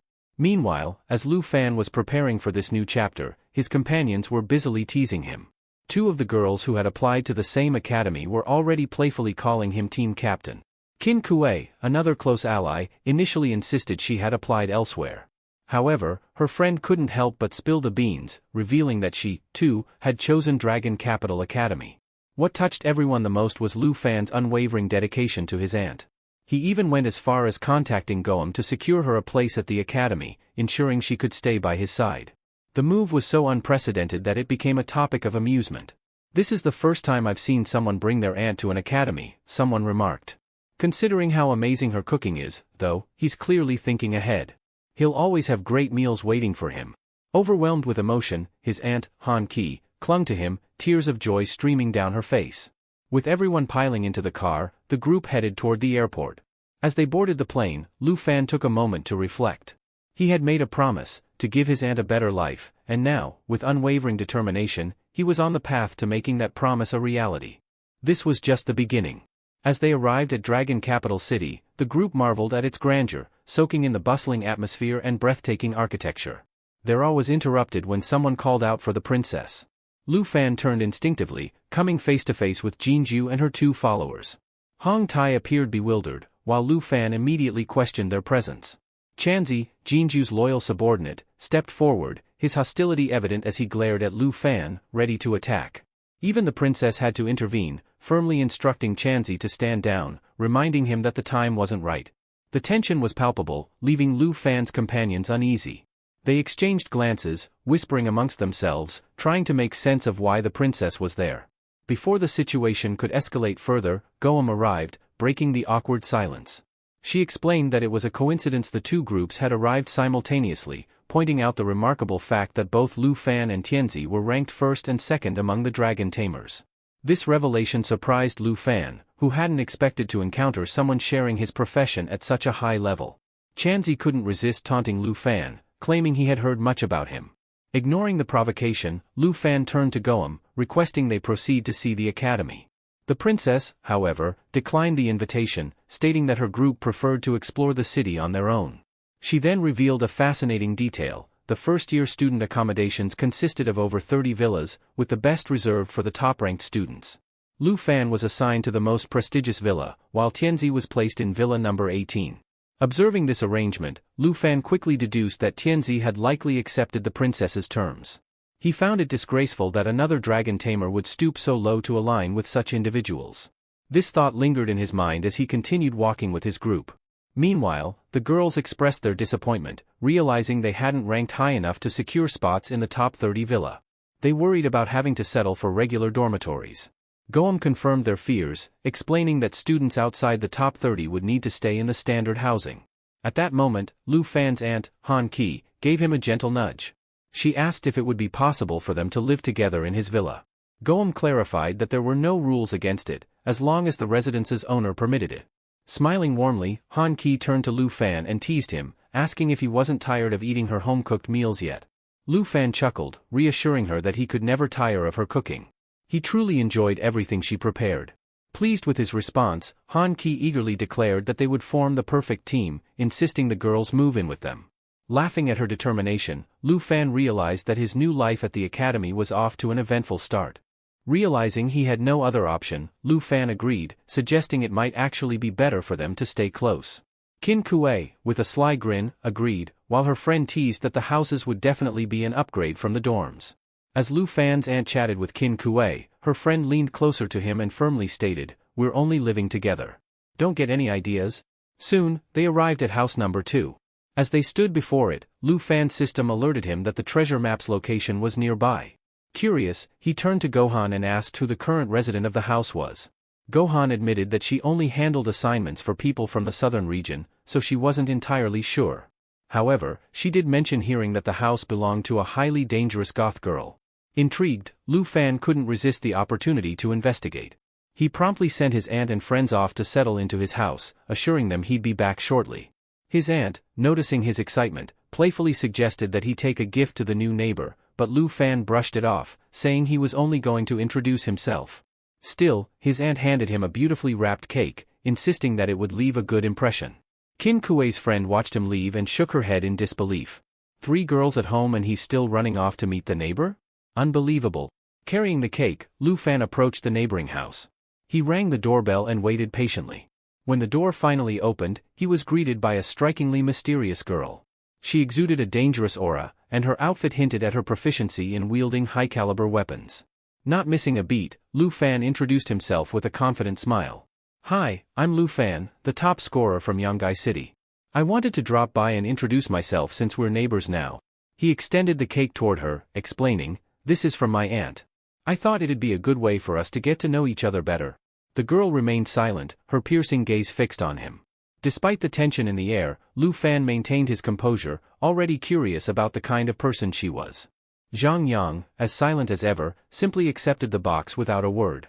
After a pause, she mentioned her province and introduced herself with a simple, "Zhang Yang." Her voice was soft, almost disarming, and Lu Fan couldn't help but find it endearing. Bold as always, he seized the moment. "Mind if I come in for a glass of water?" he asked.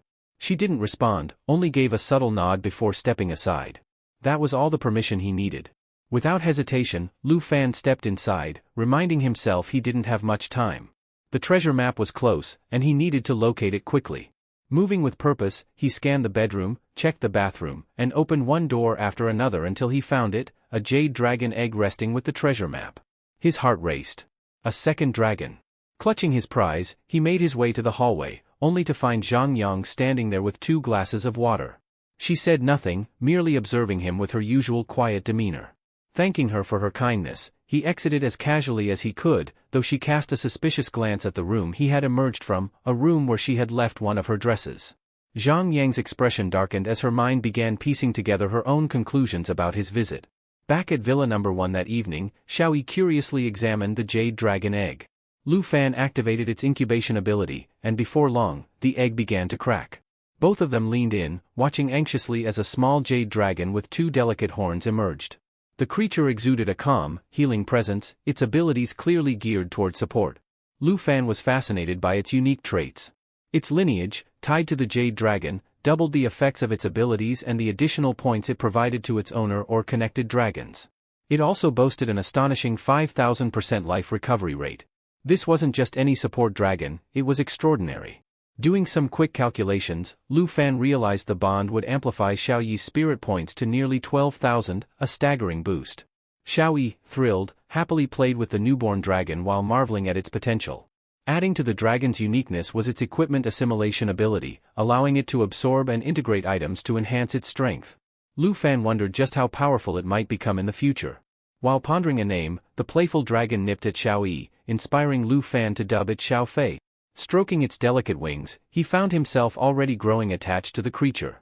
The next morning, as they strolled around campus, they discussed the upcoming ceremony.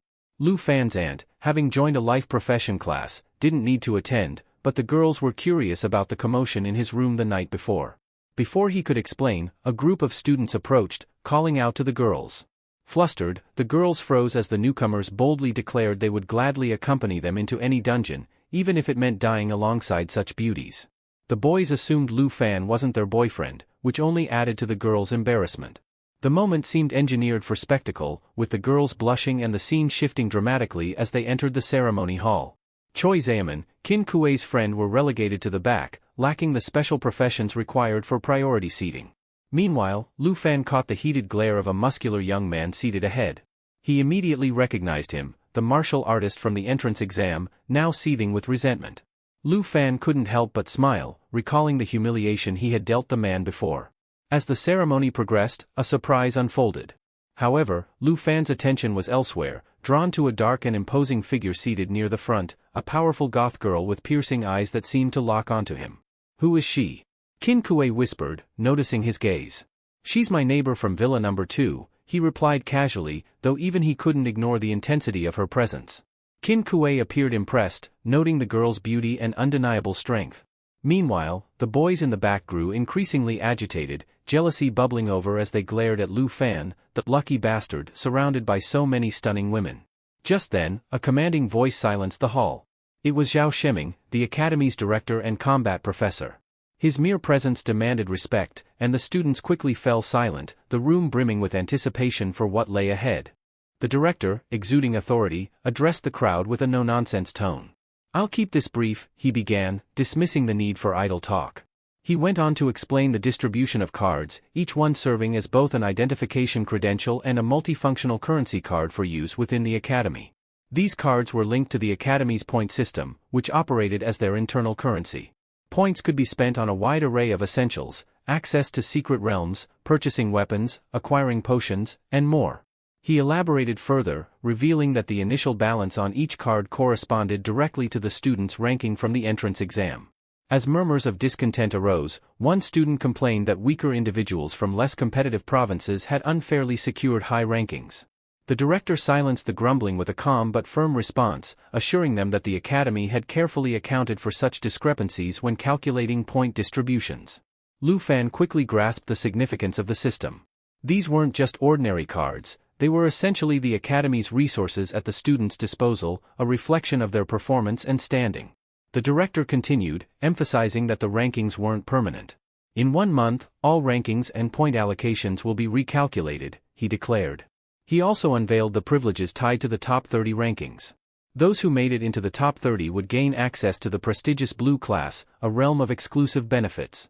Members of the Blue Class would receive advanced training, access to secret abilities, and entry into restricted areas that others couldn't even dream of. Moreover, each top 30 member would be granted their own villa within the academy grounds, a status symbol and practical advantage. However, these privileges came at a cost. The director issued a stern warning: the Blue Class is not a haven of comfort. It comes with risks. He explained that anyone outside the Blue Class could issue a challenge to a Blue Class member in an attempt to claim their position. If a Blue Class member lost, they would forfeit their status, points, and privileges to the challenger. Worse, Blue Class members were not allowed to refuse any challenges, making their positions constantly under threat. The atmosphere grew tense as the stakes became clear. The director then announced the inaugural members of the Blue Class, the top 30 scorers from the entrance exam. All eyes turned to the leader of this elite group.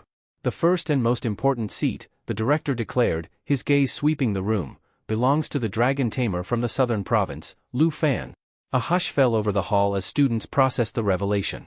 Some stared at Lu Fan with admiration, others with envy or resentment. For Lu Fan, the announcement only solidified what he already knew: this was just the beginning of his journey to dominance. As soon as the announcement concluded, the chatter about Lu Fan reignited. Many murmured with resentment, calling him a lucky who was somehow both surrounded by beautiful women and the top-ranked student. Others grumbled about how his test videos had been locked away, leaving everyone curious and suspicious about how he achieved such an impressive score. Meanwhile, in a quieter corner, Chanzi turned to the princess with an air of determination. "Say the word, and I'll deal with him right now," he offered. The princess, however, waved him off, her expression calm and calculated. "There's no rush," she said coolly, her tone implying that patience would serve them better. Elsewhere, Qin Q was visibly uneasy. "What the director just announced, it'll put a target on his back," she muttered, her concern directed at Lu Fan.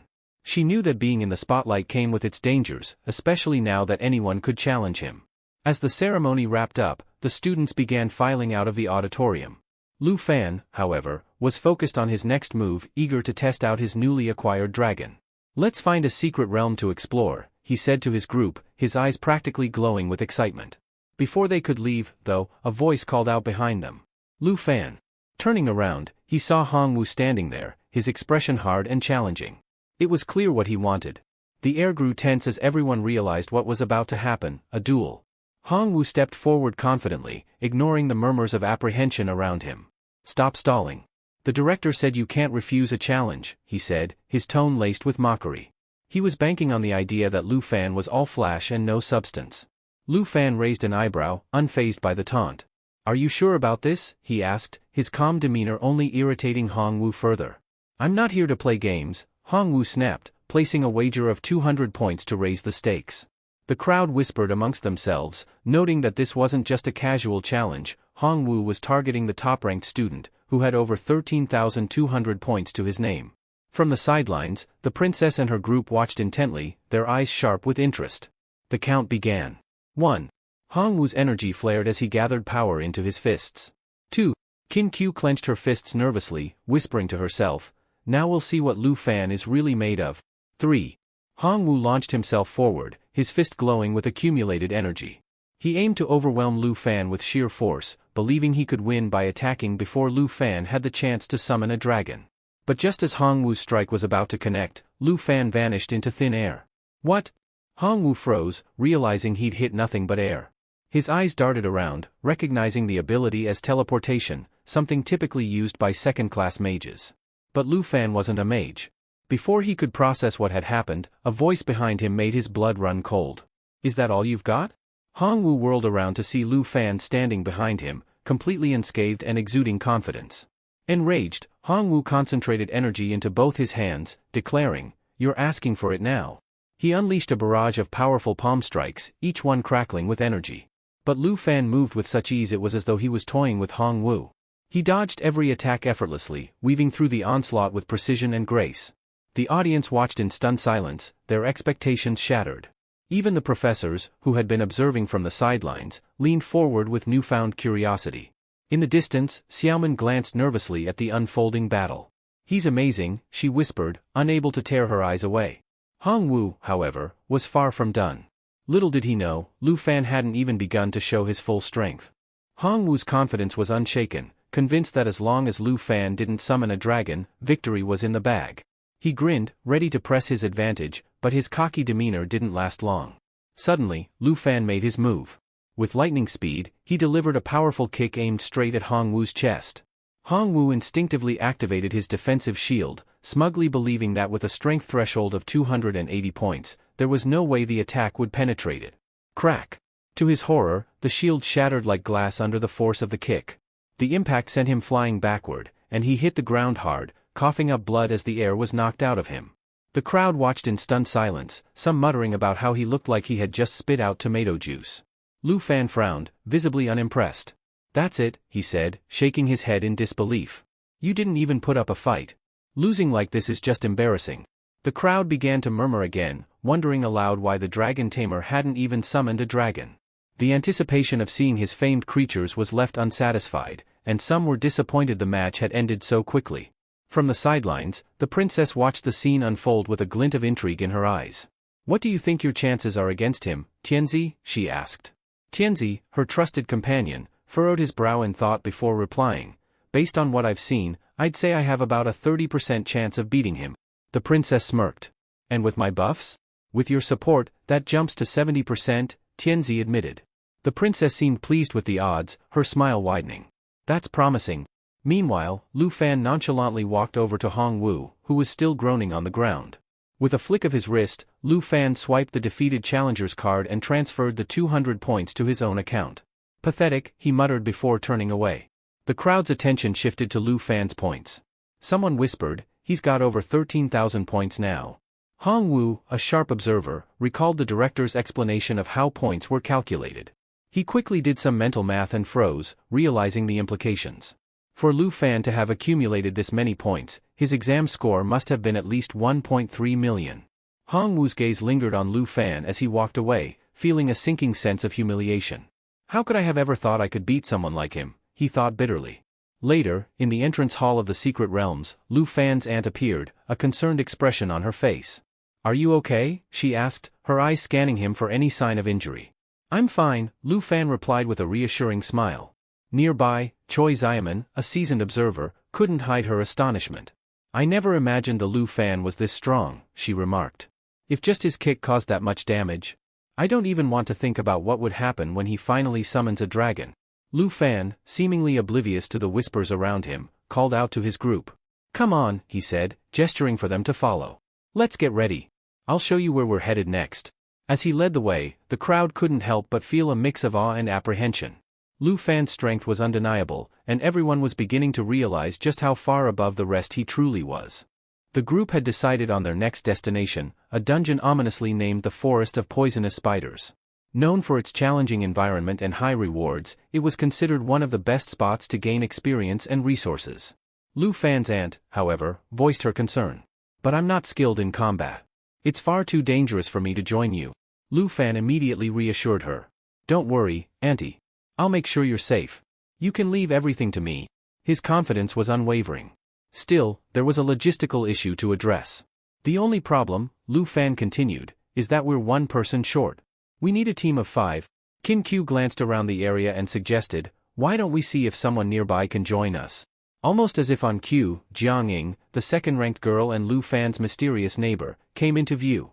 Her strength and reputation made her an obvious choice. Qin Q nudged Lu Fan. "She's right there. She'd be perfect for the team." Lu Fan hesitated for a moment, recalling their awkward first encounter. Mustering his courage, he approached her. "Jiang Ying," he called, his tone a mix of awkwardness and determination. She turned toward him, her expression cold and distant, her disdain evident. Lu Fan cringed inwardly, fully aware that their first meeting had not left the best impression. Clearing his throat, he tried to explain. "I noticed you were checking out the available dungeons," he began. "Would you consider joining our team for the Forest of Poisonous Spiders?" Jiang Ying's eyes flicked to the 3 girls standing beside him, his aunt and his friends. A sharp glint of suspicion crossed her face. "You're a pervert," she said flatly, her voice laced with accusation. Her words hung in the air, and Lu Fan felt the weight of her judgment. His companions turned to him, eyebrows raised in curiosity and disbelief. "What did you do to make her think that?" one of them asked, her tone teasing but inquisitive. Lu Fan fumbled for a response, his face flushing red. "It's not what it looks like," he protested, waving his hands defensively. Jiang Ying, unimpressed, crossed her arms and raised an eyebrow. Finally, he turned back to her and spoke with uncharacteristic sincerity. "Look, I admit our first meeting was unconventional," he said, his voice steady despite his embarrassment. "But that aside, I'd really like you to join us. We need someone with your skills for this dungeon." Jiang Ying stared at him for a long moment, her expression unreadable. Upon hearing that their destination was the Forest of Poisonous Spiders, Jiang Ying considered it briefly and gave a firm nod. "Fine. I'll join," she said. Lu Fan's face lit up with a triumphant smile, and the rest of the group buzzed with excitement. Their team was finally complete. As they approached the entry point to the dungeon, Lu Fan reached for his card to pay the required points. But Jiang Ying stopped him, her tone brisk. "No need. I've got this." With a quick swipe of her card, the barrier opened. The group caught a glimpse of her balance, 8,744 points. Lu Fan's eyes widened. That means she scored at least 800,000 in the entrance exams. That's no joke. Moments later, the 5 of them materialized inside the Forest of Poisonous Spiders. The dark, eerie atmosphere was thick with tension as faint skittering sounds echoed in the distance. Jiang Ying, her calm and commanding aura unshaken, took the lead, venturing deeper into the dungeon. The other girls hung back slightly, whispering amongst themselves. "Why'd he pick such a dangerous place?" one of them asked nervously. "It's obvious," Lu Fan replied casually, walking ahead with his hands in his pockets. "This dungeon has the highest experience rewards. If we're going to train, we might as well aim for the top." Just then, his aunt, ever the supportive figure, produced a tray of baked goods as if out of nowhere. "Here, have some of these," she said cheerfully, handing each of them a cookie. "What are these?" one of the girls asked, inspecting the treat curiously. "These cookies increase experience gain by 20%, his aunt explained with a proud grin. "It's something only my secret class can cook. Pretty amazing, right?" She turned her attention to Jiang Ying, who was still walking a few steps ahead of the group. "Jiang Ying. Want one?" she called out cheerfully. The goth girl paused mid-step, slowly turning around. Her sharp, calculating gaze swept over the group, then settled on the offered cookie. What she would do next was anyone's guess. Jiang Ying turned toward Han and asked if the cake from before was her creation. Han Qi blinked, then smiled modestly. "You mean the one Lu Fan brought?" "Yes, that was mine." As Jiang Ying processed the answer, the other girls chimed in with glowing compliments about Yan's cooking skills. Yan let out a small, bashful smile, which didn't escape Lu Fan's sharp gaze. But before he could comment, his attention snapped toward a rustling sound in the nearby bushes. His expression hardened. "Stay alert," he warned. "We've been spotted." Without warning, a massive black-scaled python, at least level 40, reared its head from the underbrush, hissing ominously. Its dark, menacing eyes locked onto the group. Han instinctively stepped back, clutching her cooking tools. Maybe I should whip up something to boost everyone's strength. There's no time for that, Lu Fan interrupted, his tone firm. Focus on staying safe. I'll deal with this. Before anyone could react, the creature lunged. Xiaoman leapt into action, charging recklessly at the snake with a fierce yell. Her strike aimed for its mouth, but it barely left a scratch. Qin Kuei grimaced. These level 40 beasts won't go down easily. As the python shifted its focus, Jiangning raised an eyebrow, already guessing what Lu Fan was about to do. The others, however, were caught off guard when he suddenly summoned a creature. Is that a dragon? Xiaoman gasped, her eyes wide as she watched a sleek emerald-scaled dragon appear. Lu Fan didn't have time for introductions. Xiao Fei, he commanded sharply, stop sitting on my head and get to work. The dragon flared its wings, exuding an aura of protective energy. As if to prove its worth, the python targeted Xiaoman, striking at her with terrifying speed. Emerald light. Lu Fan ordered. A brilliant green shield materialized, enveloping Xiaoman just as the python's attack landed. The shield absorbed the impact effortlessly, leaving Xiaoman unscathed. She staggered backward, flustered but unharmed. Qin Q rushed to her side. Are you okay? Xiaoman blinked, then nodded in disbelief. I didn't even feel anything. That shield boosted my defense by so much. Lu Fan smirked. Relax. With Xiao Fei here, none of you will get hurt. This little guy's skills are better than a second-ranked priest's. Qin Q stared at the dragon in awe. Unbelievable. One skill, and her defense skyrocketed. Just as the group began to recover, the python lunged again, its massive body crashing toward Xiaoman and Qin Q. Move back. Lu Fan shouted, stepping forward. But before he could act, a blazing red beam of energy streaked past him, striking the python square in the mouth. The force of the attack pierced through the creature's thick scales, leaving a gaping wound. The python let out a strangled hiss before collapsing to the ground. Everyone turned in shock, only to see Jiangning lowering her sword, which still glowed faintly with residual energy. Lu Fan's eyebrows shot up. Jiangning. The goth girl flicked her hair aside nonchalantly. What? I didn't feel like waiting around. Her calm, almost bored tone was at odds with the sheer power of her attack. Lu Fan couldn't help but think, this girl really could be the protagonist of the story. From the angle he was standing, the truth hit him even harder. Not only was Jiangning a level 21 swordmaster, but she wielded an absurdly powerful weapon. This girl wasn't just strong, she was a game changer. Lu Fan had already accepted one thing, if it weren't for the system's support, he'd likely be getting crushed by Jiangning in every sense of the word. The thought amused him momentarily, but he snapped out of it when he noticed a shadow looming behind his aunt. Aunt Han, duck, he shouted. A silver spider, stealthy and menacing, had crept up behind her. Completely unaware, Han turned just in time to see Jiangning deflect its attack with a well-placed strike, while Lu Fan moved in to pull his aunt to safety. These spiders are no joke, Lu Fan muttered. He could tell by the creature's sheen that it was one of the silver spiders, a breed known for its extreme resilience. Not only were they level 45, but they were also immune to armor-breaking abilities, making them a nightmare for most adventurers. Jiangning, however, wasn't fazed. She surged forward, her blade cutting through the air as she faced the spider head-on. The creature activated its quick claw ability, its attacks becoming a blur. Yet, Jiangning moved gracefully, dodging every swipe as if it were second nature. Be careful. Lu Fan called out as he stepped in to block an incoming strike. Jiangning clicked her tongue. I'm doing fine. Don't get careless yourself, she said, her tone sharp. She gestured ahead to a darker section of the forest. There's an entire nest of these things waiting for us. Lu Fan followed her gaze and frowned. The glint of webbing and the skittering sounds hinted at something even more dangerous. It's not just silver spiders, he said, gripping his weapon tightly. There are black web spiders here too. Jiangying's eyes narrowed. Black web spiders? Yeah. If they trap you in their webs for even 60 seconds, it's over, Lu Fan explained grimly. Without wasting another moment, she summoned massive blades, the army-destroying sword.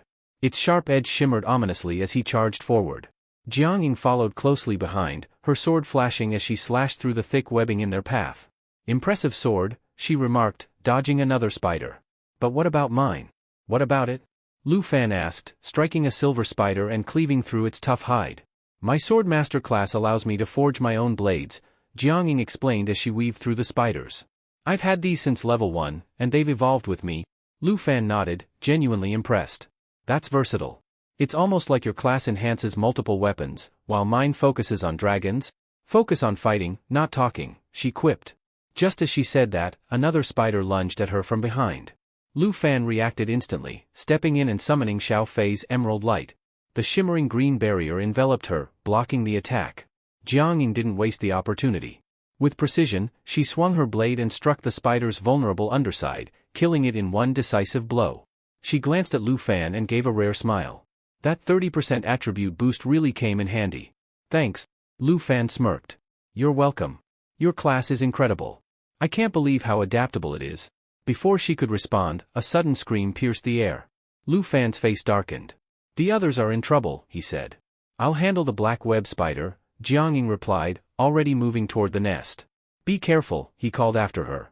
The rest of the group was in the middle of a chaotic battle. Yen and the others were throwing every skill they had, while Xiao Fei provided support with barriers and enhancements. Lu Fan joined the fray, his blade carving through spiders as if they were paper. Jiang Ying, meanwhile, reached the nest, her focus sharp. As she advanced, a spider lunged at her from behind. She barely managed to block the attack with her sword, but the impact sent her staggering. Another trio of spiders pounced, but her defensive skill activated just in time, shielding her from harm. Her breathing quickened, and she realized she was getting too far from the group. She turned to retreat but winced, feeling the sting of her earlier injury. Lu Fan's voice echoed in her mind. Don't push too far with that injury, he had warned. She clenched her teeth, tightening her grip on her sword. I don't have time to worry about that, she muttered, charging forward once more. The other girls, noticing they were managing well with the buffs provided by Aunt Han, urged Lu Fan to go and assist Jian Ying. We've got this under control, one of them said. Go make sure she's okay. Nodding, Lu Fan glanced back at his aunt.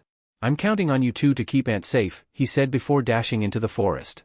As he moved deeper into the thicket, the air grew heavier with the stench of the spiders, and thick webs hung low from the trees, brushing against his shoulders.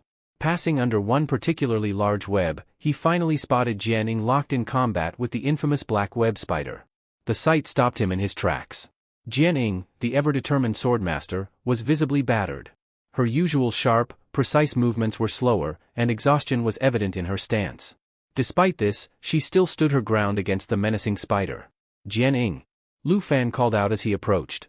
She turned her head slightly, her voice firm despite her condition. I can handle this.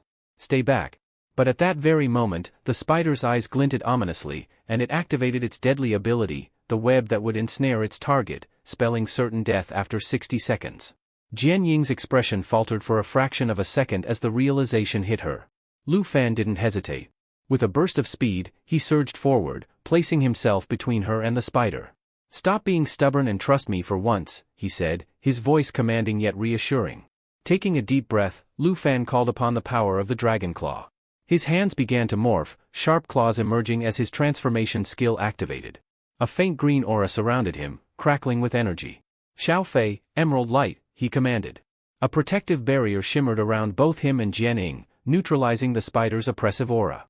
Seizing the moment, Lu Fan lunged at the spider with precision and ferocity. His claws slashed through the air, glowing with draconic energy, before landing a devastating blow. The black web spider screeched in agony as it was sliced cleanly in half, collapsing in a heap. Jian Ying stared in shock. You took it down in one strike, she murmured, her voice filled with disbelief. Lu Fan turned to her with a faint smirk. I couldn't just let it hurt you, he said.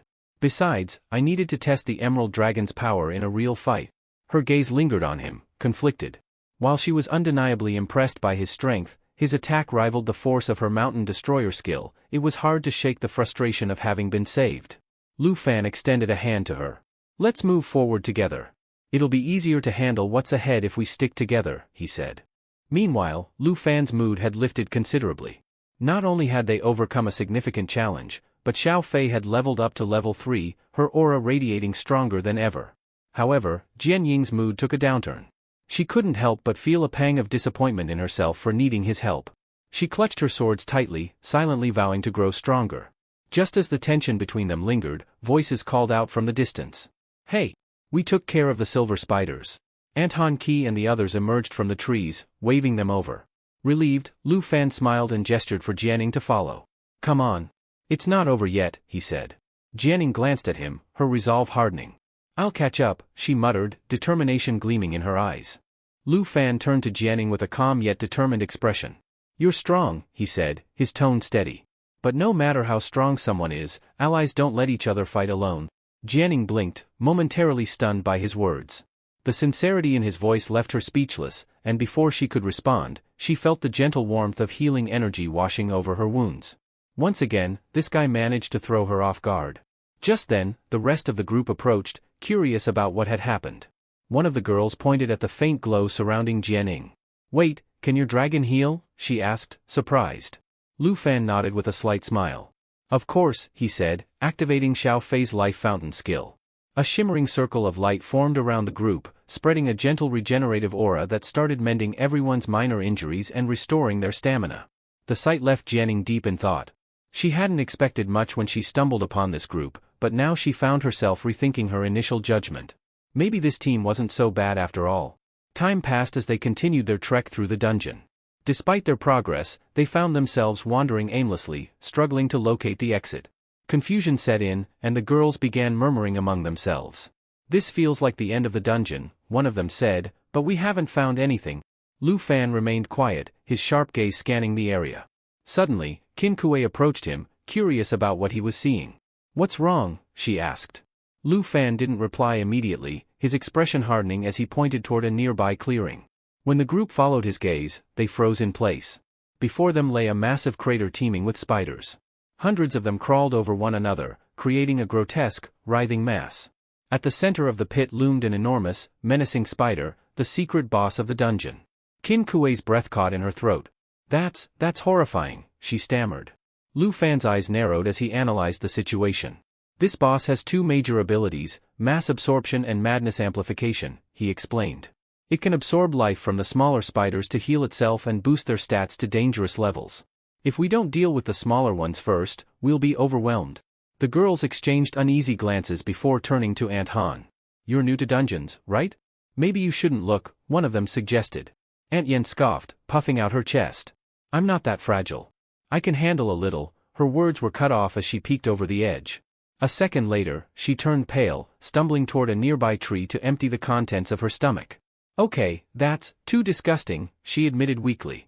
Jianing sighed, her focus returning to the task at hand. "Whatever we decide to do, we need to deal with the smaller spiders first," she said. Xiaoman nodded in agreement. Other teams usually split their group.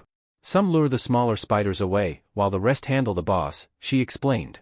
"The only problem is that strategy takes days, and we definitely don't have enough supplies for that." Aunt Han groaned, clutching her stomach. "Yeah, I didn't bring enough food for that kind of plan." Lu Fan raised his hand, a confident glint in his eyes. "There's no need to follow their strategy," he said firmly. The girls turned to him, curious and slightly wary. "What do you mean?" one of them asked. "What's your plan?" Lu Fan's smirk widened as he took a step forward. Without another word, he shouted, "Xiao Yi, assume your destroyer form." The air seemed to tremble as Xiao Yi emerged, her presence overwhelming and fierce. The girls, particularly Jianing and Xiaoman, recoiled slightly, startled by the sheer intensity radiating from the creature. The dungeon boss, sensing the threat, let out a piercing screech that echoed through the crater. Its smaller minions stirred in agitation, their movements becoming frantic as the tension in the air thickened. Lu Fan tightened his grip on his weapon, his voice steady but full of determination. That's when Lu Fan commanded Xiao Yi to handle all the smaller spiders. Without hesitation, Xiao Yi leapt into the pit, brimming with determination. In that instant, Lu Fan activated the Cataclysm skill, sending shockwaves through the lair. Everyone stood in awe, and Jianing couldn't help but remark that the power resembled that of a legendary dragon.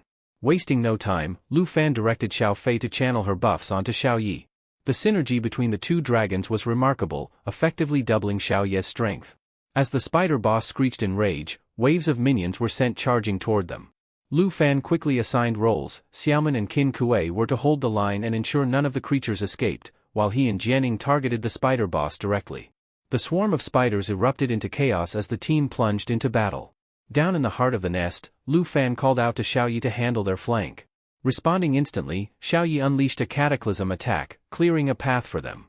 Meanwhile, Jianing stuck close but couldn't hide her apprehension about getting caught in the fiery carnage. Lu Fan glanced upward, checking on the rest of the team. Xiaoman, Qin Kuei, and the others were holding strong, bombarding the spiders with spells to keep them contained. Satisfied, Lu Fan turned to Jianing and said, "Now it's just us to deal with the big one."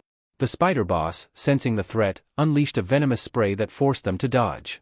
Lu Fan activated Xiao Fei's buff to shield Jianing from the toxins, knowing full well that getting caught in the boss's web meant certain death within seconds. With each step closer, the tension rose. A single touch of the web sliced across Lu Fan's cheek like a blade. Undeterred, he instructed Xiao Yi to prepare for the next move. Xiao Fei, following his command, activated yet another buff, her emerald glow brightening the lair. Then came the game-changing moment. Lu Fan ordered Xiao Yi to unleash her ultimate ability. With a mighty flap of her wings, Xiao Yi ignited the entire cave in a roaring blaze. Flames engulfed the surroundings, turning the nest into a fiery inferno. Jianing stared in shock, wondering if such destructive power could annihilate a nation. Amidst the chaos, spiders were incinerated mid-air, their charred remains scattering like ash. Lu Fan used the opportunity to clear the remaining webs, walking steadily toward the boss with a calm determination. Meanwhile, Xiao Fei leveled up to level 5, unlocking a new ability that radiated immense potential. And then, the moment everyone had been waiting for arrived, the little green healing dragon began its evolution, marking yet another leap forward in their extraordinary journey. The little green dragon girl began to radiate a brilliant emerald light, glowing from what seemed to be her core. Just as the radiance filled the cave, the spider boss lashed out, its massive claw swinging dangerously close to Jianing. She narrowly dodged, the attack brushing past her.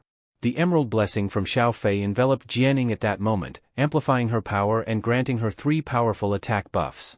With renewed strength, she commanded her swords to attack the boss directly. Before, her strikes barely left a scratch, but now, with the buffs and the added effect of utilizing the monster's own attributes against it, her swords tore through the spider with devastating force. Meanwhile, Lu Fan casually petted Xiao Fei, praising her for the evolution and observing how drastically Jian Ying's attacks had improved. Xiao Fei, buff Xiao Yi next, Lu Fan instructed. The little dragon nodded, fluttering over to Xiao Yi and landing on her head. As she activated the buff, 3 shimmering crystals materialized above Xiao Yi before merging into her. Empowered by the emerald energy, Xiao Yi roared and unleashed another fiery explosion, the intensity of which scorched the entire cavern. Jianing couldn't help but marvel, estimating that the attack carried over 10,000 power points based on its sheer destructive capability. The spider boss shrieked in agony, its massive body writhing in pain. Sensing its weakened state, Lu Fan called out to both Jianing and Xiao Yi, urging them to prepare for the final blow. But as they looked for him, he was nowhere on the ground. That's because Lu Fan had already leapt high into the air, his blade shimmering with lethal intent. From above, he descended like a meteor, plunging his weapon straight into the boss's head. Simultaneously, Xiao Fei applied another buff on Jianing, who unleashed a relentless barrage of swords to support Lu Fan's attack. The combined assault proved too much for the boss to withstand. With one final screech, the monstrous spider collapsed, defeated. The cavern was silent except for the echoes of their victorious breaths. A notification chimed, everyone had leveled up, and the 2 dragons reverted to their smaller forms. Jianing, catching her breath, glanced at Lu Fan. "How many points did you manage to earn from that?" He grinned. "About 1.3 million. Her brows furrowed. "With that kind of power, shouldn't it have been much higher?" Lu Fan shrugged nonchalantly. "That's the limit for nightmare difficulty. No matter what we do, we can't surpass it." Before the conversation could continue, Xiao Fei bolted toward Lu Fan, wrapping herself around him in a tight hug. Meanwhile, Xiao Yi, noticing the affectionate display, narrowed her eyes and crossed her arms in annoyance, clearly not thrilled with being left out of the spotlight. After the battle concluded, Lu Fan called the rest of the group over. They arrived shortly after, their faces beaming with excitement. Meanwhile, Jianing remained silent, her gaze distant. Despite being close in terms of points and strength, she realized the power gap between her and Lu Fan was something insurmountable. It was a bitter pill to swallow. With the mission complete, the group began opening the treasure chests scattered across the area. Amid the excitement, Jianing finally made up her mind. She decided to officially join their team. The other girls were ecstatic and even asked for her phone number. However, in her usual goth fashion, Jianing replied coolly, "I don't use a phone." To commemorate their new, permanent team member, the aunt insisted on preparing a celebratory dinner. Over the next couple of weeks, the group spent their time hunting in dungeons to strengthen themselves further. During the day, they attended combat theory lessons, but by night, they dove back into the action. Half a month passed in this routine, and now, only 2 days remained until the highly anticipated freshman evaluation. By then, the group had made significant progress. Xiao Fei had leveled up to 14, while Xiao Yi had reached level 19. Most of the other members were at level 22, and even the ant had climbed to level 18. Jianing, however, was the one who stood out the most. She had evolved her ice sword ability and climbed to level 24, becoming a force to be reckoned with. Xiaomin, on the other hand, had equipped the full venomous spider set and leveled up as well. It was clear that everyone was growing stronger, pushing their limits in preparation for the upcoming evaluation. One day, as they exited the dungeon, the ant announced that she would prepare a meal for everyone. Just as Lu Fan stepped out of the portal, someone called out to him. He turned to see a girl with striking purple hair waiting for him. President Zhao has something urgent to discuss with you, she said without preamble. Curious, Lu Fan asked, what does he want to talk about, especially with the freshman evaluation just around the corner? The purple-haired girl shrugged, her expression unreadable. You'll find out when you meet him, she replied. As they walked, the group chatted about recent rank changes. The girl turned to Lu Fan and asked, are you worried about all these duels happening lately? Lu Fan shook his head, letting out a tired sigh. I don't even have time to think about it. I've been stuck in a cycle, dungeon runs, classes, and then straight to bed. The girl chuckled softly before explaining, ever since your fight with Hong on the first day, things have changed. Everyone started dueling for points, and you've inadvertently set a new standard. Weaklings are now measured as 1 Hong. If someone's strong, they say they're worth at least 100 Hong. Lu Fan raised an eyebrow, a mix of amusement and disbelief on his face. So, Hong's name became a unit of measurement, huh? She smirked, nodding. You've stirred things up more than you realize. As they approached the president's office, Lu Fan couldn't help but wonder what could be so important. Whatever it was bound to shake things up even further. The purple-haired girl gestured toward the door and said, they're waiting for you. Go on in. As Lu Fan pushed the door open, the president, sitting at his desk, glanced up and motioned for him to enter. Come in, we have something important to discuss, he began, his tone serious. Without wasting any time, he revealed the news. The national test, which Lu Fan had been promised a chance to participate in, had been rescheduled. It was originally planned for 5 months from now, the president explained, but it's been moved up. It's happening in just 2 months. The sudden announcement made Lu Fan pause, his mind racing. Why the change? He asked. The president leaned back in his chair and sighed. Jin Chenghan is close to reaching level 60 and undergoing his 3rd transformation. It seems this schedule adjustment is designed to give him an edge over everyone else. Lu Fan quickly pieced it together. So they're putting people in their 2nd transformation up against him? That'll just make it easier for him to dominate. The president nodded grimly. Exactly. It's a stacked deck. Pitting 2nd transformation participants against a level 60 expert is practically handing him the victory. And if you're not careful, it could get you killed. He stood and crossed his arms, his gaze steady. I won't sugarcoat this, it's unfair, and the risks are high. If you still want to take part, you won't have much time to prepare. Are you sure about this? Lu Fan's expression hardened, and he met the president's eyes without hesitation. This is my chance to climb the expert rankings. I'm not backing down. Besides, I plan to win. A smile tugged at the president's lips. I expected nothing less. He nodded approvingly. If that's the case, I'll ensure you receive the resources you need. For now, focus on performing well in the freshman evaluation. Use it as a stepping stone. On the day of the evaluation, the president addressed the gathered students, outlining the rules. The exam will consist of a 2 versus 2 arena format. First place will earn 5,000 points for each participant. Murmurs of confusion rippled through the crowd. Many students were uneasy with the pairing system, especially since they hadn't necessarily formed teams or close bonds. For Lu Fan, however, the arrangement worked perfectly. With his aunt and the rest of their group, they had just enough people to form 2 solid teams. As they prepared, they ran into Jianing outside the arena. Before they could exchange greetings, a confident-looking guy approached Jianing, his posture oozing arrogance. He introduced himself with a smug grin, clearly expecting to impress her. Jianing didn't even let him finish. With a sharp glare and a dismissive tone, she cut him off. Not interested. The rejection hit the guy like a brick wall, leaving him stunned and speechless. Meanwhile, Lu Fan and the group couldn't help but smirk as they walked past, leaving the poor guy to wallow in his crushed hopes. Lu Fan decided to team up with Qin Kuei for the upcoming matches, while Jianing partnered with Xiaomen. By the 2nd day, the arena was alive with action as the first battles unfolded. In one corner, a hulking stone beast hurled a contestant into the air, while a sleek, deadly creature with a golden sheen, called the Deep Web Gold, darted forward and slashed at another competitor.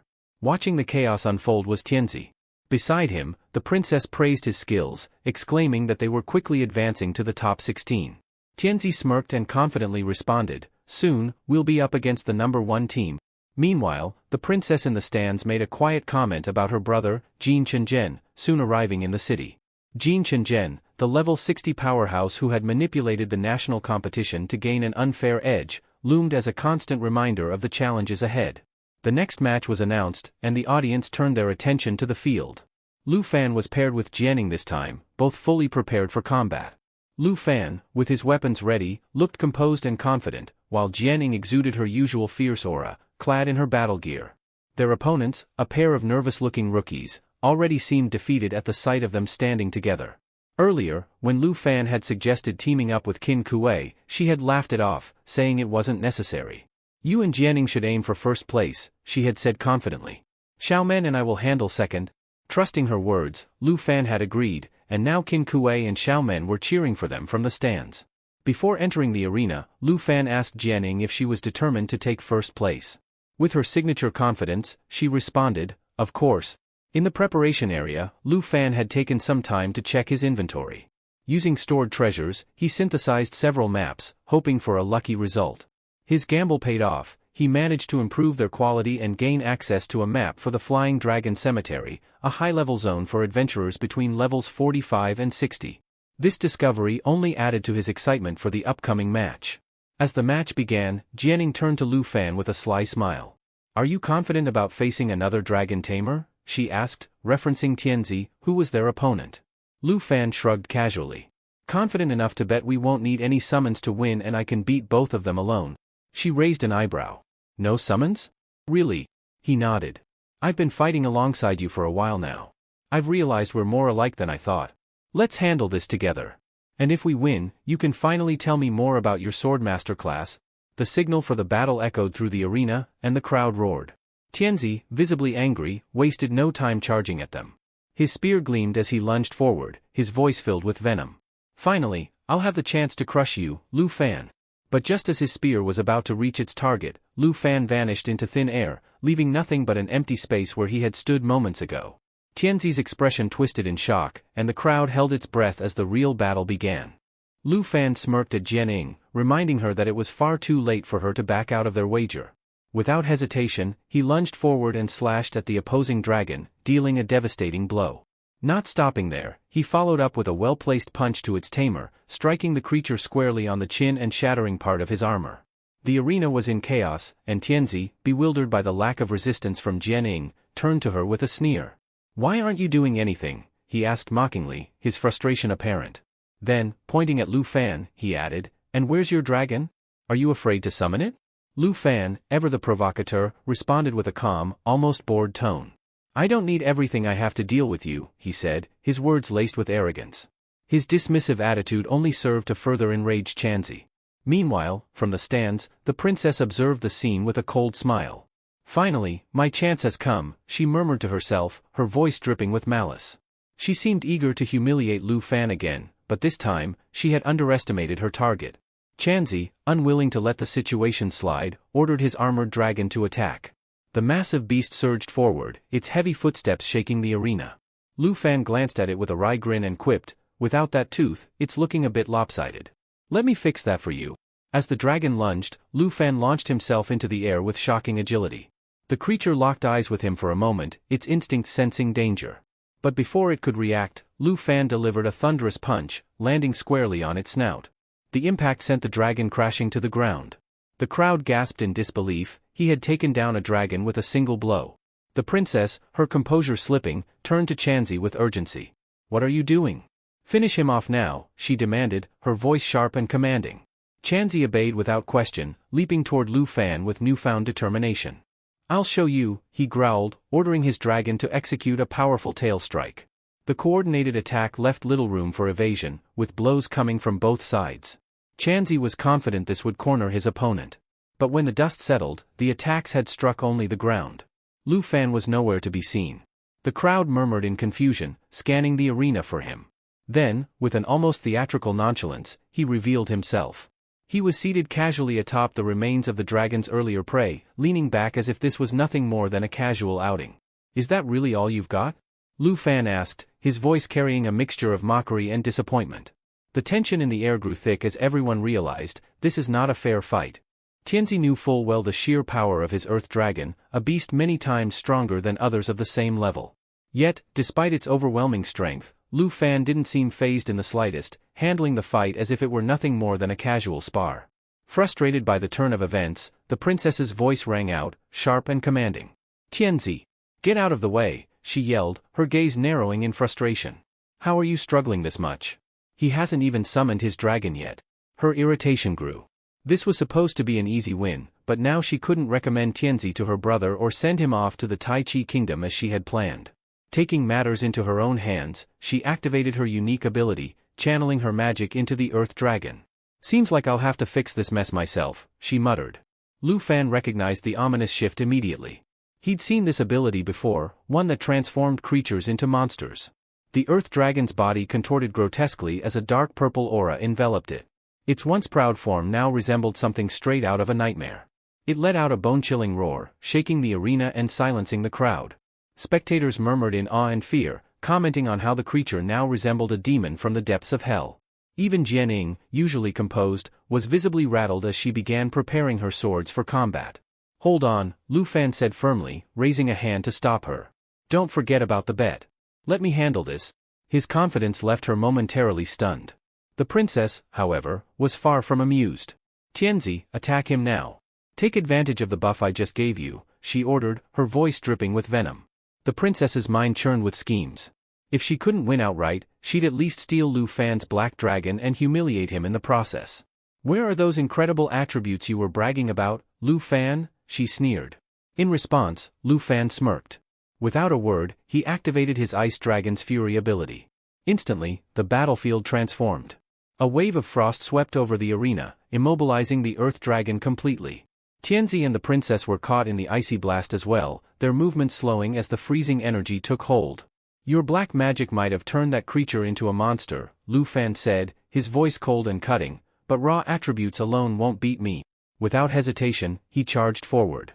You want my black dragon so badly? He taunted, his tone laced with disdain. You're not worthy. He launched an attack aimed directly at the princess, but before it could land, Tianzi stepped in, intercepting the blow to protect her. At that moment, the Earth Dragon broke free of its icy chains, roaring in fury as it lunged toward Lu Fan.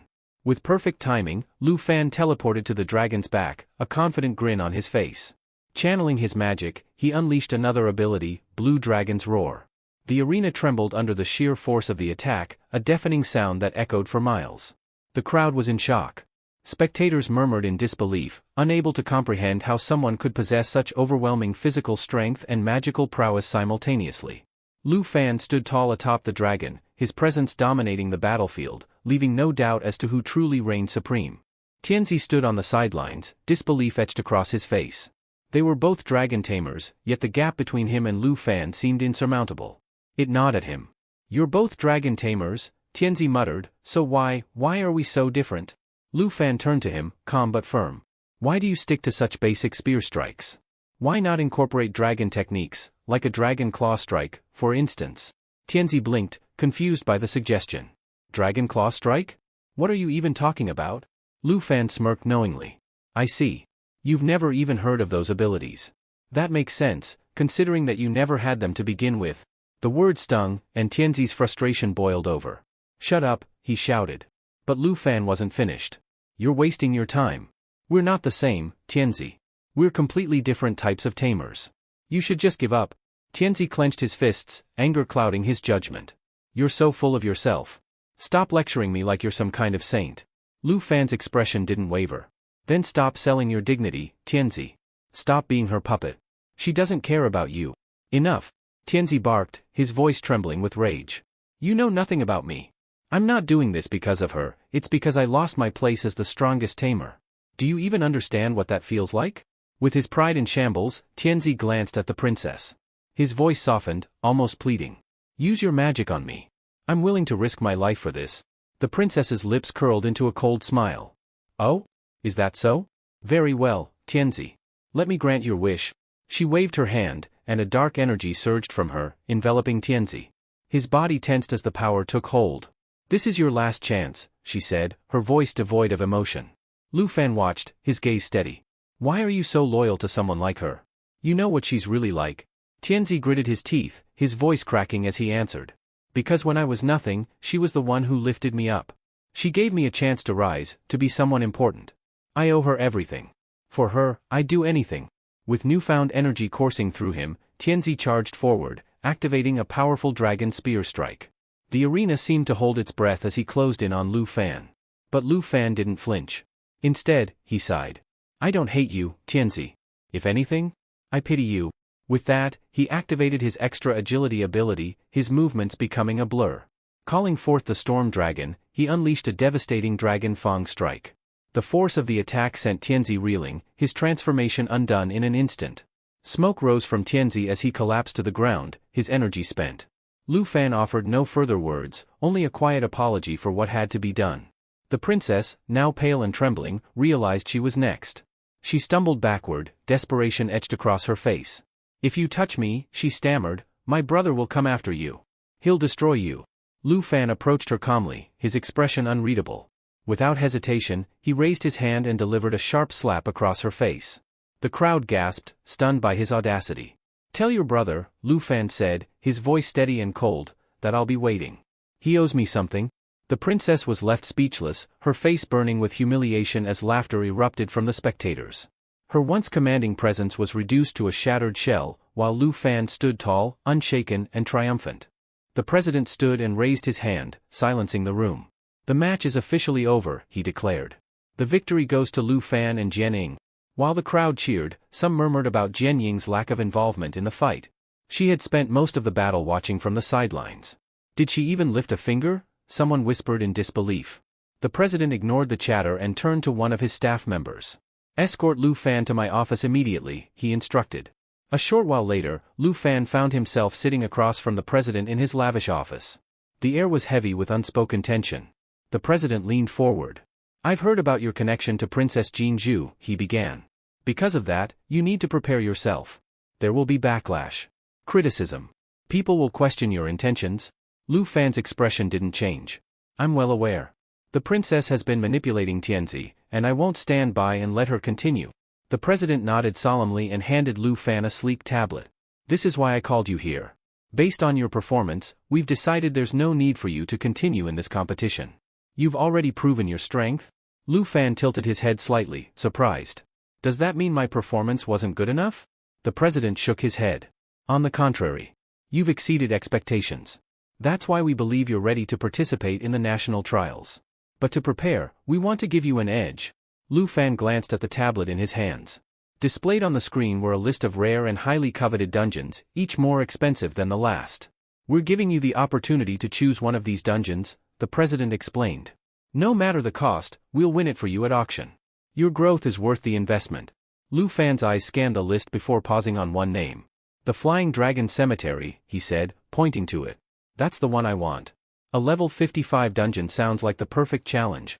The president nodded. Consider it done. The following day, the semi-finals were announced, but the crowd was taken aback when Lu Fan's group was declared to have withdrawn from the competition. Rumors swirled, many speculating it was related to the events of the previous match. Meanwhile, deep within the Flying Dragon Cemetery, Lu Fan and Jianying stood at the entrance. Lu Fan sighed. I'm sorry, Jianying. Because of me, you couldn't participate in the semi-finals? Jianying waved him off with a grin. Don't worry about it. We'll still earn points from this dungeon, and honestly, I'm more excited about the experience we'll gain here. This place is incredible. Their conversation was interrupted by a voice from above. Hey, you two. They both looked up to see a red-haired man leaping gracefully from a ledge, landing in front of them with ease. His movements were smooth and practiced, exuding confidence. The man straightened, offering them a casual smile. No need to be alarmed. I'm here to help. Who are you? Lu Fan asked, his tone cautious. The name's Kiran, the man replied. I'm with the Black Rat, a secret guild of hunters. We've been keeping an eye on the Flying Dragon Cemetery. Kiran gestured toward the massive entrance of the dungeon. Since you've won your spot here, follow me. There's a lot to discuss. Lu Fan narrowed his eyes but nodded, keeping his guard up.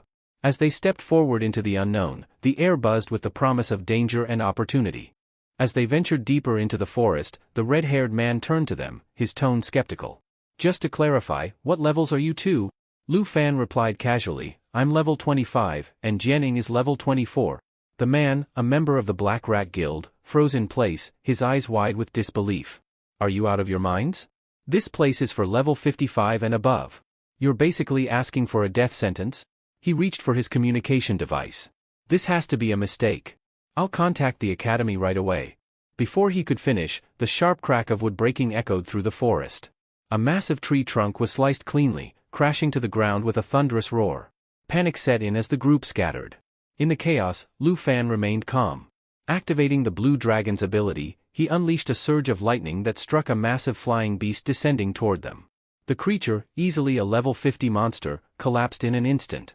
The Black Rat Guild member stared in shock. Wait, are you seriously only level 25? That thing was level 50. Lu Fan shrugged nonchalantly. Relax. These creatures aren't much of a challenge for us. The man hesitated but eventually nodded. Fine, if you're so confident, follow me. A short while later, he led them through dense foliage, pushing aside branches to reveal a hidden pathway. This is it, he said, gesturing to a large, ancient tree with glowing runes etched into its bark. The entrance to the Flying Dragon Cemetery. The teleportation gate is linked to this tree. The man turned to leave. My job here is done. Good luck. But before he could walk away, Lu Fan stopped him. Wait. I'd like to keep in touch. The Black Rat Guild member raised an eyebrow. Why? Lu Fan smiled. You manage secret dungeons, right? Having someone like you as a contact could be useful. I'm willing to pay for information. The man crossed his arms, intrigued. You're looking to negotiate, huh? Fine. Let's see how serious you are. I'll charge 100,000 for each set of dungeon details. Deal. Without hesitation, Lu Fan extended his hand. Deal? They shook on it, and the Black Rat Guild member smirked. You academy types sure are loaded. I'll keep in touch. As the man disappeared into the forest, Jianing let out an exasperated sigh. You talk too much. I'm heading out. Lu Fan chuckled, watching her move ahead. His focus shifted to the top of the massive tree before them. The map he had pointed to this exact spot. Excitement surged through him as he prepared to ascend. But just as he was about to step forward, a sudden roar filled the air. Both Lu Fan and Jianing snapped their heads up to see a swarm of level 50 flying dragons descending rapidly. Their leathery wings cast massive shadows over the forest as they closed in. Lu Fan's demeanor shifted instantly. Get ready, he told Jianing, his voice steady. Jianing didn't hesitate. She hurled her sword skyward, using it to draw the dragon's attention. One of the beasts, however, broke away from the group and dove straight for Lu Fan. Calmly, he raised his hand, summoning Xiaoyi. The fiery dragoness appeared in a burst of flame, her jaws glowing with molten heat. She snarled, her mouth full of fire, as she prepared to meet the oncoming threat head-on. As Jianing maneuvered through the battlefield with effortless grace, she sensed a presence creeping up behind her. Without hesitation, she dodged with precise footwork, flipping midair and launching her sword toward the creature's head. Her blade found its mark, piercing through the beast before she swiftly finished off another. But then, she realized she was falling. The ground below rushed toward her, and she quickly called for her broadsword, attempting to regain control midair. Unfortunately, one of the dragons had already locked onto her, diving at full speed, ready to strike before she could escape. Just as it seemed like she would be caught, Lu Fan acted without a second thought. He launched himself toward her, cutting through the dragon midair in one swift strike. Extending his hand toward Jianing, he caught her just in time. With her hand firmly in his grasp, he twisted his body and drove his dagger into the trunk of a massive tree, carving a deep groove as they skidded down. Wood and debris scattered in their wake as they finally came to a halt. Jianing let out a breath, still gripping his arm. Her cheeks tinged red. Saved again, she muttered, a little embarrassed. Lu Fan smirked, shaking his head. Try not to fall again. We're not supposed to be heading down. Before she could reply, a powerful gust of wind swept past them, causing both to turn sharply. A massive white dragon, its scales shimmering under the faint light, soared past them with incredible speed. But something was wrong. Lu Fan's expression darkened as he spotted Xiaoyi in the distance. And then, from the shadows, another presence emerged. A towering skeletal dragon, its hollow eyes glowing with an eerie light, appeared before her. Without hesitation, the undead beast lunged forward, its colossal jaws snapping shut around Xiaoyi. For a split second, she didn't move. Then, the impact sent shockwaves through the battlefield. Lu Fan gritted his teeth, his instincts screaming. He grabbed Jianing and sprinted toward them. She'll be fine, he assured her, though his gaze never left Xiaoyi. As they closed the distance, Lu Fan called out, Xiaoyi. Enter destruction mode, now. Within the skeletal dragon's grasp, Xiaoyi's body trembled. Then, a violent surge of power erupted from within her. Her form shifted, her body expanding as flames surged outward, obliterating the creature's entire lower jaw in a single, earth-shattering burst. Lu Fan wasted no time. He immediately summoned Xiao Fei, who appeared with 3 glowing emerald crystals embedded in her forehead. "Give the emerald blessing," he commanded. As Xiao Fei unleashed a vibrant healing energy, Lu Fan seized the moment. He surged forward with his dagger in hand, his speed blinding. Xiao Fei roared behind him, sending a powerful shockwave that momentarily stunned the skeletal dragon. Seizing the opening, Lu Fan landed a precise strike. But before he could follow up, the berserker bone dragon unleashed a devastating counterattack. A violent storm of razor-sharp bone fragments erupted from its body, tearing through the battlefield like a whirlwind of destruction. Lu Fan braced himself, but before he could react, a crimson streak slashed across the sky. A scythe, gleaming with ominous energy, spun through the air, slicing cleanly through the dragon's skull. Lu Fan's eyes widened. Jianing stepped forward, gripping the deadly weapon as the energy crackled around her. "I'll explain later," she said, her voice calm yet resolute. "It's time I kept my promise and showed you how the Swordmaster class truly works." Lu Fan exhaled, gripping his dagger tightly. "Xiao Fei, get ready," Jianing continued, her scythe glowing with an eerie red aura. "My class gains a new weapon every 5 levels. And this," she lifted the weapon slightly, the weight of its power palpable. "This is my trump card, the Calamity Scythe." She smirked as the skeletal dragon snarled. "With every kill, its attack permanently increases by 0.1%. The more I fight, the stronger it gets." A sinister energy flared around her as she activated Explosion of Sin, the ground beneath them trembling. The skeletal dragon screeched as its body cracked, splitting apart from the sheer force of her attack. Lu Fan came to a realization: Swordmasters didn't gain abilities like other classes. Instead, they unlocked new weapons as they leveled up. Understanding this, he shifted his focus back to the battle. "Xiao Fei, it's your turn now," he called out. Xiao Fei moved toward Xiao Yi, her 3 glowing crystals pulsing with energy. As she placed them onto Xiao Yi's forehead, Lu Fan issued his next command. "Use Earth Smash." Xiao Yi extended her claws, gathering immense strength before slamming them down with overwhelming force. The impact shattered the ground beneath them, causing the berserker bone dragon to be buried beneath the collapsing terrain. A notification appeared in Lu Fan's vision: Xiao Fei had reached level 15 and unlocked another transformation. Meanwhile, Jianing sighed, clearly conflicted. "I had to use my trump card so early. But most of the damage came from Xiao Fei's buffs anyway." Lu Fan turned to her with a grateful expression. "Still, you saved me back there. And thanks to you, Xiao Fei evolved." He reached out and patted Xiao Fei's head, congratulating her on unlocking a new form, Eternal Dragon, Spiritual Light. The golden aura around her shimmered as if acknowledging the praise. Jianing, regaining her focus, stretched her arms. "All right, enough talk. We need to climb back up." Before they could move, a barrage of fire rained down from above, forcing them to dodge. Explosions erupted all around as they sprinted for cover. "Why the hell are we being hit by magic?" Jianing shouted, weaving between the chaos. Lu Fan gritted his teeth and quickly assessed the situation. The noise from their battle with the bone dragon must have drawn unwanted attention. Turning his gaze to the sky, his eyes widened. A legion of dragons soared above them, their dark silhouettes blocking out the light. Leading the group was an enormous dragon, one that radiated pure dominance. "That one?" Lu Fan muttered. "It looks like a final boss." With no time to waste, he made a quick decision. "Xiao Fei, transform into light form. Stay close to Xiao Yi and provide support." In response, Xiao Fei's body glowed brilliantly as she shifted into her spiritual form. In this state, she could now grant 2 abilities, Soul Protection and Soul Impact. Lu Fan turned to Jianing. "We're heading straight to the top. Follow me." As he dashed forward, both Xiao Yi and Xiao Fei underwent another transformation. Soul Protection activated, instantly boosting their attributes by 200% while granting damage absorption. The only drawback was that Xiao Fei wouldn't be able to do anything else during the duration. Jianing, witnessing the sheer power-up, was stunned. Xiao Yi's strength just jumped to 26,000. "What kind of buffs are these?" Lu Fan smirked.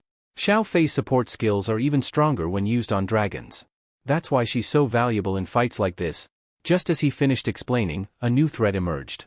From above, the sky darkened as a swarm of flying creatures, each armed with devastating firepower, began their assault. A relentless wave of attacks descended upon them. Lu Fan turned to Xiao Yi and gave a firm command. "Don't counterattack. Just keep moving forward effortlessly."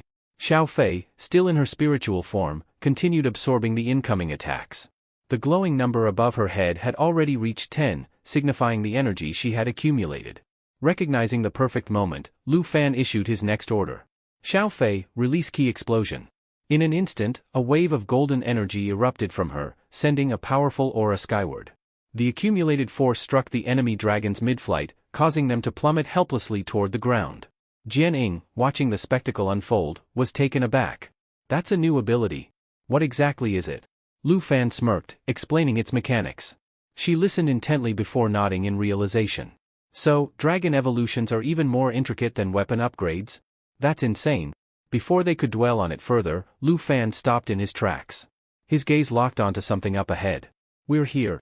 A massive figure loomed in the distance, a level 60 steel dragon. Its body was covered in an impenetrable metallic hide, and its presence alone radiated overwhelming pressure. As if sensing their arrival, the creature let out an earth-shaking roar. Without warning, it launched forward with steel charge, a devastating attack that annihilated anything with less than 10,000 defense points. Jian Ying tensed. Lu Fan, be careful. That thing is? He cut her off with a confident grin. I know. But don't worry. Without hesitation, he called out to Xiao Fei. Activate Soul Impact. A surge of vibrant green energy surrounded Xiao Yi, enhancing her strength exponentially. Lu Fan's eyes gleamed as he prepared the final push. All right, Xiao Yi. This one's yours. He activated Dragon's Inspiration, further amplifying her stats. Her strength soared, surpassing 34,000 in an instant. Wasting no time, Xiao Yi lunged forward, slamming her paw into the steel dragon's thick neck with a force so immense that the battlefield trembled. At the same time, Xiao Fei unleashed a searing laser beam, striking the beast's leg with pinpoint precision. A sickening crack echoed through the air. The steel dragon's front limb was completely severed. But instead of collapsing, the monster turned its crimson eyes toward them, fury blazing within. It let out a deep, guttural growl and prepared to retaliate. Jian Ying immediately activated her ability, shadows swirling around her. We need to retreat, now. Hoping to create an opening, she unleashed Explosion of Sin, her most powerful strike, aiming directly for the steel dragon's throat. The impact landed perfectly, but the dragon barely flinched. The attack had done almost nothing. Jian Ying's face twisted in frustration. Damn it. I can't even scratch it. Lu Fan, however, remained unfazed. He gave her a reassuring glance. It's fine. I get it, you want to contribute. But leave this one to me. Without another word, he extended his dagger, calling out to Xiao Fei. Link with me. The dragon's next attack came crashing down, but Lu Fan braced himself, intercepting it head-on with his blade. At that very moment, Xiao Fei struck from above, her assault colliding directly with the steel dragon's skull. A final, deafening roar echoed through the battlefield as the monstrous creature collapsed. The fight was over. A wave of relief washed over them as the realization set in, they had defeated the boss. Jian Ying exhaled, still processing the sheer intensity of the battle. Xiao Yi and Xiao Fei let out victorious cries, while Lu Fan simply smiled, satisfied with their performance. The group burst into celebration. After the battle, Xiao Fei let out a low growl, her aura flaring up momentarily. Lu Fan raised a brow in interest. Looks like she just unlocked a new intimidation ability, he noted. Jian Ying, still catching her breath from the intense fight, suddenly felt a surge of energy wash over her. A notification popped up, she had leveled up to 25. Not bad, Lu Fan remarked, glancing at her. You've been talking a lot more lately. Guess spending time with me is starting to rub off on you. She blinked, caught off guard by his observation. The first time I heard your voice, I thought it was kind of adorable, he added casually. Jian Ying's face immediately turned red. Adorable? What do you mean by that? Lu Fan simply smirked, enjoying her flustered reaction as they continued walking through the dense forest. Meanwhile, Xiao Yi and Xiao Fei were playfully snapping at each other, their sharp teeth clashing in mock battle. Above them, perched high among a cluster of cocoons, sat a single blue dragon egg. The sight of it made Lu Fan pause for a moment before shaking his head and moving on. Curious, he turned to Jian Ying. Since you hit level 25, did you unlock a new weapon? She nodded, unsheathing a sleek new sword. Yeah. This one's pretty interesting, it has an agility boost and an effect that lets it split into thousands of blade fragments. Each fragment deals 10% of the weapon's original damage. Lu Fan examined the weapon with interest. That's solid. Once you level it up, it'll be a real powerhouse. Jian Ying, however, couldn't shake the lingering doubt in her mind. Even with new weapons and abilities, she felt like she was constantly falling behind. Compared to his dragons, her attacks still seemed weak. The realization weighed on her, but she kept it to herself. Just then, Lu Fan gestured ahead. Come on. Looks like we're almost there. But before they could take another step, Xiao Yi and Xiao Fei suddenly stopped, growling at something up ahead. The two dragons had discovered something, a lifeless body surrounded by scattered belongings. Jian Ying's eyes darkened. Looks like an old group of adventurers made it here before us, and didn't make it out. Lu Fan crouched down, scanning the remains with narrowed eyes. Something felt off. Stay alert, he muttered. We're not alone. The moment those words left his mouth, a powerful presence descended from above. A massive, level 60 bronze dragon crashed into the clearing, shaking the ground beneath them. Before they could react, another creature loomed into view, a level 65 elemental three-headed dragon, floating ominously in the sky. A boss. Jianing clenched her fists. This feels like a setup? Before they could strategize, the three-headed dragon began casting a triple-element spell, energy crackling around each of its heads. Xiao Fei wasted no time, she lunged forward and slapped the dragon's face with a powerful blow, disrupting its casting. However, the beast barely flinched, its glowing eyes locking onto her in irritation. Meanwhile, the bronze dragon wasted no time, charging straight for them. Jianing exhaled sharply. Looks like we're handling that one. Lu Fan nodded. Good chance to test your new ability. With that, he surged forward, issuing commands to Xiao Fei and Xiao Yi. Get ready. Xiao Fei, activate Dragon Defense and Soul Impact. As the battle erupted, Xiao Yi skillfully evaded the incoming elemental attacks, her movements precise and fluid. Lu Fan then turned to Xiao Fei with a sharp glint in his eye. Now, use Intimidation. As the battle raged on, Xiao Fei took a deep breath, her body shifting as she prepared to strike. Her form shimmered momentarily before she let out a deafening roar, her newly awakened intimidation skill surging outward like a shockwave. The effect was immediate. The three-headed dragon's massive frame trembled violently, its limbs locking in place as fear overtook its instincts. It quivered, paralyzed by the sheer force of Xiao Fei's presence. Unfortunately, the ability wasn't limited to just enemies.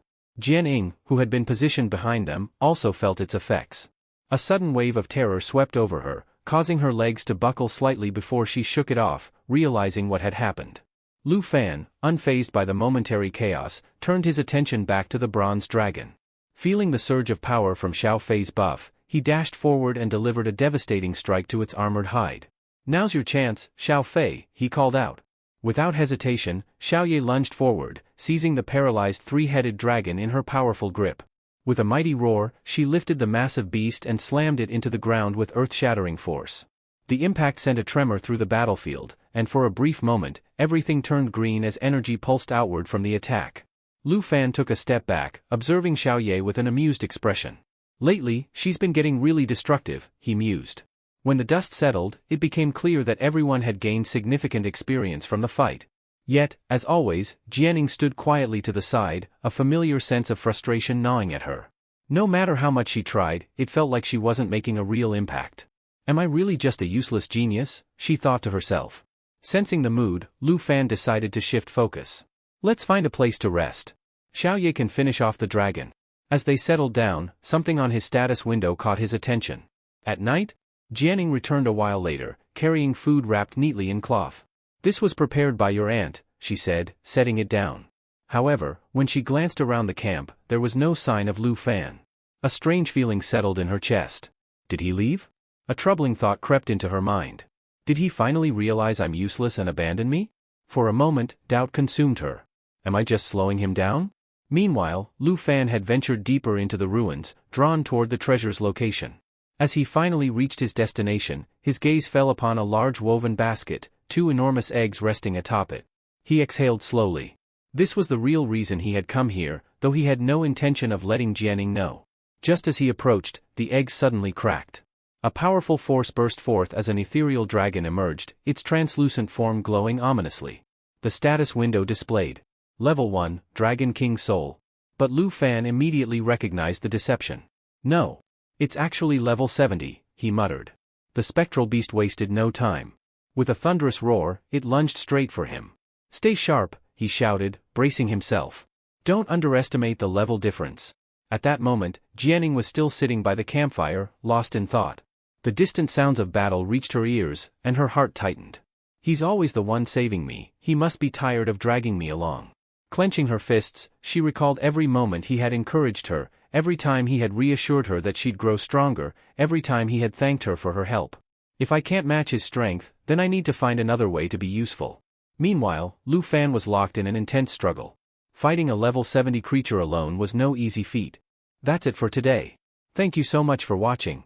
If you enjoyed the video, don't forget to hit that like button and subscribe for more. We'll see you in the next one.